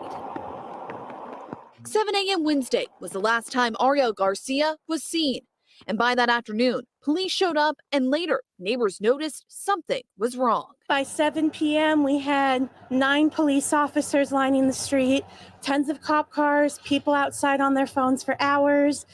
And it wasn't until about 9:30 when the police came and knocked on our door that we even knew what was going on with the missing child. Everett police say he may be missing under suspicious circumstances after leaving with a family member and may be in danger. Police were interviewing neighbors, hoping for a lead. They just wanted to know, see anything suspicious, any kids, any car descriptions, any videos, literally anything they could find of where this boy went. Around 2 Thursday afternoon, police find this vehicle of interest in Clark County, but Ariel was nowhere to be found. While the car is in police custody, officers are hoping someone saw it or caught the car on camera. It's a blue 2013 Nissan Sentra SV. It has a Washington license plate with the number CJC9954. And the community just hopes he's found sooner rather than later. I really hope he's found safe. I really do. I hope he's found safe and alive. Police have not released a specific description of who Ariel could be with, but again, they're asking anyone who may have seen or have video of the vehicle that's now in police custody to come forward. In Everett, Julie Calhoun, King 5 News. Okay, so let me get to the next one. I just want to go through this. I want you guys to know about this case. I'm following it very, very closely. So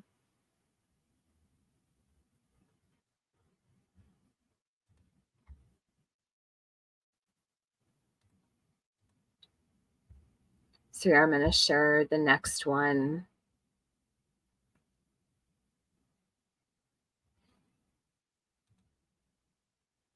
So I put them together in order pretty much.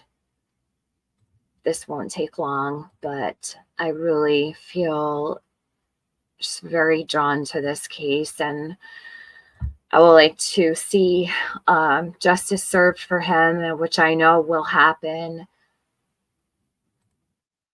Police say a body believed to be that of a missing 4-year-old boy has been found. Police made the discovery around 6 o'clock tonight, but did not say exactly where, only saying the body was at, quote, a location outside of Everett. And the investigation has a link to Clark County. Good evening and thanks for joining us for K2 News at 11. I'm Barry Mangold. Police say 4-year-old Ariel Garcia went missing yesterday morning from an apartment in Everett, which is north of Seattle. Initially, police said Garcia left the apartment with a family member under suspicious circumstances. Yesterday afternoon, they found a car of interest in the case in Clark County. K2's Tanvi Varma has been following this and joins us live now in Ridgefield, where that car was found. Tanvi. Yeah, Barry, a bartender at a tap room tells us the car was parked here. And in the surveillance video we got, you can see the car parked about here and what appears to be a woman walking out of the car and walking out on 10th Street, leaving the car. Started Wednesday morning when this 4-year-old Ariel Garcia went missing. He was last seen that morning in an apartment in Everett. Unfortunately, Everett police say that a body matching the boy's description was found Thursday around 6 p.m. at a location outside of Everett. We were shocked, and then we got the alert today at the bar, and everyone was, and so sad to hear that. Police sharing Thursday that they found a vehicle of interest connected to Ariel's disappearance, a 2013 steel blue Nissan Sentra in Clark County. Colleen McCauley is a bartender at Three Peaks Public House and Tap Room in Ridgefield, Washington, the place where she says Everett police found that car. We just knew when the police arrived yesterday about 7 p.m. and there was a car parked in our lot, and they wanted to know when it arrived. So we pulled up the cameras and found that it came about 3:40 in the afternoon. K2 obtained surveillance video from Three Peaks Public House and Tap Room to get a closer look at what happened. Here, you can see a Nissan pull into the parking lot at around 3:40 p.m. Wednesday. A person appearing to be a woman then walks out of the car, walks up Northeast 10th Street, and leaves the car. I don't think she has any connection to us, so we don't know how she got her car here. Police say they're investigating this as a homicide. The Snohomish County Medical Examiner will work to determine the cause of death and verify that it is Ariel's body. So scary. I can't imagine. We were just really hoping that it would end up better. And we're working to find out where the body was found and who was in the car. Police say at this time there are no threats to the public. I'm live in Ridgefield. Tanvi Verma, KC News. All right, Tanvi, thank you.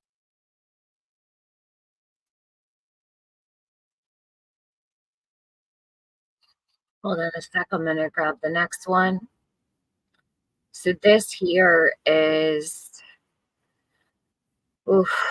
this here is actual body camera footage of his mom before they found him. I want to share this with you guys. I think you're going to hear a lot about this in the days to come. Hey, Flora May, good to see you. And I think someone said this is nearby to them. Let me see. Let me go back really quick. Where is it? I think it was Tara. Yes, occasionally good Tara. This is right by me, she said. I cannot imagine this happening in my community. Oh God, Cheryl, isn't it just so incredible? The demeanor of this woman is scary. A lot of people are comparing her to Casey Anthony. I don't particularly feel she's comparable to Casey Anthony, but I guess in ways, but she doesn't remind me of her, right? I guess things in the case might a little bit. But this is Ariel's case, you know, and I also don't like to do that because it takes away from the actual victim. But this here is the body cam footage of Ariel's mom. I'm going to share a couple more news clips after I show you this, but I wanted to share this. So thank you guys who are here. Appreciate it. Let me grab this. Yeah, she had blood on her shoes and the police saw it right away. Yep, he called her right out on it. All right. Let me that was Chad Dorman, the case that you're talking about, Crispy Treat 513. I've been keeping an eye on it. Yep, Chad Dorman.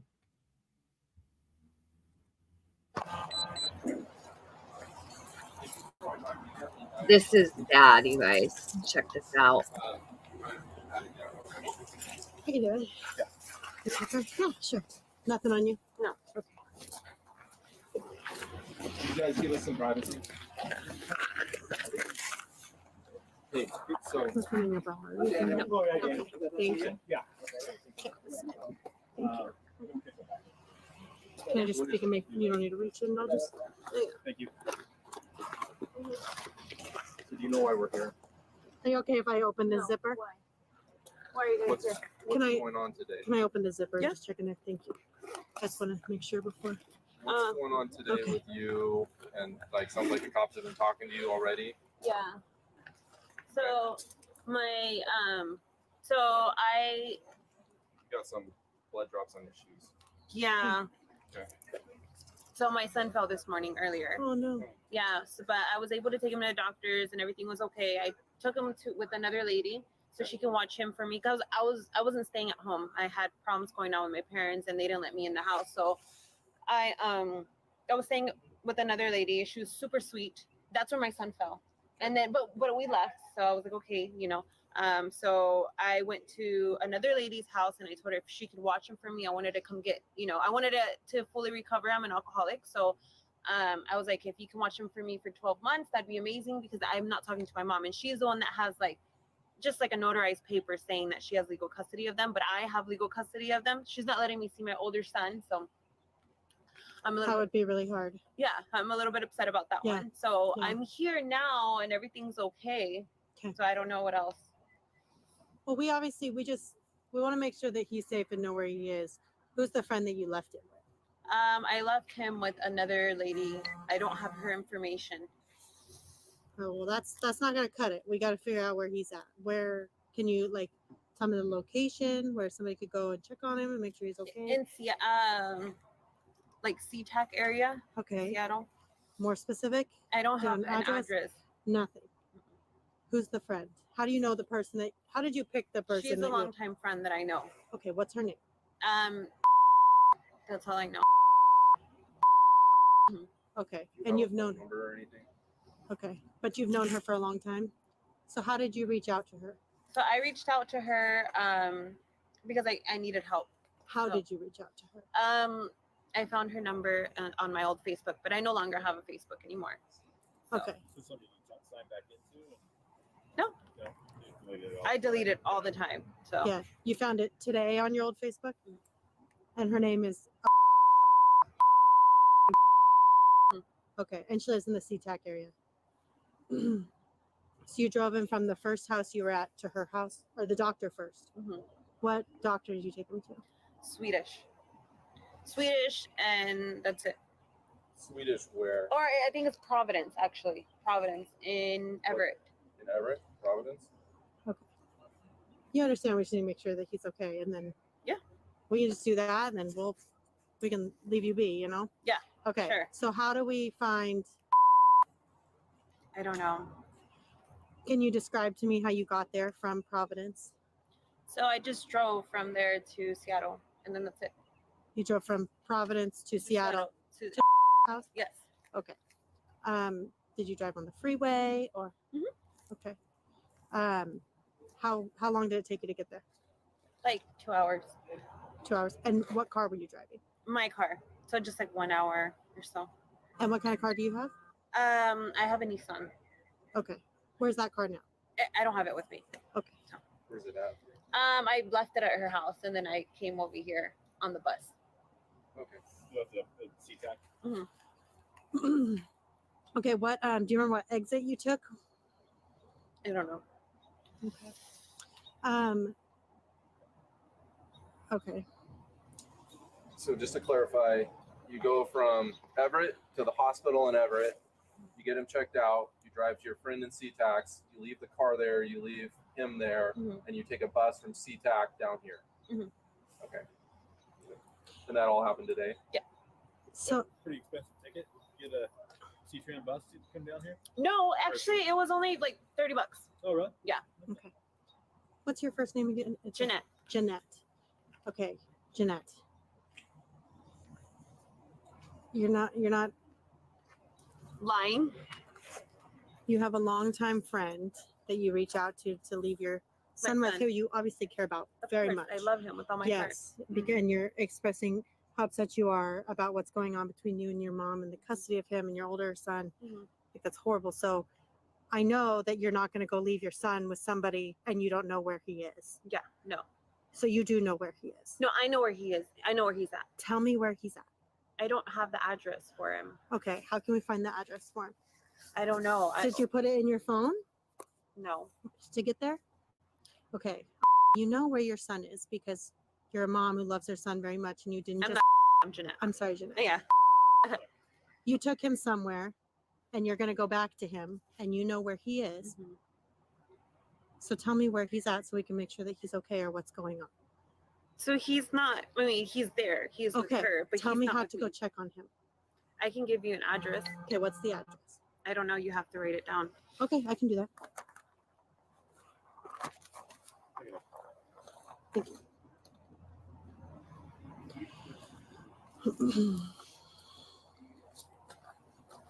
Do you have a phone number for it too?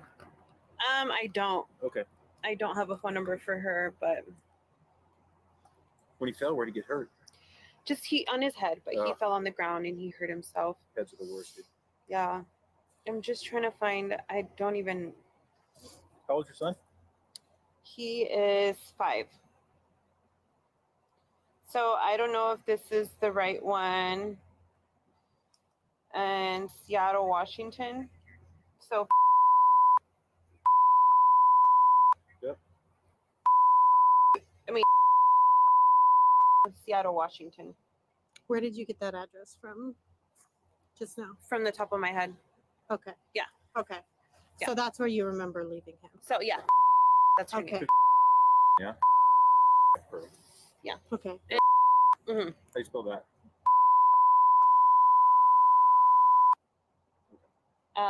Last name is. Yeah. So and if you guys can't find him or whatever, this is where I'm going to be for the next 12 moneds. But I mean, They he's check there. They check in. How did you guys discuss that you're obviously gonna communicate with him still, you want to check on him Right. and all that. How are you guys gonna communicate? Well, I'm not going to have I'm not going to use my phone because Okay. I'm going to be here for the next 12 months. Okay. So if anything, I don't know what else. Okay. That's it. You didn't discuss that before you left? Yes, I discussed with her. I'm going to be here for 12 months. And then, but before that, like I don't speak to my parents or anything like that because we got into an altercation. So, but this is where I'm going to be. Okay. You can I'm gonna give him that address. Yeah. And then tell me about your alcoholism. How long have you been dealing with that? I've been drinking alcohol. Or if you don't mind telling me, you don't Yeah, have it's to tell me. okay. It's not I've been my here. business, This is like my third. Okay, I've been here like this is like my third year here. Okay. So I did 11 months in recovery because I was never like an alcoholic. I was more like of a drug user. So the only drug I ever used was meth. Yeah. And I used it for roughly like 4 to 5 years. Okay. I came to finally get clean on and off, right? Sure. I tried it one time and then years passed and then I do it again and then Right. years passed. Sure. So I'm here now. I did a full year of recovery, 11 months. And then I did my second year, like coming back and like, doing the group and stuff like that. So 2 years. This is my third year clean. I started drinking a lot because I was like, okay, I'm not a drinker. I was a drug user. Drugs, so Right. alcohol's okay. So Yeah. alcohol's fine. I'm like, it's a socialized thing Sure. that everybody does. I'm Yeah. going to go out. I'm going to have dinner. I'm going to do this. Well, I drink to the point where I can drink a whole bottle of just like liquor. So I'm like, that's now I'm an alcoholic. Gotcha. So I started to have all kinds of problems. And then now I'm back here hoping I can get clean again. It just depends. Well, I'm glad you're in a space where you feel safe, that you feel like that can work for you. I hope it does. Yeah. That's great. Yeah, I'm ready. Good. Well, I just want to figure out where your son is. Obviously, there was some concerns. And once we can do that, his injury was pretty bad. Yeah, was there quite a bit of blood and stuff? What did he do? He jumped from the bed that we were sleeping on to the ground. And then he just got blood on his head. And so I had him taken to the doctor. And so he's doing good. Okay. Okay. What did he hit it on? Just on the ground. Okay. How did it start bleeding? It's just started bleeding. Can you show me like what side of his head? Do you remember what side of his head it was? I don't remember exactly what side of the head it was, but it's starting to rain a little bit. Yeah. That's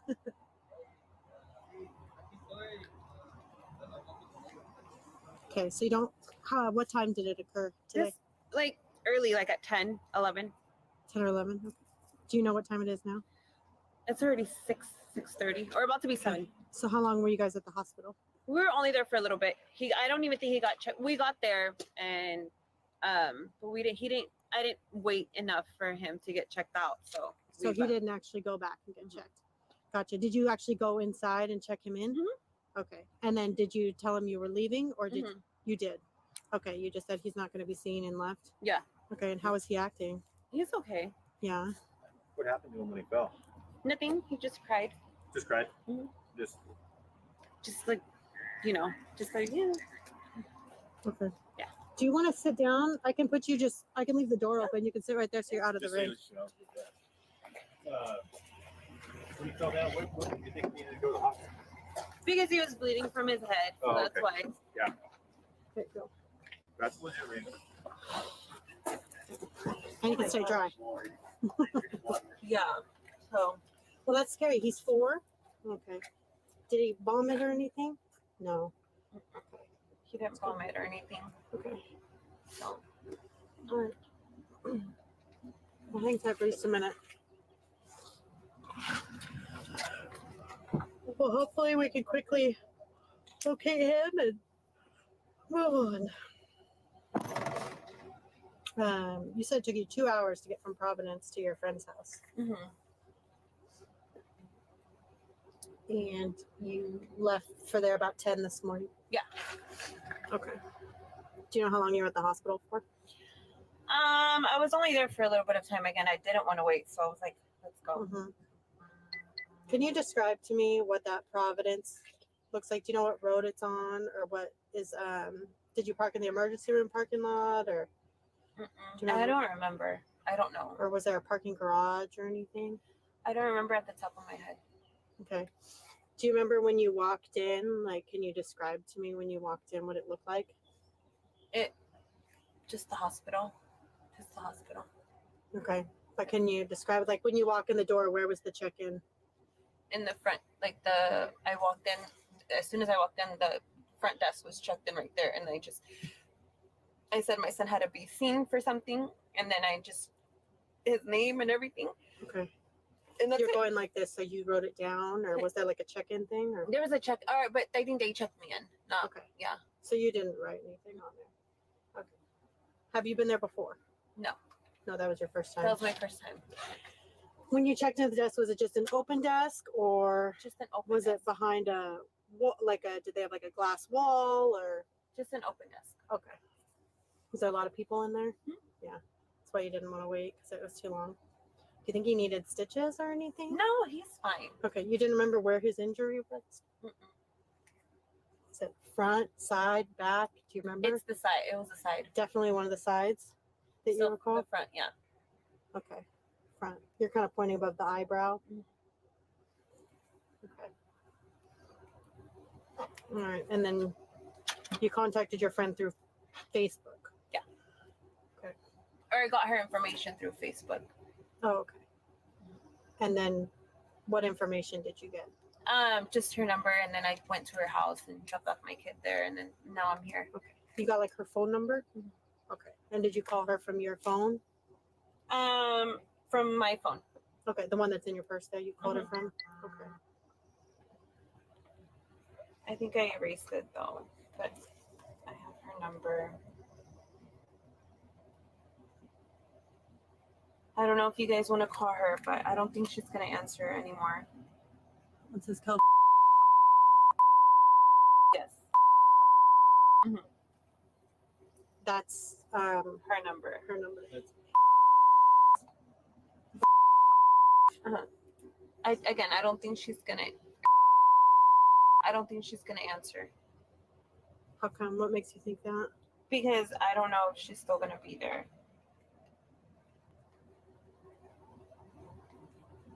Did you send her any text messages?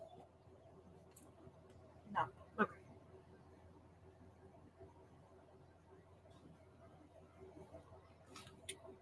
Hey, Janet, you guys have state insurance? Is that how you go through when you go to the hospital? Mm-hmm. Is it? What is the Apple? Yeah. Yeah.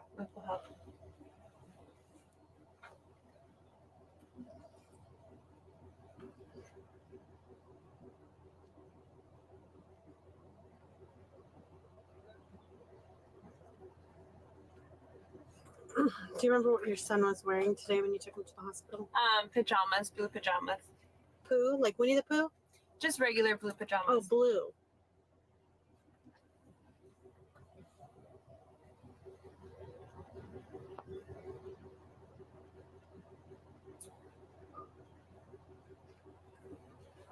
So I just pass that information on. They're gonna be. They'll see if they can get a hold of her, check that address. She gave maybe a phone number too. Yeah, I'm gonna give her a call.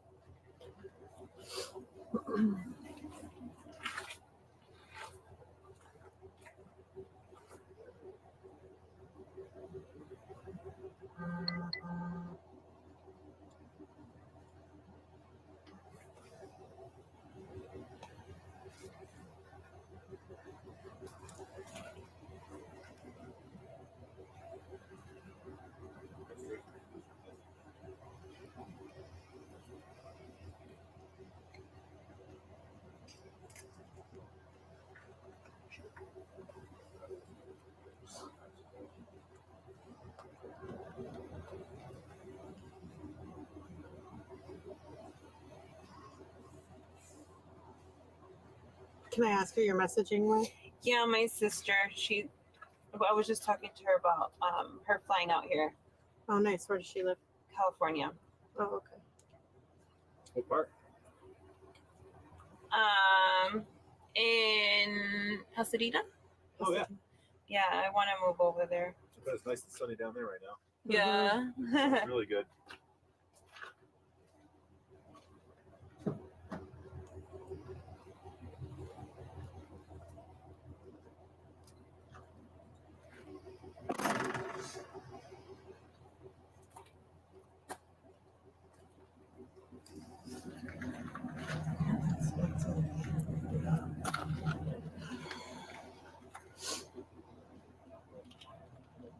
Yeah. Yep. Yeah. Can you Yep. make sure she has it? I might just take her phone. She's got some specks on her shirt. She's got blood on her shoes. She's not really making sense.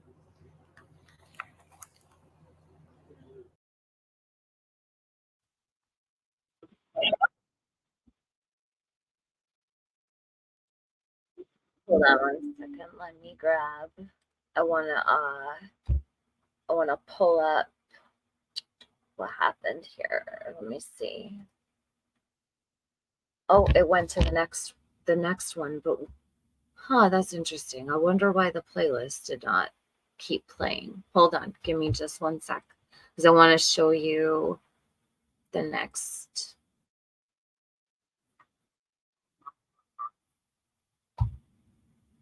All right, so hold on. I'm gonna play this. This is to explain why they did what they did, why there was no Amber Alert for him. Give me just a sec. Kind of give you guys a whole view of what happened here. The Molly Amber Alerts have very stringent criteria, and initially the information in this case didn't meet those standards. But as more details started coming in, people's cell phones started blaring. What many people saw was this message of a public safety alert, and its delivery was attention-grabbing. It came across like an Amber Alert, it was very loud. What came up on people's mobile devices was an escalation of an endangered missing person alert, or EMPA, which is a tier below an Amber Alert. I assumed it was an Amber Alert. I didn't even know it was the lower threshold. As a search for Ariel Garcia got underway, Everett police requested an Amber Alert be issued through the Washington State Patrol. Amber Alerts require the case involves a child. Police are involved, there's information that can help in the child's recovery, and the child was abducted or is in imminent danger. The Everett Police Department had originally asked for an Amber Alert, but it didn't meet those criteria. Instead, an EMPA was agreed to and issued shortly after midnight Thursday because at the time, there was no proof the 4-year-old had been abducted. As Everett police developed more information, they went back to State Patrol and asked for some elements of the Amber Alert system to be activated for the EMPA, such as the loud notifications on cell phones. They thought that if they that sort of amplification up to that level might give them the opportunity to receive some more immediate tips. Unfortunately, by the time the public got the notices, a body had already been recovered. Investigators say they will do all they can to find missing children, but they have to be judicious when Amber Alerts are authorized. The issue is that if you do that every time, then the alerts lose their traction and gravitas with the community. We can't allow these alerts to just become noise. Well, besides Amber Alerts and EMPAs, State Patrol also issues Silver Alerts for people age 60 and over, as well as MEPAs for missing Indigenous persons.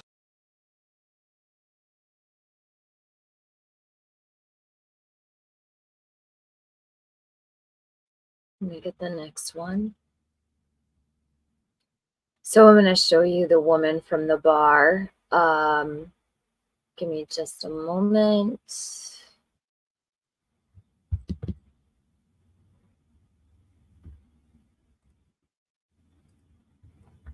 I like this guy right here. He really cares about Ariel. You can see. And the saddest part is that Ariel had, just like Anastasia said, the grandma had custody. He had a grandmother who knew all the things that were wrong with his mom She was trying. She was really trying to keep him safe, and she just was not able to. Updates as we're coming on the air here from Everett. We've just learned from an arrest report that investigators say Ariel Garcia's mother had blood on her shirt when she was arrested. We've also learned that police found a significant amount of blood in the apartment where he was last seen here in Everett. We know that the mother is now being brought back to the Snohomish County Jail tonight as we're piecing together disturbing details about the last week of this boy's life. Violent and unpredictable, the two words used to describe the mother of 4-year-old Ariel Garcia when the boy's grandmother filed this emergency petition for guardianship on Monday. By Wednesday, Ariel had vanished, and on Thursday night, his body was found, with few answers about what happened to him. Kind of sick to my stomach with this horrible and wondering why it took so long to find him and why hasn't been any information given out to the public about it. Neighbors of this Everett apartment say they didn't know the family well. And I'm not even sure the little boy was in this neighborhood, lived here. When Ariel vanished, police said they were trying to locate this car, which we've confirmed was found in Clark County. That's the same place the boy's mother was arrested and booked into jail on a charge of making a false statement to police, but nothing so far connecting her to the disappearance. The court filings by Garcia's grandmother allege the mother was using drugs and not taking care of Ariel. At one point, the grandmother alleges the mother tried to take the boy to a bar to drink in the middle of the night. It'd be nice to have some sort of answers on it. For now, Everett police aren't saying much about what they believe happened to Ariel or who may be responsible. We just really hope the police come out with some answers on this and solve it and bring some justice to this poor little boy. And just as we've been on the air here in the last minute, we've got an update from Everett police. They now say the boy's mother, Janet Garcia, is being arrested and going to be booked into the Snohomish County Jail on a charge of first-degree murder, second-degree murder, and assault of a child. She is expected to be back here in Everett sometime later this evening as this story continues to develop. We will stay on top of it. Reporting live in Everett, Jeremy Harris, Como News.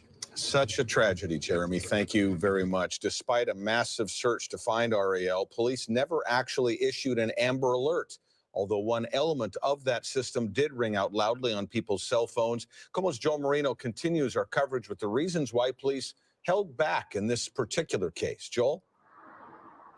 Eric, Amber Alerts are reserved for very specific situations because when they do go out, law enforcement wants people to pay attention.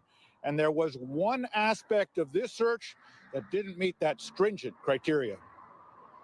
The message pushed out on cell phones across Western Washington was hard to miss, highlighted by the words, public safety alert. Loud, blaring, very concerned. I mean, I saw the alert on the I-5 and, I got an alert on my phone. What came up on people's mobile devices was an escalation of an endangered missing person alert, or EMPA, which is a tier below an Amber Alert. I didn't even know there's differences between the two. As the search for Ariel Garcia got underway, Everett police asked for an Amber Alert to be issued through the Washington State Patrol. Amber Alerts require the case involves a child. The alert is requested by police. There is information that can help in the child's recovery, and the child was abducted or is in imminent danger. The Everett Police Department had originally asked for an Amber Alert, but it didn't meet those criteria. Instead, an EMPA was agreed to and issued shortly after. Hold on, sorry, because this one, actually, the second part we just watched, so that was put into its own separate clip. Give me one sec. We won't play it twice. So that the one I shared before was about the Amber Alert. That they put, for some reason, they separated those two. Half of it went into one clip and the other went. So let me share this one here. This is about his mom and what's going on with her.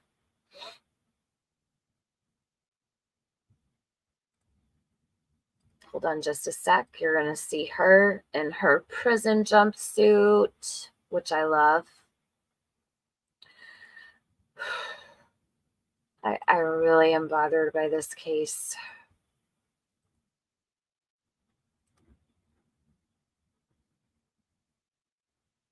You know what?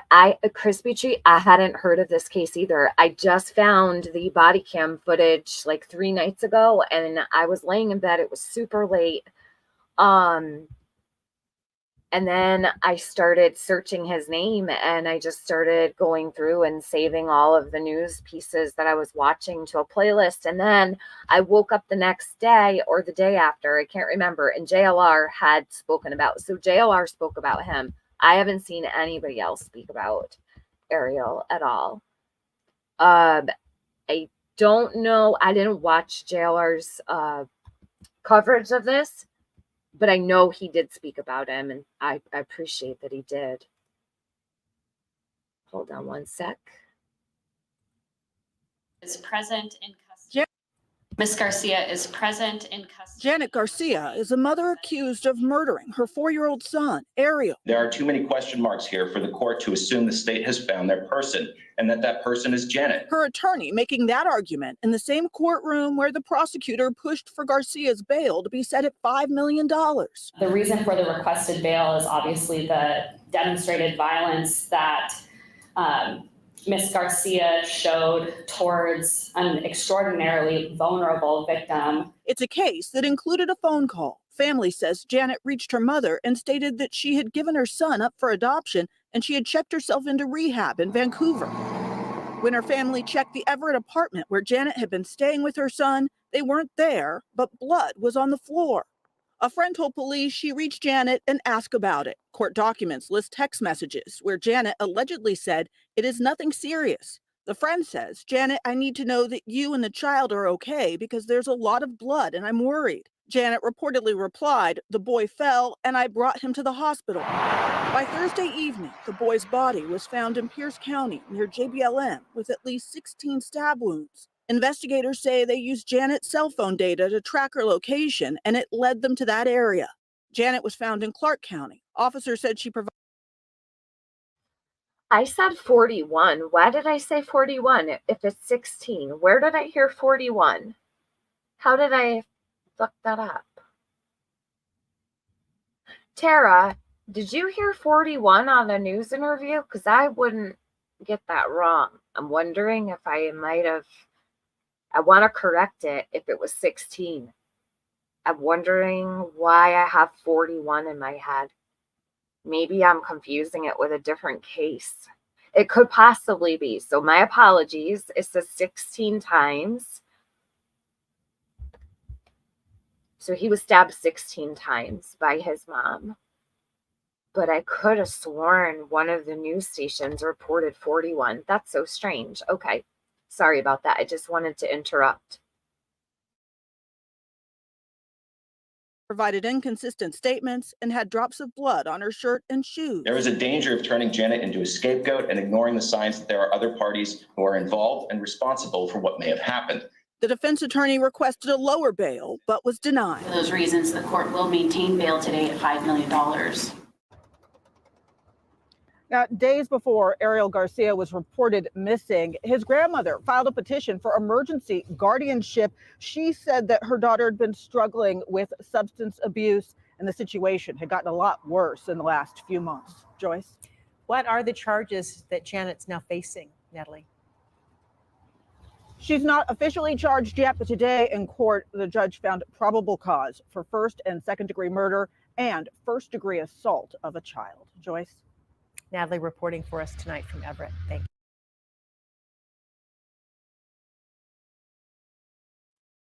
So Tara says she heard 41 also. I'm wondering if maybe one of the news one of the news clips may have said 41 and maybe it was an error, because I'm usually pretty good with remembering specifics, but I'm not sure. Anastasia says maybe 16 were really sharp.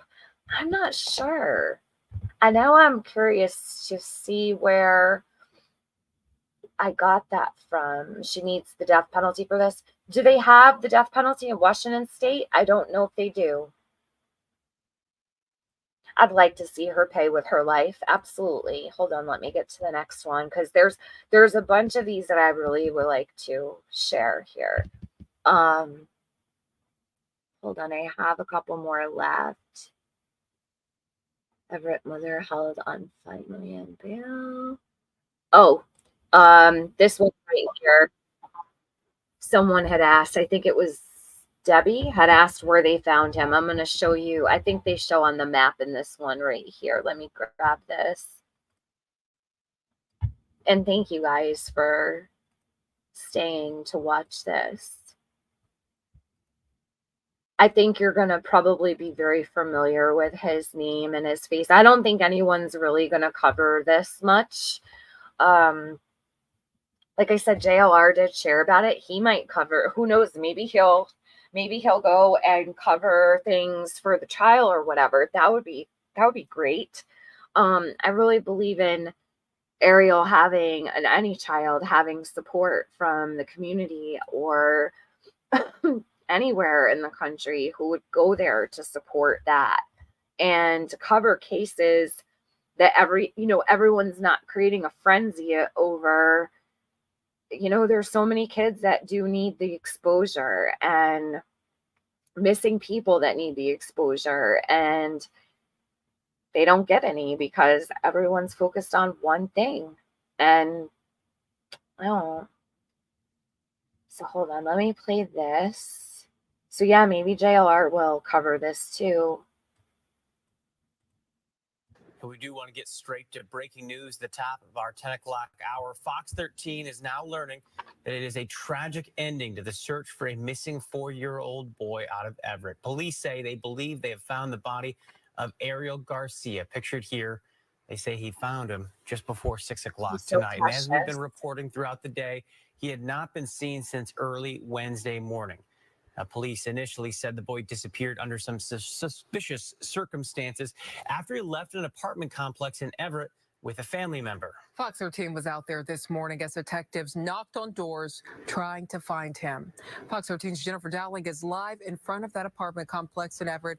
Jen, this is a very sad end to this search. It is extremely tragic, and Everett police say he did disappear from this stretch of Vesper Drive. You can see there are a lot of apartments along here, and police were searching since early Wednesday. Unfortunately, just before 6 p.m., someone reported that they had found a body outside of Everett tonight, and sadly, it turned out to be that of the 4-year-old. Everett police officers and search and rescue had been actively looking for the young boy since around 7 a.m. Wednesday, when they said he may have disappeared under, as we said before, suspicious circumstances. They said he'd left with a family member yesterday, and they were concerned at that time that, quote, he may be in danger. Police also reported they were talking with his mother and other family members throughout the day, trying to find him.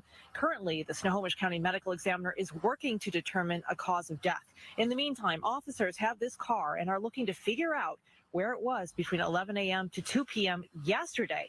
Detectives believe it was somewhere between Everett and Vancouver. They're asking anyone with surveillance footage of the car to contact Everett police. I also went door knocking in this neighborhood to see how neighbors were feeling about the situation. I talked to Thomas Neubauer, who tells me that police were crawling throughout the area for 2 days straight trying to find the young boy. Take a listen.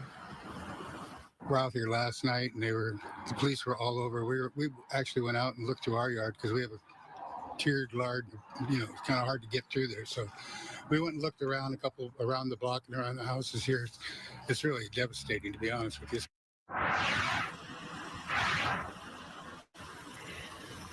And Everett police say they will have another update tomorrow. But for tonight, a very sad situation for this community. I spoke with other neighbors who did not want to appear on camera, and they say they're just devastated and eager to find out what happened to the young boy. And if need be, they want justice to be served. Reporting live in Everett, Jennifer Dowling, Fox 13 News.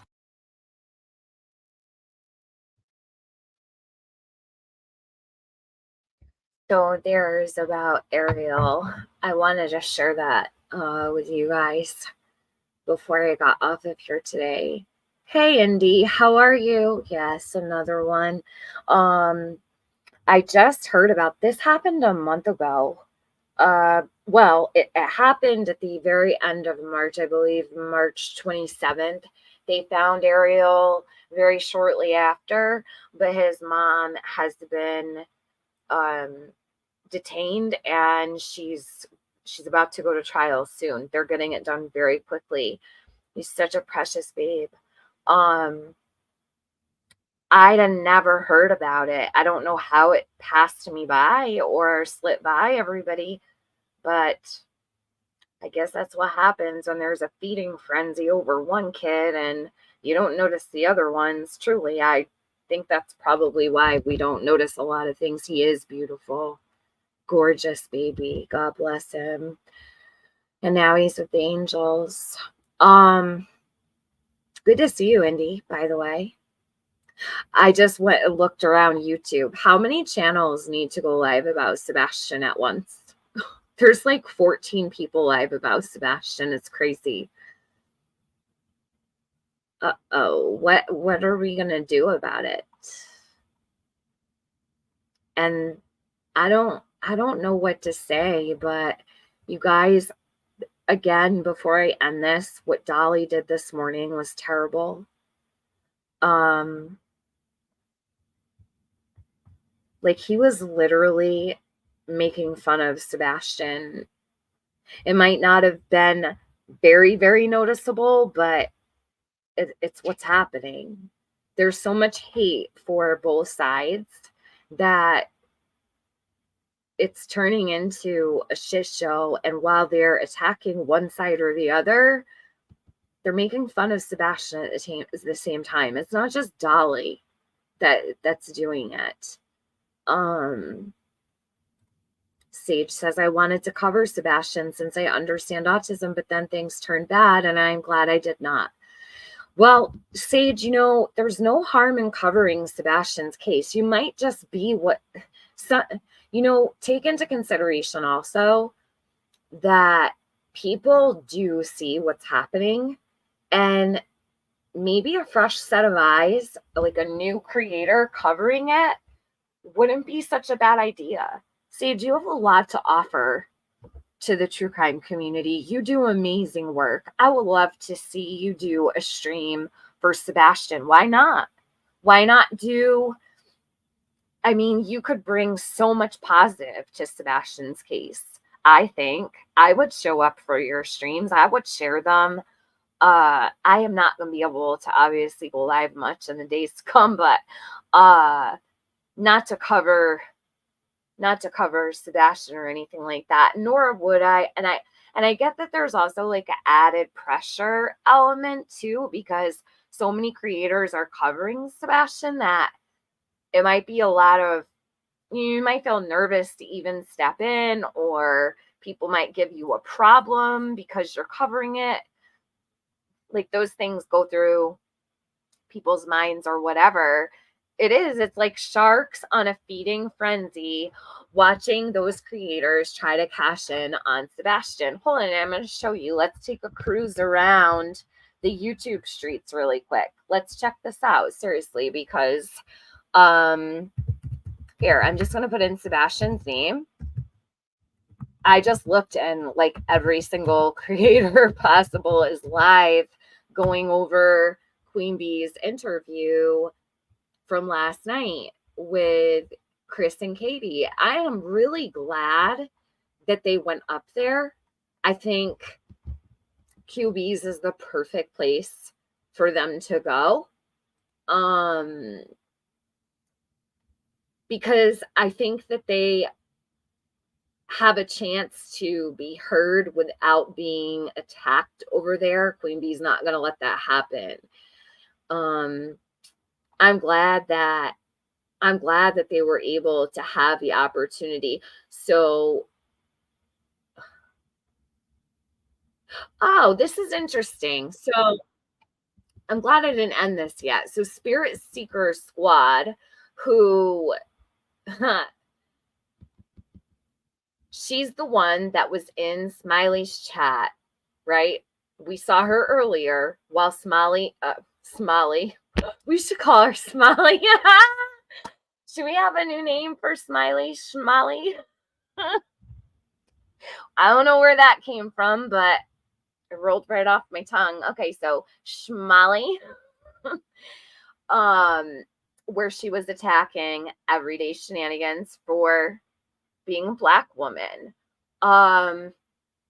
Spirit Seeker Squad was in there. I brought attention to it. I asked if she would explain herself. And this is interesting. I didn't notice this till just now. She's actually live saying to stop spreading information about Seth hitting Sebastian in the head. So imagine that. Well, let me press play on that. I gotta fix this. The ads are driving me nuts. Okay. So her title is Seth Rogers versus Mr. Chris Proudfoot. Stop stating misinfo about Seth and Sebastian's head. Oh, Spirit Seeker Squad, we're going to have a field day, you and I. Okay? Okay, let's see what she has to say. I'm curious to see this. Interesting, this is what she would choose to make a video today about after I just saw her involved in blatant racism. Shall we press play? This woman has a child. She parades around the internet. Okay, so does she fucking agree? Does she? It's okay. I don't think so. And maybe I'm jumping to conclusions, but misinfo about Seth and Sebastian's head? You know what's interesting, Spirit Seeker Squad? You don't say anything about Sebastian having hydrocephalus, do you? Right?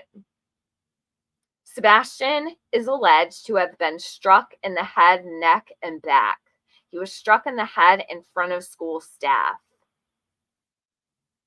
This is documented with the court. Look at how they don't want anybody talking about this. Hey. Welcome back to my channel. Woo!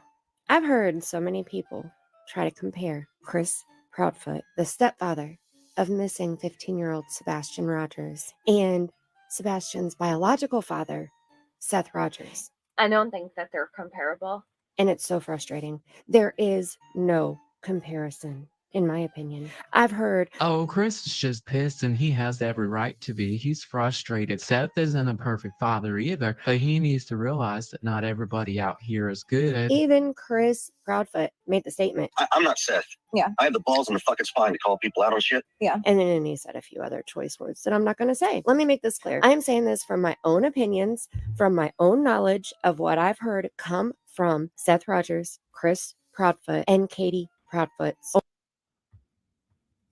Does she share the documents?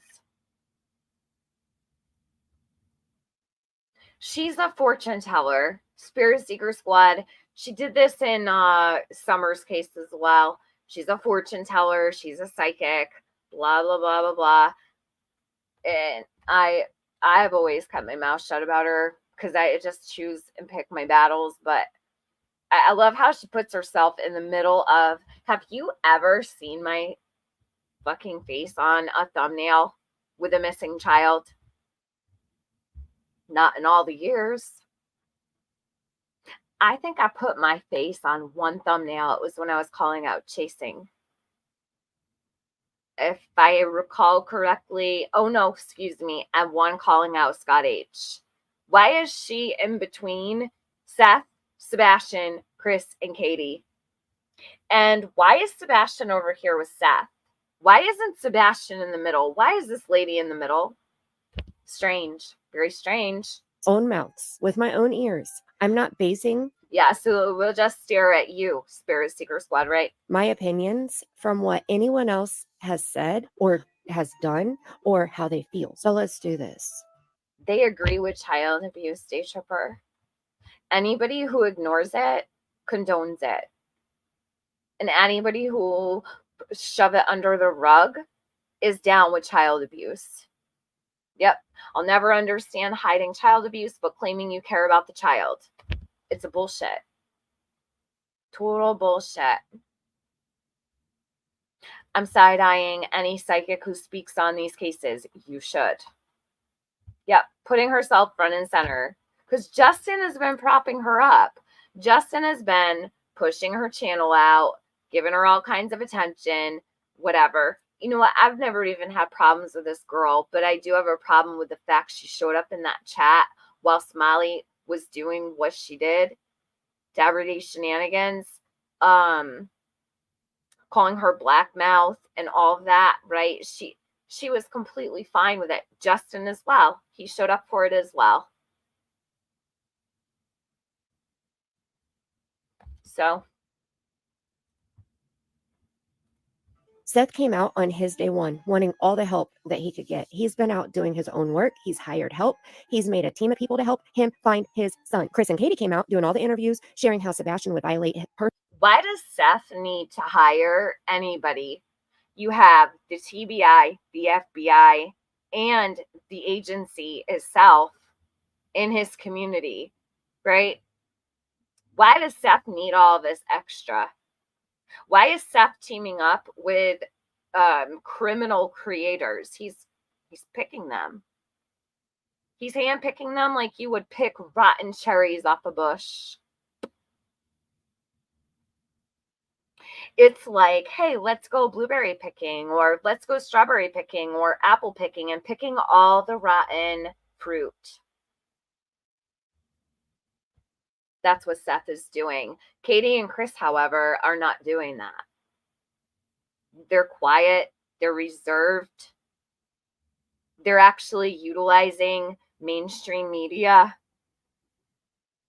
And they're very selective about where they go. And I think that they've chosen good channels to go to. So they're probably getting a feel for it. Personally, if you want my honest opinion, I think they should stay as far away from YouTube as humanly possible.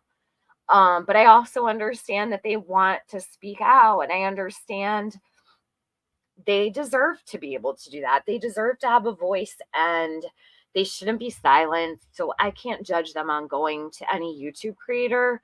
But with that being said, I just know the way things work around here.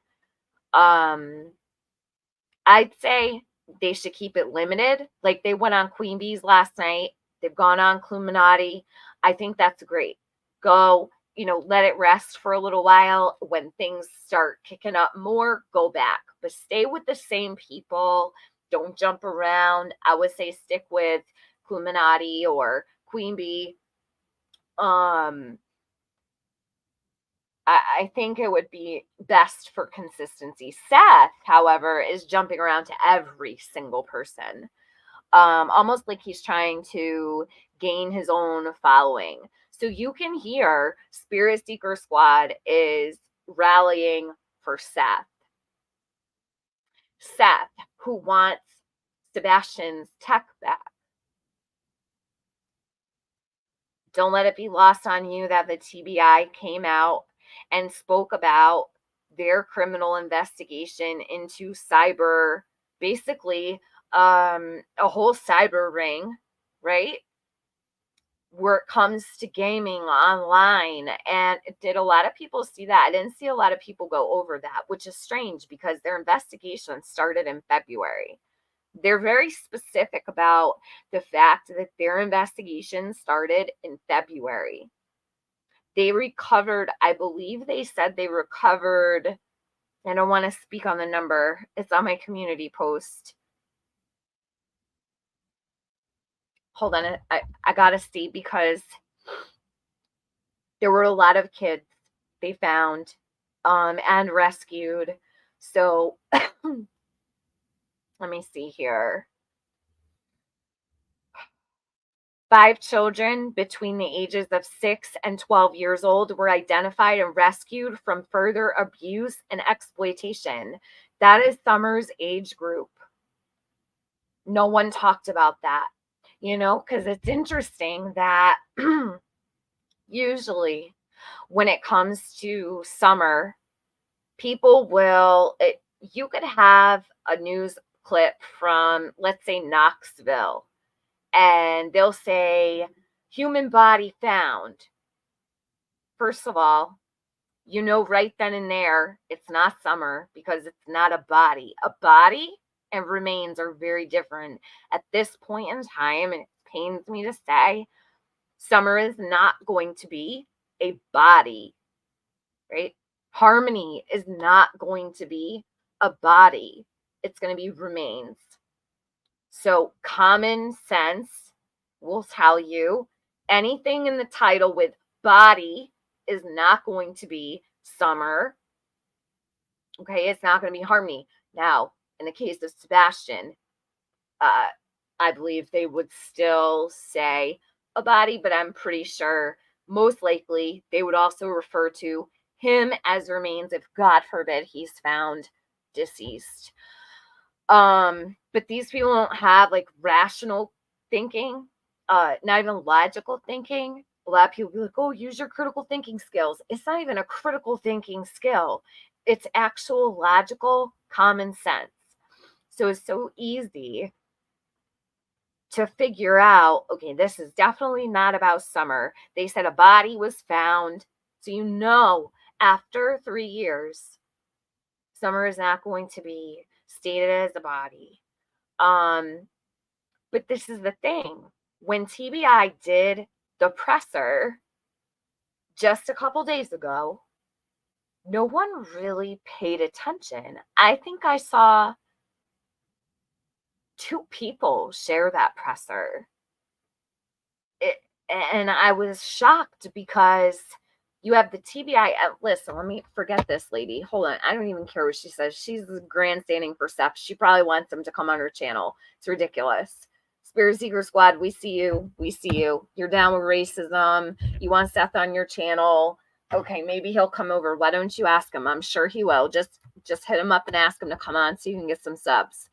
So give me just a sec. I wanna talk about this. So sorry, I know I'm a little bit all over the place today. So right here, 4 days ago. Listen, turn up your audio if you can, because this is the worst audio. I don't think that there's any other. Let me check the Tennessee Bureau of Investigation and see if they might have this over there. But the audio on this is absolutely terrible. I was really upset that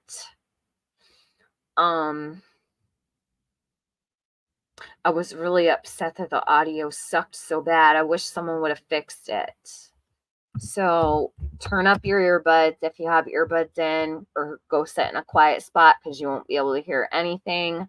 And maybe that's why people didn't share it. I was going to fix the audio, but I don't have enough storage on my phone. I think my phone will hold, like in my iMovie, it'll hold maybe 12 minutes, but it won't cover 19. I could split it up and fix the audio that way.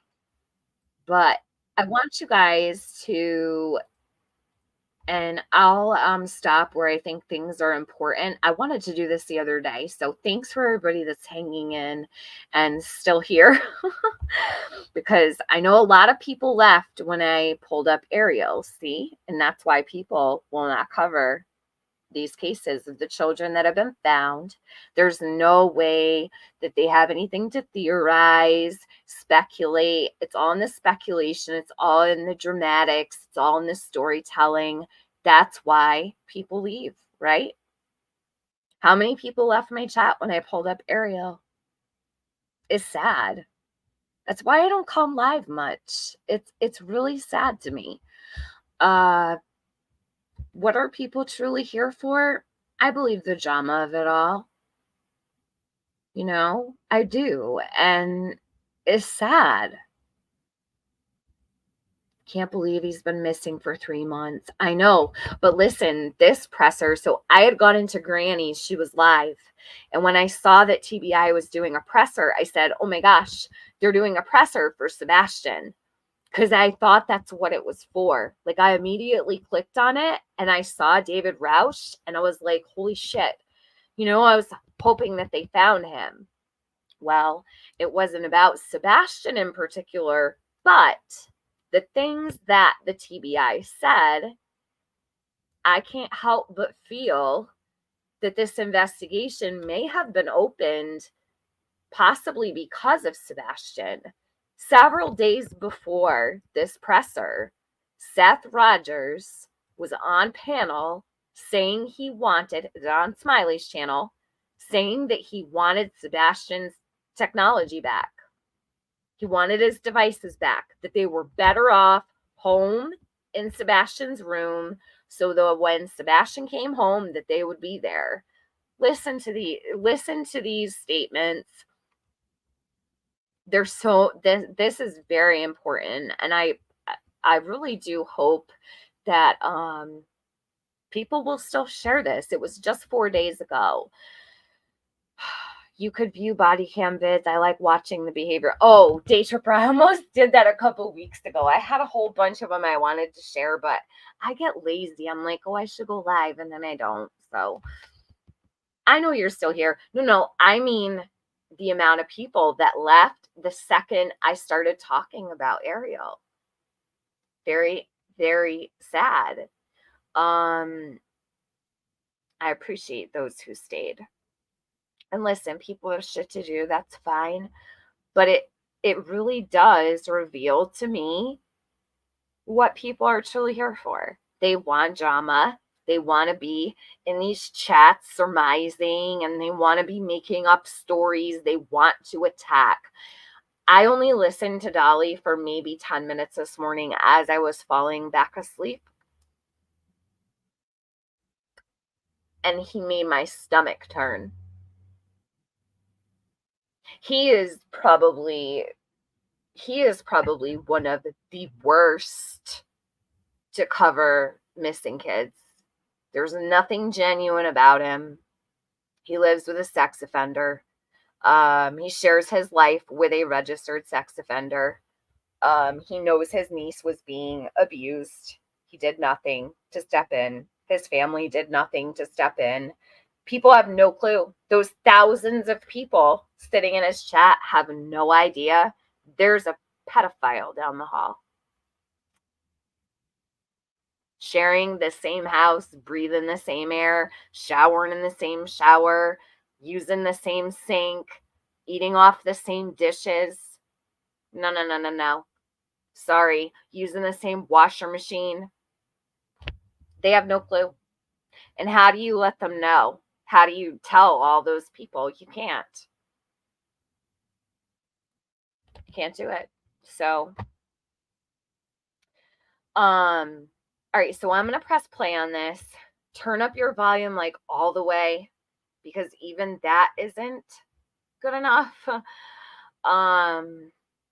Day Tripper, why is he live with his brother? I don't know. Probably because his brother has nowhere to go and no one will have him, is what I imagine. But I do hope he's taking care of his girlfriend while, that man is living in the house. God only knows what could possibly happen to PJ while she's in that house. She knows. Betty knows. Bullhorn Betty actually welcomed his pedophile brother to the family not too long ago. Maybe a year ago? She went live and defended him. These are the very people speaking out on these children's cases. So, take inventory of who's covering the babes, They're criminals and predators. So it's gross. It's fucking gross. It's all about money for a lot of these people. Nothing else but grifting. Yeah, Eric Shane. Absolutely. It is all about money. They have to keep up every single day or else they won't be able to pay their bills. A lot of these people have quit their jobs. A lot of these people rely solely on YouTube for their whole entire existence. That is so dangerous. I would never rely on YouTube. Your channel could be gone tomorrow. What are these people going to do? I have no clue. If in the event their channel was gone when they woke up in the morning, they're not going to get that check from the month before, period. Okay? When they terminate you, there goes your whole month before. So, yeah, and it will happen to someone eventually. But, go sip. You did it with good intentions, Don't beat yourself up about it. It's okay. Debbie, you would be horrified if you knew how many there actually are. A lot of these creators have, if they're not a predator or, pedophile, they're a criminal or a habitual offender of the law. And it is what it is. They all come here. I've been arrested once in my life, and the charges were dropped immediately the second I walked into court. I don't have a criminal record. I think all creators should have to disclose if they have a criminal record. I had a disorderly conduct that was dismissed with prejudice. It can never be brought up again. Check out the rest of these people. You'll be shocked. You'll be shocked. And it's terrible, and none of them should be allowed to cover missing children, especially with felonies on their records. They should not be able to. Thank you for playing this. There's a key phrase I'm listening for, and we'll comment if I hear it. Okay. Let me know. I'll pay close attention. All right, I'm going to press play. So this was done. Hold on. Let me actually put in the banner. I'm going to make sure I put the date on this. I'm going to drop the chat in the chat. I'm going to drop the link. I'm going to pin it, okay? That way everyone has this. And if I can somehow, because my storage is so fucked, I pay for 2T storage and it's not enough. I have like 70,000 photos, videos, and screen recordings on my phone. But if I can somehow get the volume louder, I'll do that. But I mean, I thought that after this, immediately someone would have put this out. No one really talked about this. It's strange. I thought it was super strange because this is a big deal. If this had happened post Summer's disappearance, like 3 months after, oh my God, people would have tore right through every single piece of this. Well, good morning. I want to first thank you all for being here this morning with us on this very important announcement and discussion. I'm David Roush, Director of the Tennessee Bureau of Investigation. The mission of the TBI is that guilt shall not escape, nor innocence suffer. And that's more than a catchphrase. It is a promise. Today, we're here to share the results of an operation earlier this year to target some of the most vile crimes out there, those involving internet crimes against children. For many years, the TBI has done this difficult, heartbreaking work in some of the darkest places on the internet. The technology may change, but one thing remains the same. The depravity of the people who commit this crime is staggering, and their relentless pursuit of our children for their sick gain knows no end. I'm proud we're an agency that's willing to do this work, but I've said it before and will say it again. We cannot do this alone. Parents, grandparents, caregivers, teachers, we must do better. We must watch where our children go online. We must know who they're talking to. And we must have the hard conversations to guide our children to be safe in the digital space. We'll have some information on the resources to do just that in a few moments. First, however, operations like this require teamwork of the agencies of local, state, and federal level. And I want to take a moment to thank some of our partners in this space. We have Assistant Special Agent in Charge, Jeff Pfeiffer from the FBI Field Office, Memphis Field Office, here with us. Assistant Special Agent in Charge, Joshua Fisher of the United States Secret Service, the Nashville Field Office. Deputy Special Agent in Charge, Colin Jackson, and Assistant Special Agent in Charge, Dennis Fetting, from Homeland Security Investigations. We're also very glad to have State Representative Mary Littleton with us today. So just a moment on Mary. She has been an absolute leader in the space for us in our state. She has carried very difficult and critical legislation to help us as we do these investigations. Some of that specific legislation on the possession of children's sex dolls has been critical, and you'll hear more about that in this investigation. As well as this year, she carried artificial intelligence legislation, which is really tough because most people don't even understand that space. But she carried that for us this time. And again, critical for us in addressing the really sick nature of the crimes that happen in this space. And I want to thank you for that. We also want to thank all of you for your support and partnership.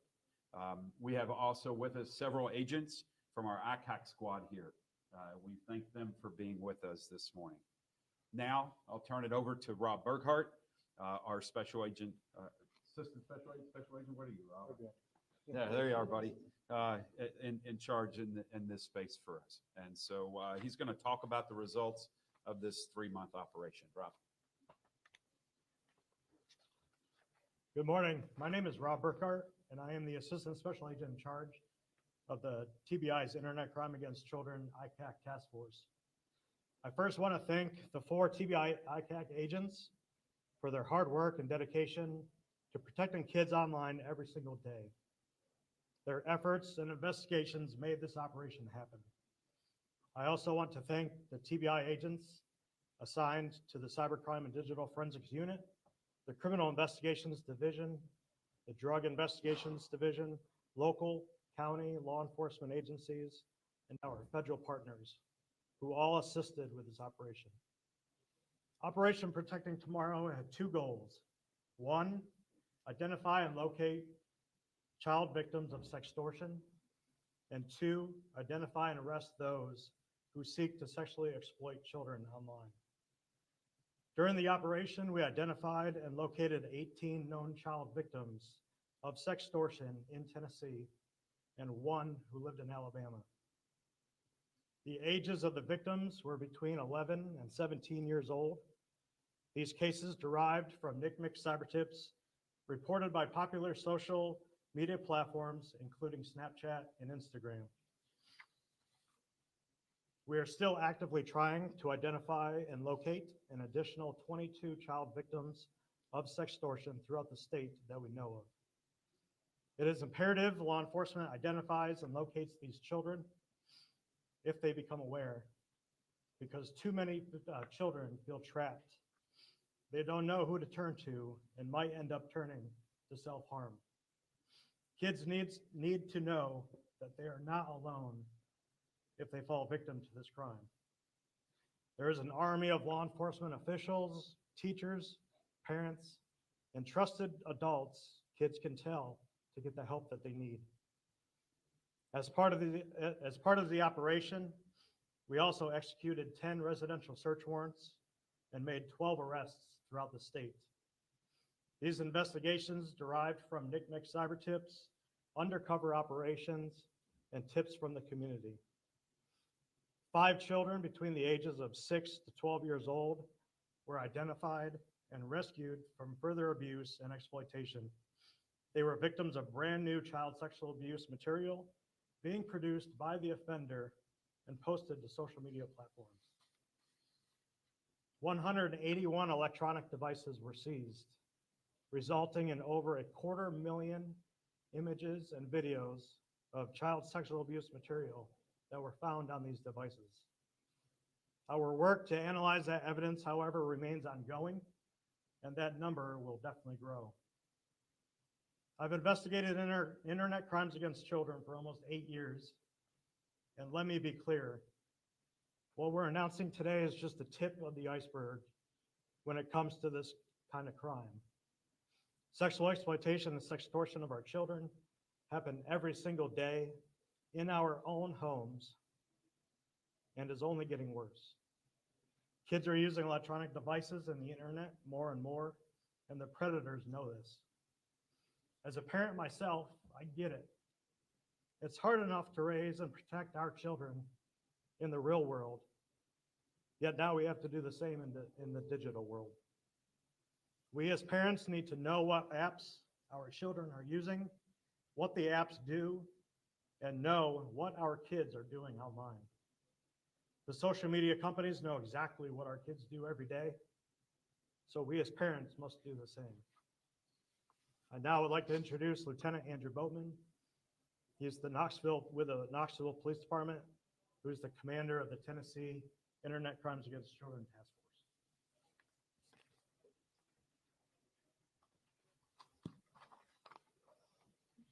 Thank you, Rob. As Rob said, my name is Lieutenant Andrew Boatman. I'm with the Knoxville Police Department. I am the commander of the Tennessee ICAC Task Force.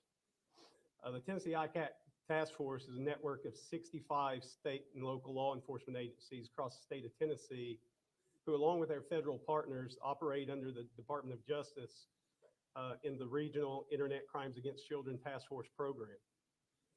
Using funding from the DOJ's Office of Juvenile Justice and Delinquency Prevention and the Tennessee Office of Criminal Justice Programs, we work closely with the National Center for Missing and Exploited Children to protect the children of our state by providing training and technology to investigators, facilitate cooperative investigations across jurisdictional lines, and ensure that victims of sexual exploitation and abuse are identified and their offenders are brought to justice wherever they may be. Operation Protecting Tomorrow is a perfect example of the impact that can be achieved through collaborative efforts. We're grateful for the dedicated men and women at multiple state, local, and federal agencies who have committed themselves to protecting our children and supporting the ICAC program. Thank you. We'll open it up for questions.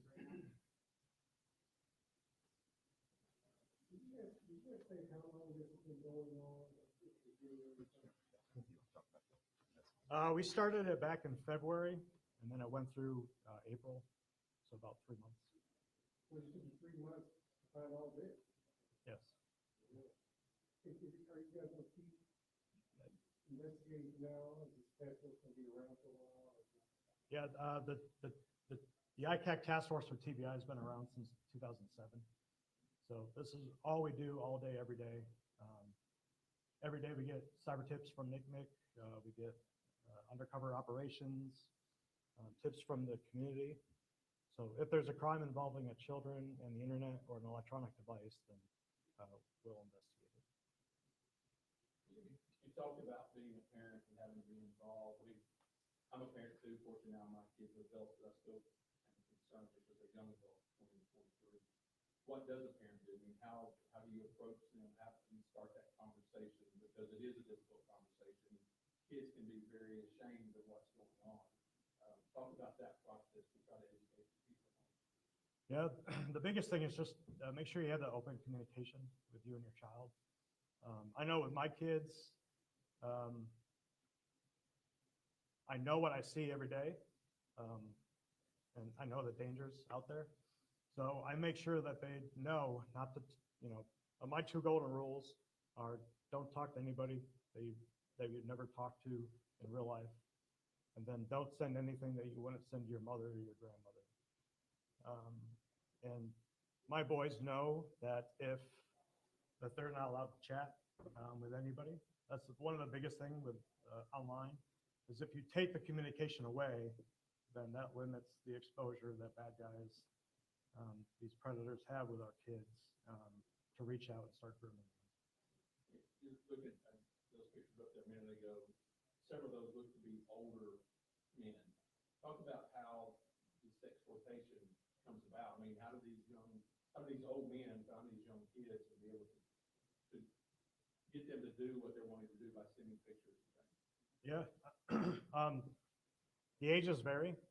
We actually have minor kids that actually are subjects to that are trying to sextort other kids too. So the age it's from minors all the way to the to older people. It really starts with platforms like Instagram, Snapchat. Usually boys tendency are the biggest victims with sextortion. And what happens is they'll get, somebody will message them. Usually somebody maybe around their age. It'll look kind of like somebody of their age group, and they'll start chatting with them. That communication, that friendship kind of grows, the whole grooming process begins. And then unfortunately, that child will then send an inappropriate photograph of themselves, and they usually ask for the face. And then while they're chatting with the kids online, in the background, they're doing their own research, figuring out where these kids go to school, who their parents are, who their teachers, who their pastors are, who their friends are. And then as soon as they get that inappropriate photograph, they send the victim a photograph of them and then a list of all their friends, threatening them to request either more photographs or gift cards, usually money. And if they don't send it, then they'll send the photograph to all their friends and family. There's a lot of debate about the social media companies knowing what our kids are doing every day. Are you in contact with any representatives of these companies? Are they cooperative with you? I'll take that. Yeah, it's a much more complex challenge, right? We are working at the federal level with our state representatives and senators on addressing these social media companies and their responsibility to monitor this space, right? One of the biggest challenges right now is this continued effort to encrypt all messages. And what it really is the effort by these companies to wash their hands of the responsibility. And that's why we continue to fight against the movement for encryption, because what it will do is it locks out all of us from being able to see what's going on, right? It locks out policing, and it locks out the company itself, allegedly, right? And so that's why there's a national movement to hold these companies accountable for the information that they have and their responsibility to properly monitor and notify policing when there are illegal activities occurring on their platforms. And so it is a very complex and challenging situation. We do have regular communications with the security arms of those companies, but there's an ongoing debate and challenge on that. And so we'll continue to push in that space to make sure that that there is legal access for us and those companies for accountability, especially in the sharing and the production of child sexual abuse materials. For the child victims that you identified and located, were there resources available to them afterwards? What kind of happened after that phase? Yeah, absolutely. So in all of our operations, what we will do is assure that we have the non-governmental organizations, our partners that provide those types of assistance, everything from counseling to education to care. We make sure that those connective services are made available and that they're engaged with these families.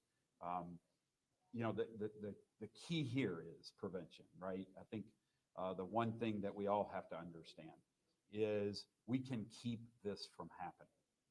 And it's really the responsibility, as I started out, with all of us as a community, engaging with children to make sure that they understand that the power of the networks that we have now, right, are cell phones that are no longer cell phones, that are just computers, that to understand, and we're putting them in the hands of babies, to understand that we have a responsibility when we put that device in the hands of children. We have a responsibility, every one of us, to protect that child. And that means knowing exactly what's happening on their device, knowing exactly what they're doing, how they're engaging, and who they're engaging is critical for all of us. And so it is a village responsibility that we all protect our children. And there's too much of this happening. You mentioned the offenders that you saw the photographs of. They get online and create personas, especially as Rob mentioned, for young teen males, right? They create these personas to interact with that part of your brain, right? Especially as a young male, that part of your brain that is seeking pleasure. That's what they do. And once they connect, right, then they start to manipulate. And that manipulation results in very, very devastating actions. And so the key, I think, what the most important thing that we want to express, right? While this operation was specific and targeted, and we continue those types of operations to this date, and our task forces will continue. But I think what's critical here is these operations are vital to uproot these predators that are there online, that are operating within our borders, that we can take control of, that we can get and can hold accountable. And and again, going back to what I first stated with our mission, right? The guilt shall not escape. So we've got these individuals, and we're going to make sure they're held accountable. But we also want to protect the innocent, right? And there's no one more innocent than our babies, than our children. And so that's a critical piece with what we do every day. And so we're asking, and this is really our plea with the community, is take responsibility, hold your children accountable. Don't allow them to go into their room and get online either on a handheld device or a computer. Don't allow them to do that without oversight. Don't allow them to chat. Rob made great points. Don't allow them to chat with anyone. If there's not a physical person that you know, right, and that you know everything about them, there shouldn't be a conversation happening, right? And there should never be a conversation, frankly, that takes place between a child and an adult that's not appropriate, right? That should never happen. And so I think we got to do a better job if we are going to be serious in this space to protect our children. You talked about not only the exploitation, but I think you mentioned there were 6 kids that were taken out of a situation where they were being used to actually produce child pornography. How did that come about? I know with your others that you got tips in on the exploitation. Did those come about the same, or was that just further investigation into some of those you arrested? Yeah, we'll protect investigative technique, obvious, always. But I can tell you that we have we utilize technology to our greatest advantage. And there are great pieces of technology, and I've said this, and I'll continue to say this, and our legislators are here with us, and that is the responsibility for our legislators is to make sure that those tools continue to be made available to us, that we're utilizing in this space, right?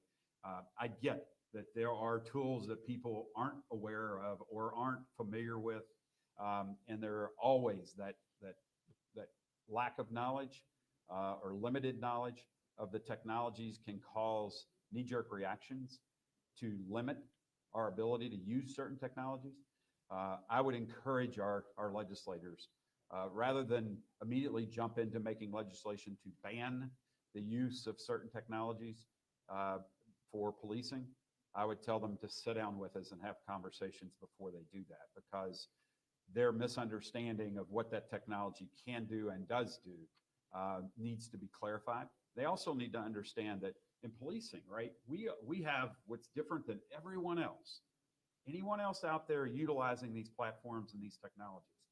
Policing, we have a whole different responsibility because we have to follow the U.S. Constitution and the laws that are in place as a result of that Constitution. And so we have very strong parameters, and we have to follow those parameters in order to assure that when we use technology, that we're using it legally, lawfully, and within the U.S. Constitution. And so we don't have carte blanche to utilize technology. But all that to say that those investigations and those identifications happen with great use of great technology that some people want to limit. I didn't know if it was just something that was discovered in the course of the other investigations once you got into, all the devices you No, I understand. It's just, I want to make sure that, as we do investigative technique, one is we won't ever discuss all of the techniques because there's always countermeasures happening, right? And so we're not going to give up everything we do because as the rest of the public is watching this and learning, so are those predators watching this, right? And so we'll be very protective of technologies. We'll be very protective of tactics and techniques. But I can tell you, yes, we utilize a number of technologies and techniques to be able to identify those victims and to be able to rescue them. Rob, I was wondering if you could speak to two things. Could you talk a little bit about the shift in language from child pornography to CSAM? And then also, I want to give you an opportunity to talk about these resources, NetSmarts and CyberTipline. Yeah, I know federally, and especially in the ICAC community, we're trying to get rid of the word child pornography. Because if you think about it, pornography it's accepted in society, right? And then when you add the word child in front of it, that just sounds like that child was consenting to that sexual activity. So we need to take that away and call it what it is, which is child sexual abuse material. That's what we at TBI will always call it from now on. And I think that's going to be moving forward within the ICAC community. Resources. Yep. So NCMEC, the National Center for Missing and Exploited Children, is a great source for resources. They have a platform that's geared strictly to kids. It's called netsmarts.org. It's with a Z at the end. They have brochures, PowerPoints, anything for every age group, for parents, teachers, anything you can imagine is on that site, describing internet safety for children and the parents. And then the big one is if you are a victim of exploitation or sextortion or any crime on the internet involving a child, please report it to the cyber tip line through NCMEC. Anybody can submit a tip, and I guarantee that law enforcement will lay eyes on it and see what we can do with it. Anything else? Thank you guys so much. Thank you. Thank you. Thanks for being here. Folks, thank you. If you want to step out, and I will meet you out in the lobby. I do want to get a picture of you before you all break today. If we could just hang out for a minute, it would be great.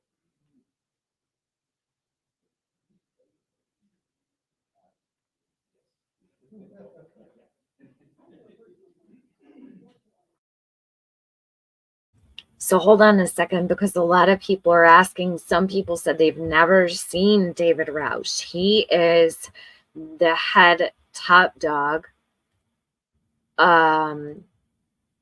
Give me just a sec. I wanna do this. Give me 1 minute.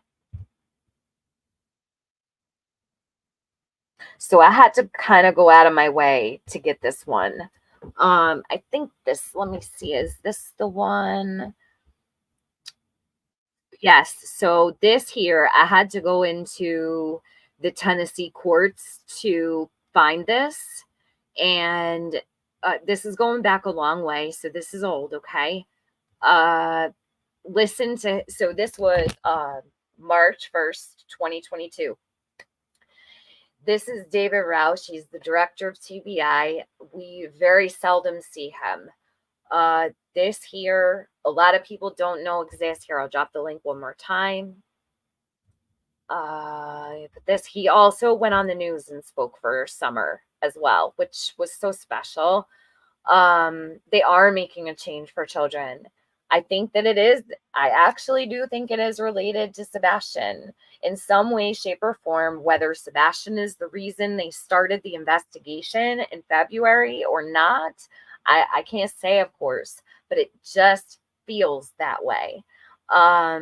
So this here was so important to me. I remember just thinking, oh my gosh. So he's explaining This was much longer, but what I did was I condensed it down to where he was speaking about summer. The man sitting next to him, it's not this gentleman, it's another, you'll see it. When he speaks about summer and the drones, so they have like very special equipment that they were out there searching for her with. He speaks about it and says, we were just out in Hawkins County searching for missing summer wells. This man slid him a piece of paper, and David shut his mouth so fast. I'm like, still to this day, I'm like, who is this guy that slid him the paper? But hold on, there's two. I'll play them before I get off here. Hold on one sec.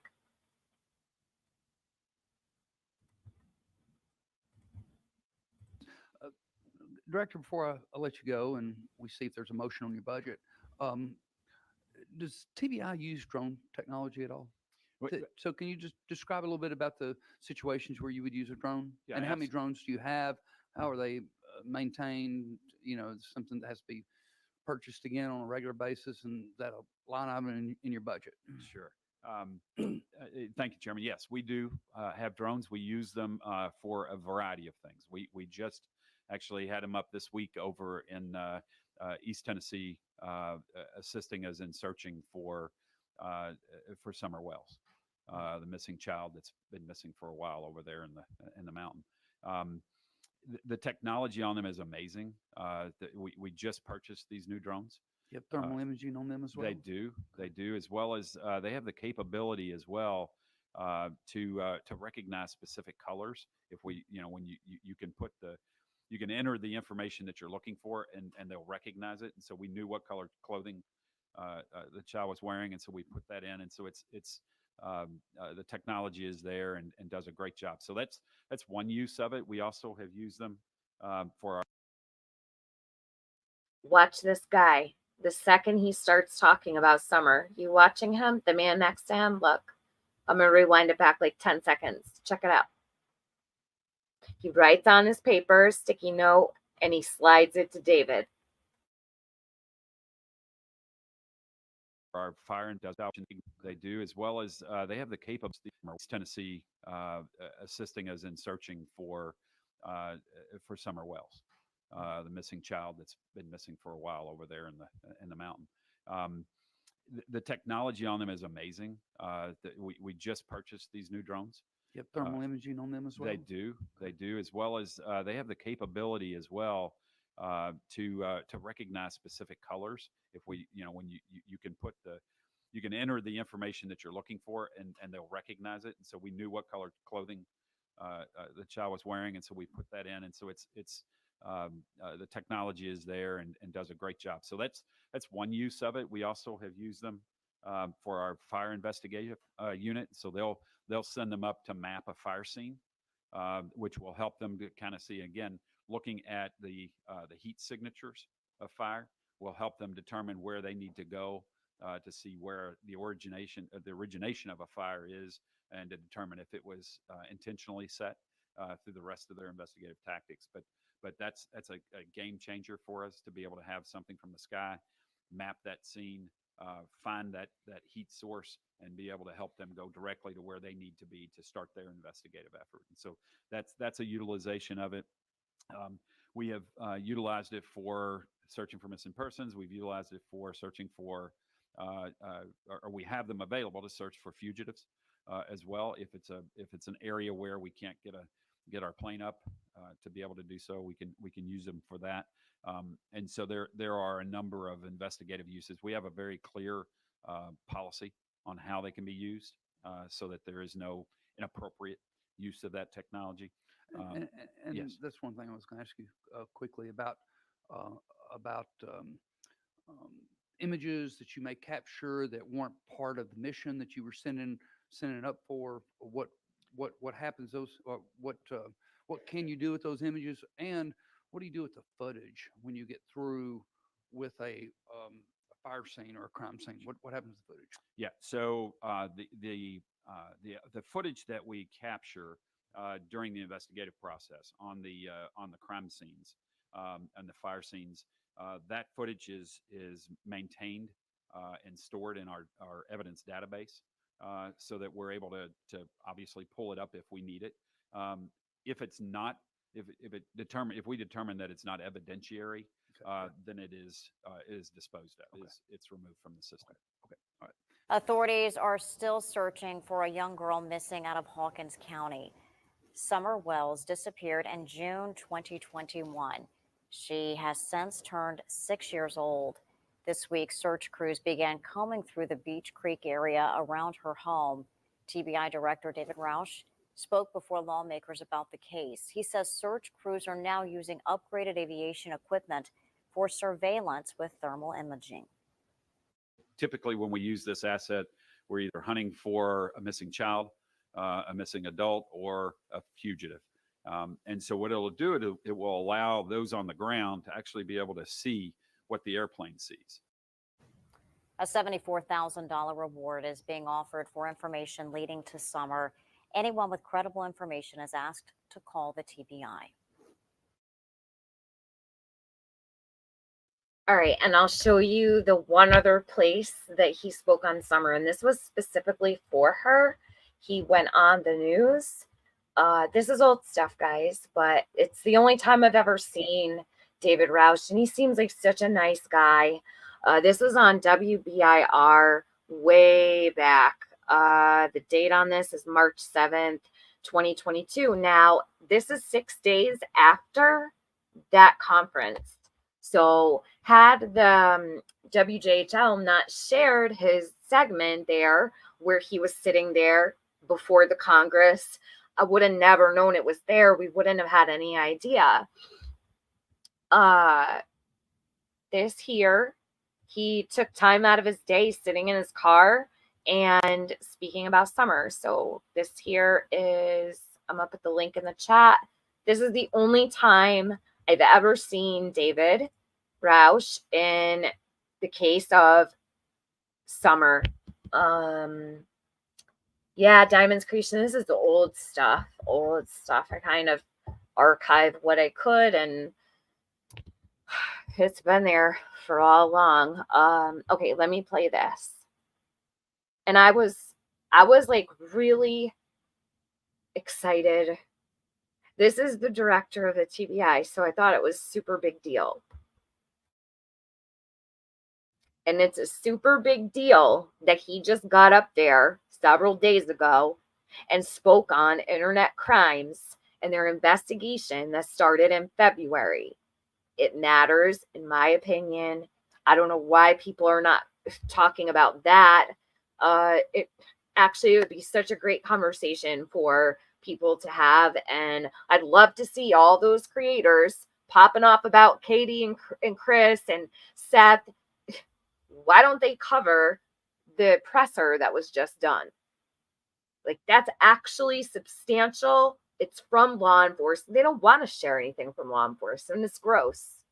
Totally gross. I would sit on the edge of my seat waiting for things like this.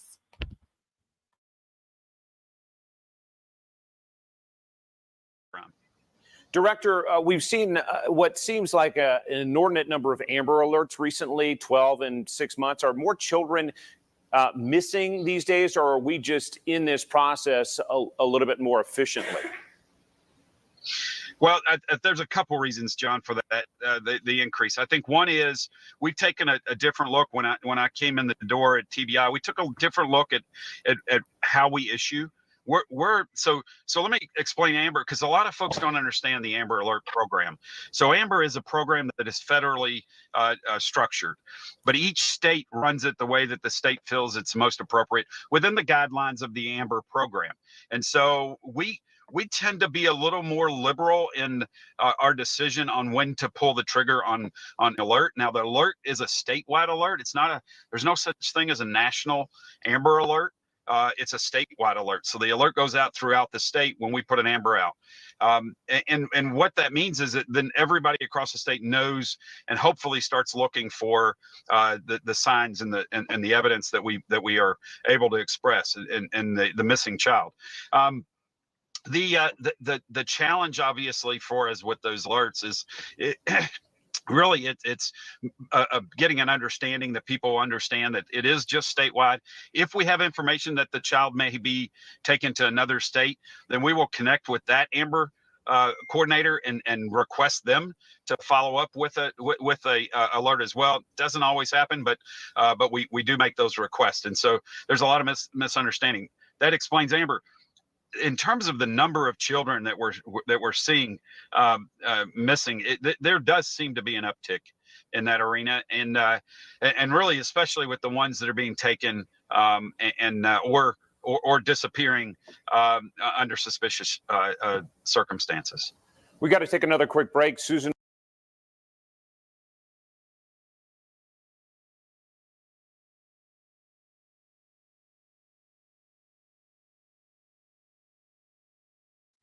Okay, so what is his name again? David Roush is spelled Rausch. I'm so glad he gave that piece of info. I wish more people understood that. What let's see. He's director of TBI. He's the head honcho. Of course, he has an upper above him, but he's it. He's the it guy. All right, so I'm going to end this. I have to get ready for my first day of work tomorrow. Summertime is my jam. So, wish me luck. Summertime's crazy here. And I'll be back probably sometime, maybe we'll see, sometime next week. I'm not sure when. And thank you guys, everybody, for being here today. I hate that Smiley was in the beginning of this. I almost feel like maybe what I'll do is I'll record this on StreamYard, like the last portion, because I don't want it to be hidden behind 5 hours of Smiley. You know what I mean? So go ahead, go sip. No problem. Thank you, everybody. And I'll talk to you soon. Keep advocating for what's right. Call these motherfuckers out, would you please? Do it under an alt. If you don't feel like doing it under your real name, it needs to be done. There's a lot of people in this community that know what's up. So don't let it slide under the rug and stay there. Appreciate those around here who give a shit. So have a great day and enjoy your weekend. My week is just starting. So talk to you soon. Bye.